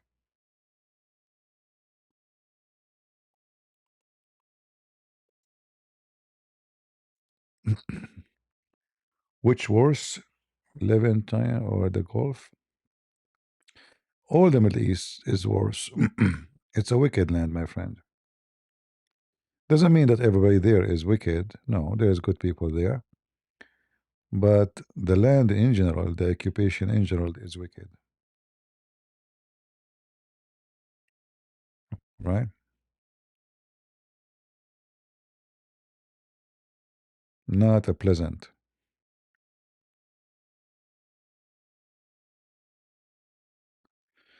Do you think China can rival American power? Well, depend.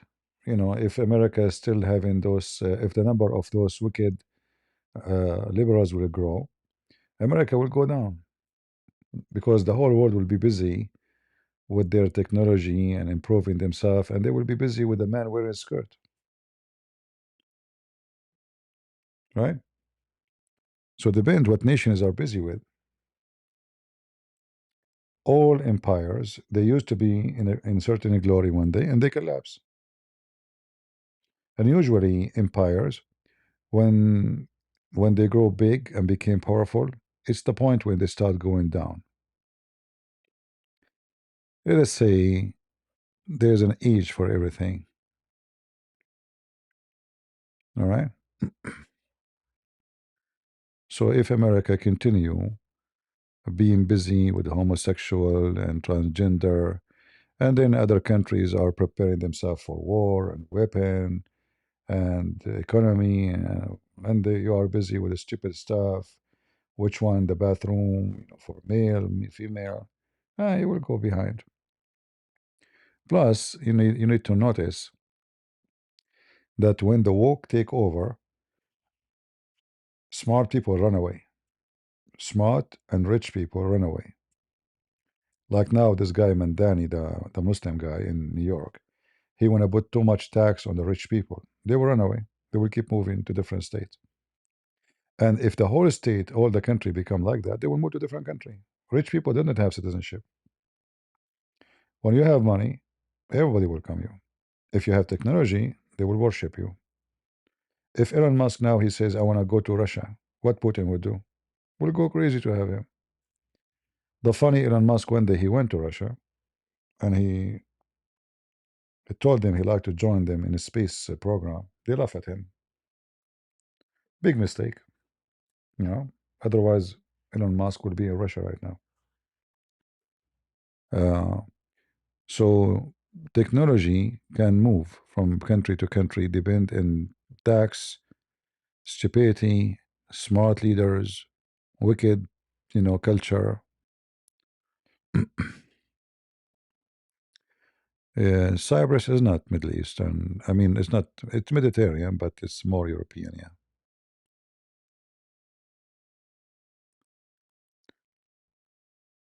Actually, if you look at China, uh, most of city look very advanced, but then if you go a little bit, go behind those nice buildings, you will find different face of China.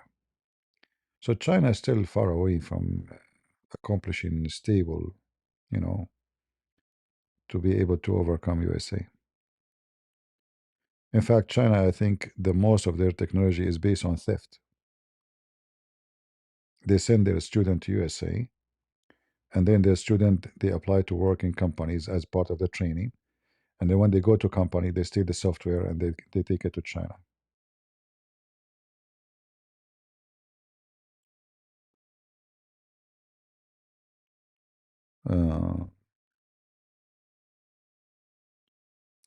Well, we do not know if this is true about capturing. I saw that saying Ukraine captured 200 square kilometer in the last few days, but you never know. This is going to be propaganda. You cannot trust any news coming from any part unless you are in the ground, because every side will say something the opposite.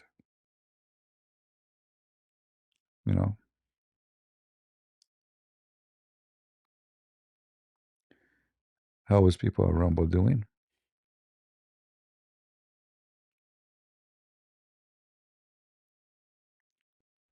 Okay.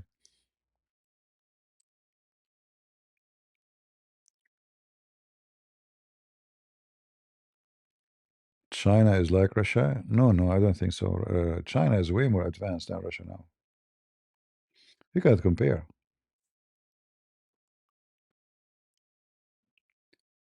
In China, you can use your phone to pay everywhere, transportation. They have nice trains, nice. Russia is not really that advanced, way behind. If you compare between Chinese cities and any city in Russia, you can't. Actually, China is more advanced than all of Europe together. However, still there's a huge population. They are living in poverty, and behind those fancy cities, there is misery.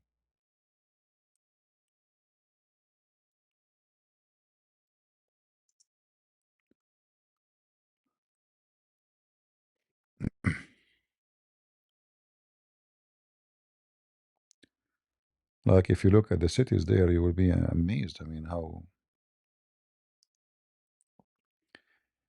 this country changed, you know. But then if you go to YouTube and type any city of those cities, you type the word slum, you will be scared how horrible it is.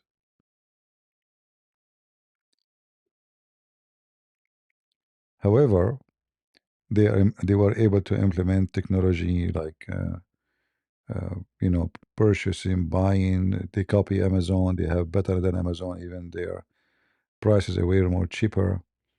They are not under, you know, the climate change propaganda, and that make them able to produce a lot cheaper stuff. But those things can change because this is the stages of being an empire, or let us say rich.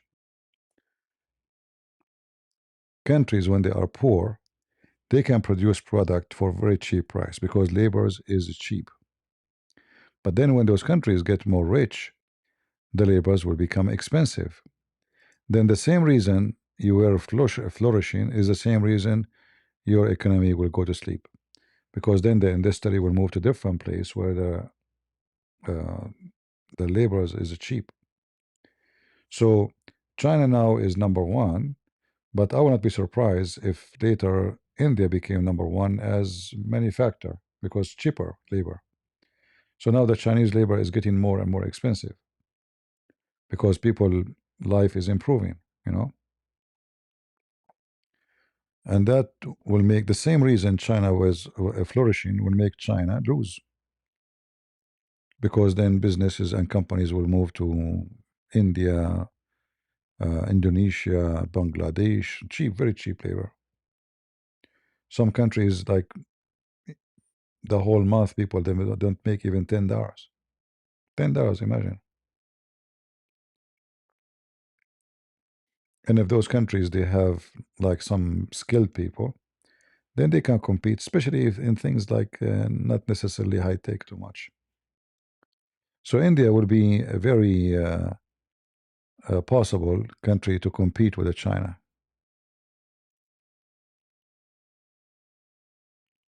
All right. And then the Chinese will move to different industry, which is the high tech. They will not be the one producing everything like shoes and clothing, etc., because then their labor will become more. However, because now we have the AI, that is a different story. So it's possible that China, to keep the cost of production very cheap, is to use AI for production, which means the machines will be running by not by employees but by machines, you know, totally machine mechanic. Actually, there is a guy, he is a Chinese. I saw his video. Let me see if I can find it. I will not be able to play it because, you know, copyright. He sounds like, I feel sorry for it. Like he's a kind of you know, make videos about China. But at least if I see his video, it's not like watching the videos of others, because you see, no, he don't go in the street showing butts and legs, you know. This is the guy. So I saw his video, Zaza. I saw his video working in the manufacturer, and it looked like a movie, you know. It's like a fictional movie. They were coming to the like buffet. Everybody scan his eyes, you know, like a facial, to enter the buffet, and then how they are all wearing the same uniform. This is exactly like a machines. I don't know what was the name of the video, so you can see what I'm talking about. Yeah, but I saw his video going to work.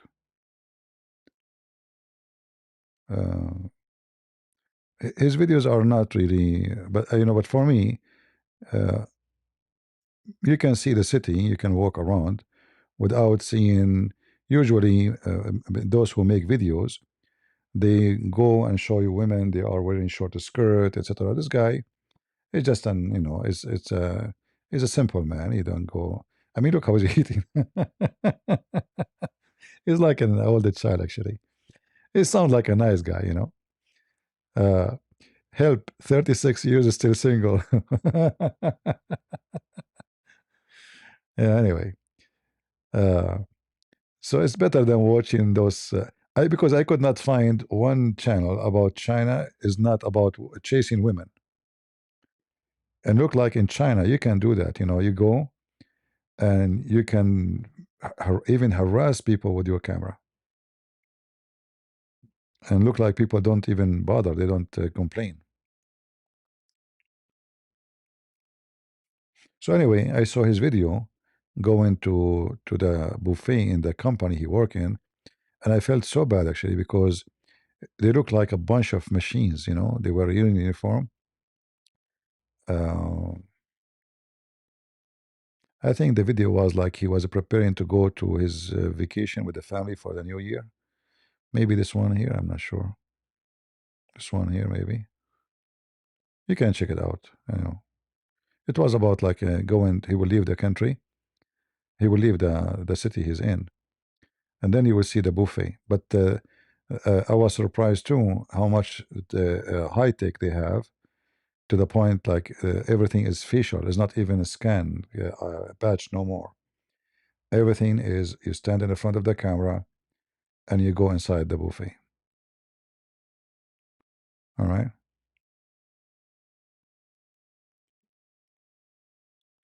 So for sure, China become way more advanced than other countries. But that is not enough to make it a superpower.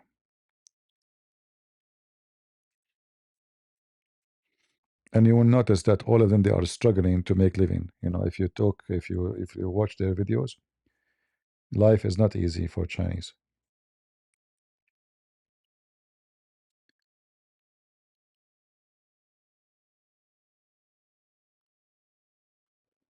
All right. Which country have you been that is the best and the nicest Christians?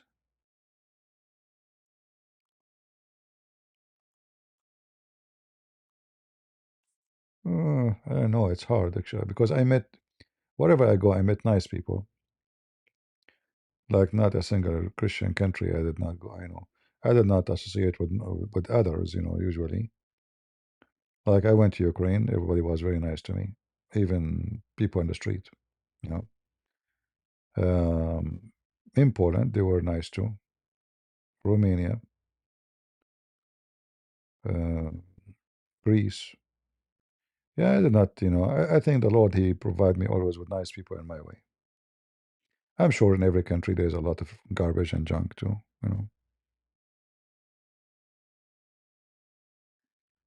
Yeah, in Poland they were very nice people.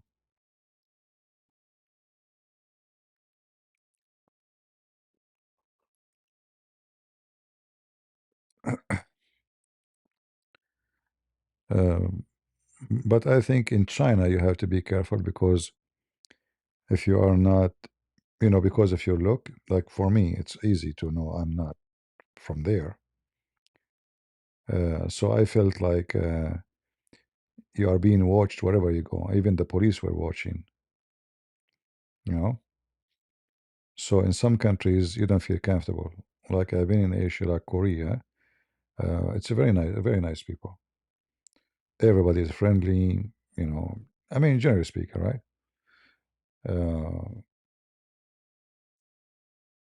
Very civil, most of them.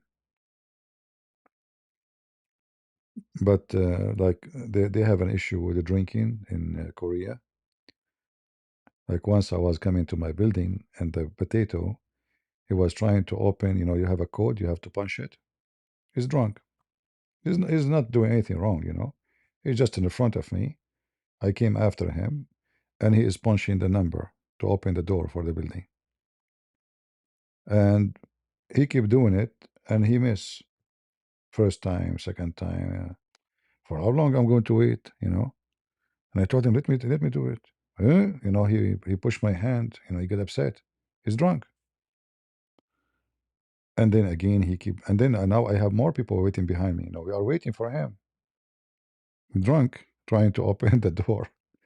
One, two, it no work. Okay, again.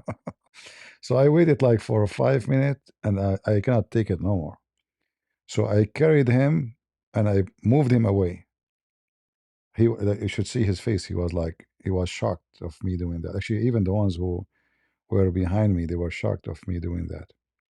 Yeah, Korean are friendly. They have, So I cannot wait anymore. I mean, what the heck is this?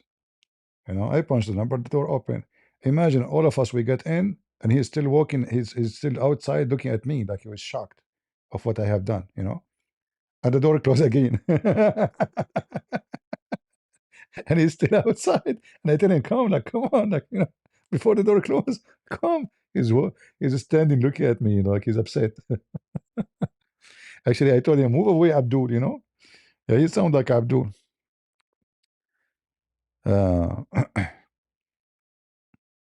Yeah, so this is something to consider in Korea, that you better not to go out at night too much because you might meet some drunk people. But anyway, I did not have any issue with anybody really. They are mostly friendly.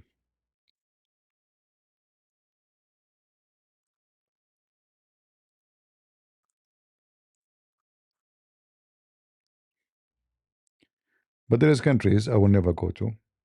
And I know there's many Indian here. They will be upset from me. I will never go to India. Because based on what I saw about India is not pleasant. It's really horrible. So I don't think I will ever go there.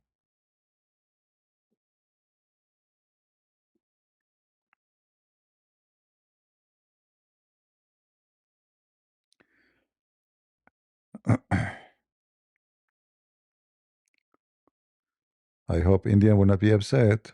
I'm just being honest with you.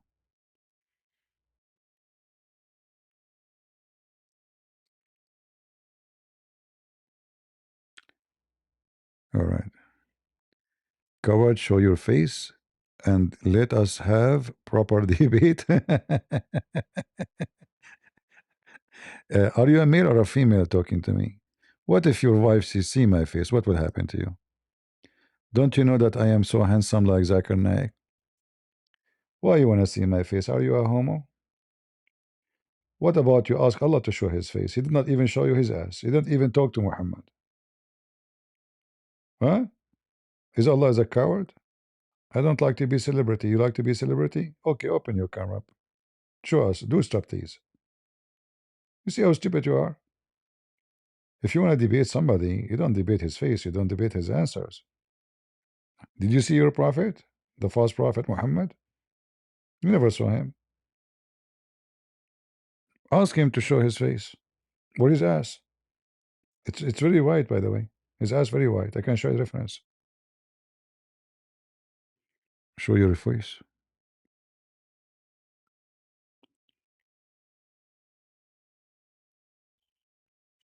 You think I'm not showing my face because I'm coward? Why? What you can do? Here we go. Those are showing their face. What you can do to them? Muslims are potatoes. Look how many. I don't show my face because I don't like it. Potato. Go on, show your face. They are chasing you to the mosque. You run away. You hide from them. Uthman, he hide inside the mosque. You're a bunch of potatoes, all of you.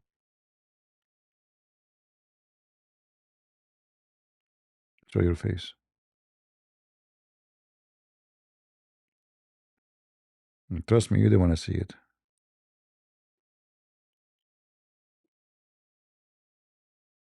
No, seriously, like when they say cover, show your face. All those people, they are showing their face. What you can do with them? They are laughing at you. They are eating the Quran. They are wiping the Quran with their ass. What you can do about it?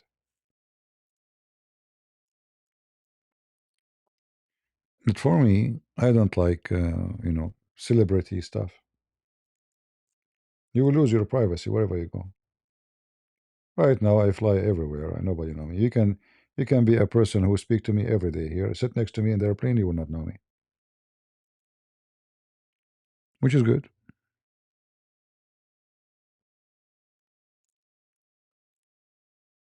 Very good. There's some, they love to be celebrity, to be known, to be, Actually, if I open my camera, I will have way more numbers of people here, right? The reason I don't have too many, because other they open the camera, I don't. But for me, I'm not here to show you my face. I'm here to share my education.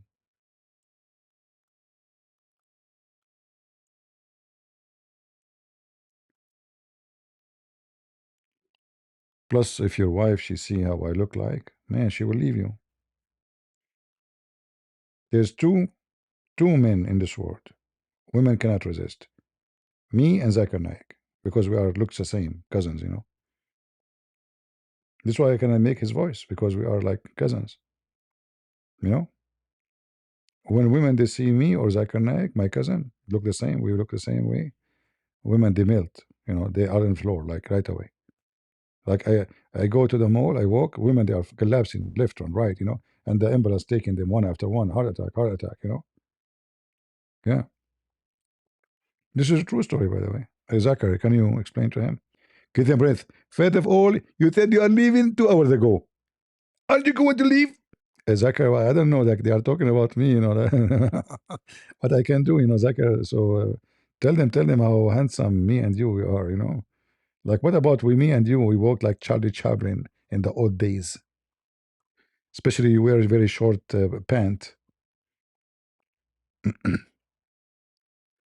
Oh boy.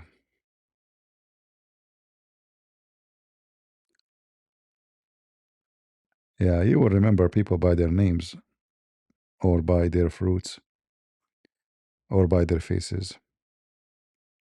The Lord will remember you by your fruit.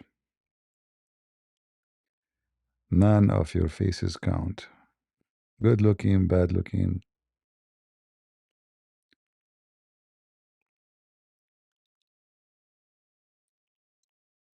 All right. Why you guys are laughing? You want Allah to make you look like Zakir Naik? So that is your cousin? Oh, I expose myself now.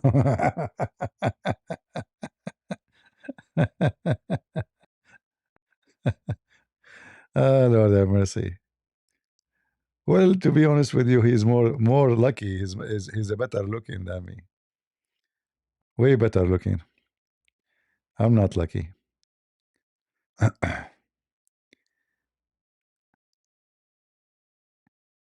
Can't you tell he is married? I am still single. There is a reason to be single except that. No woman will marry you. You know. You went to Germany? Yeah, I went to Germany. I went to Germany and I saw no German in Germany. Germany. Seriously, I didn't see German in Germany. I went to Germany, I did not see German.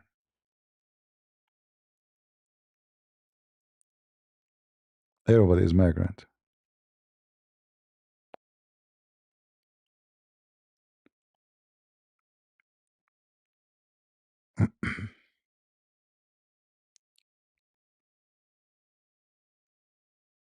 And actually, I remember we drove somewhere in Germany. I'm not sure where.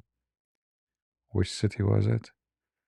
I mean, the smell of manufacture. There's manufacturers in that area. Very horrible. I mean, how is supposedly they speak about the global warming and environment, the smell of gas and disgusting.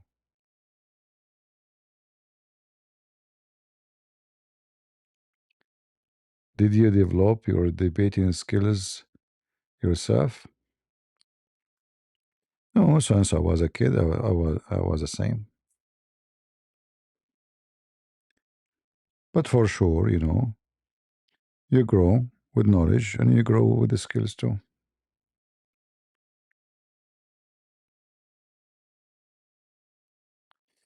All right, it is already we passed 1 a.m. in the morning.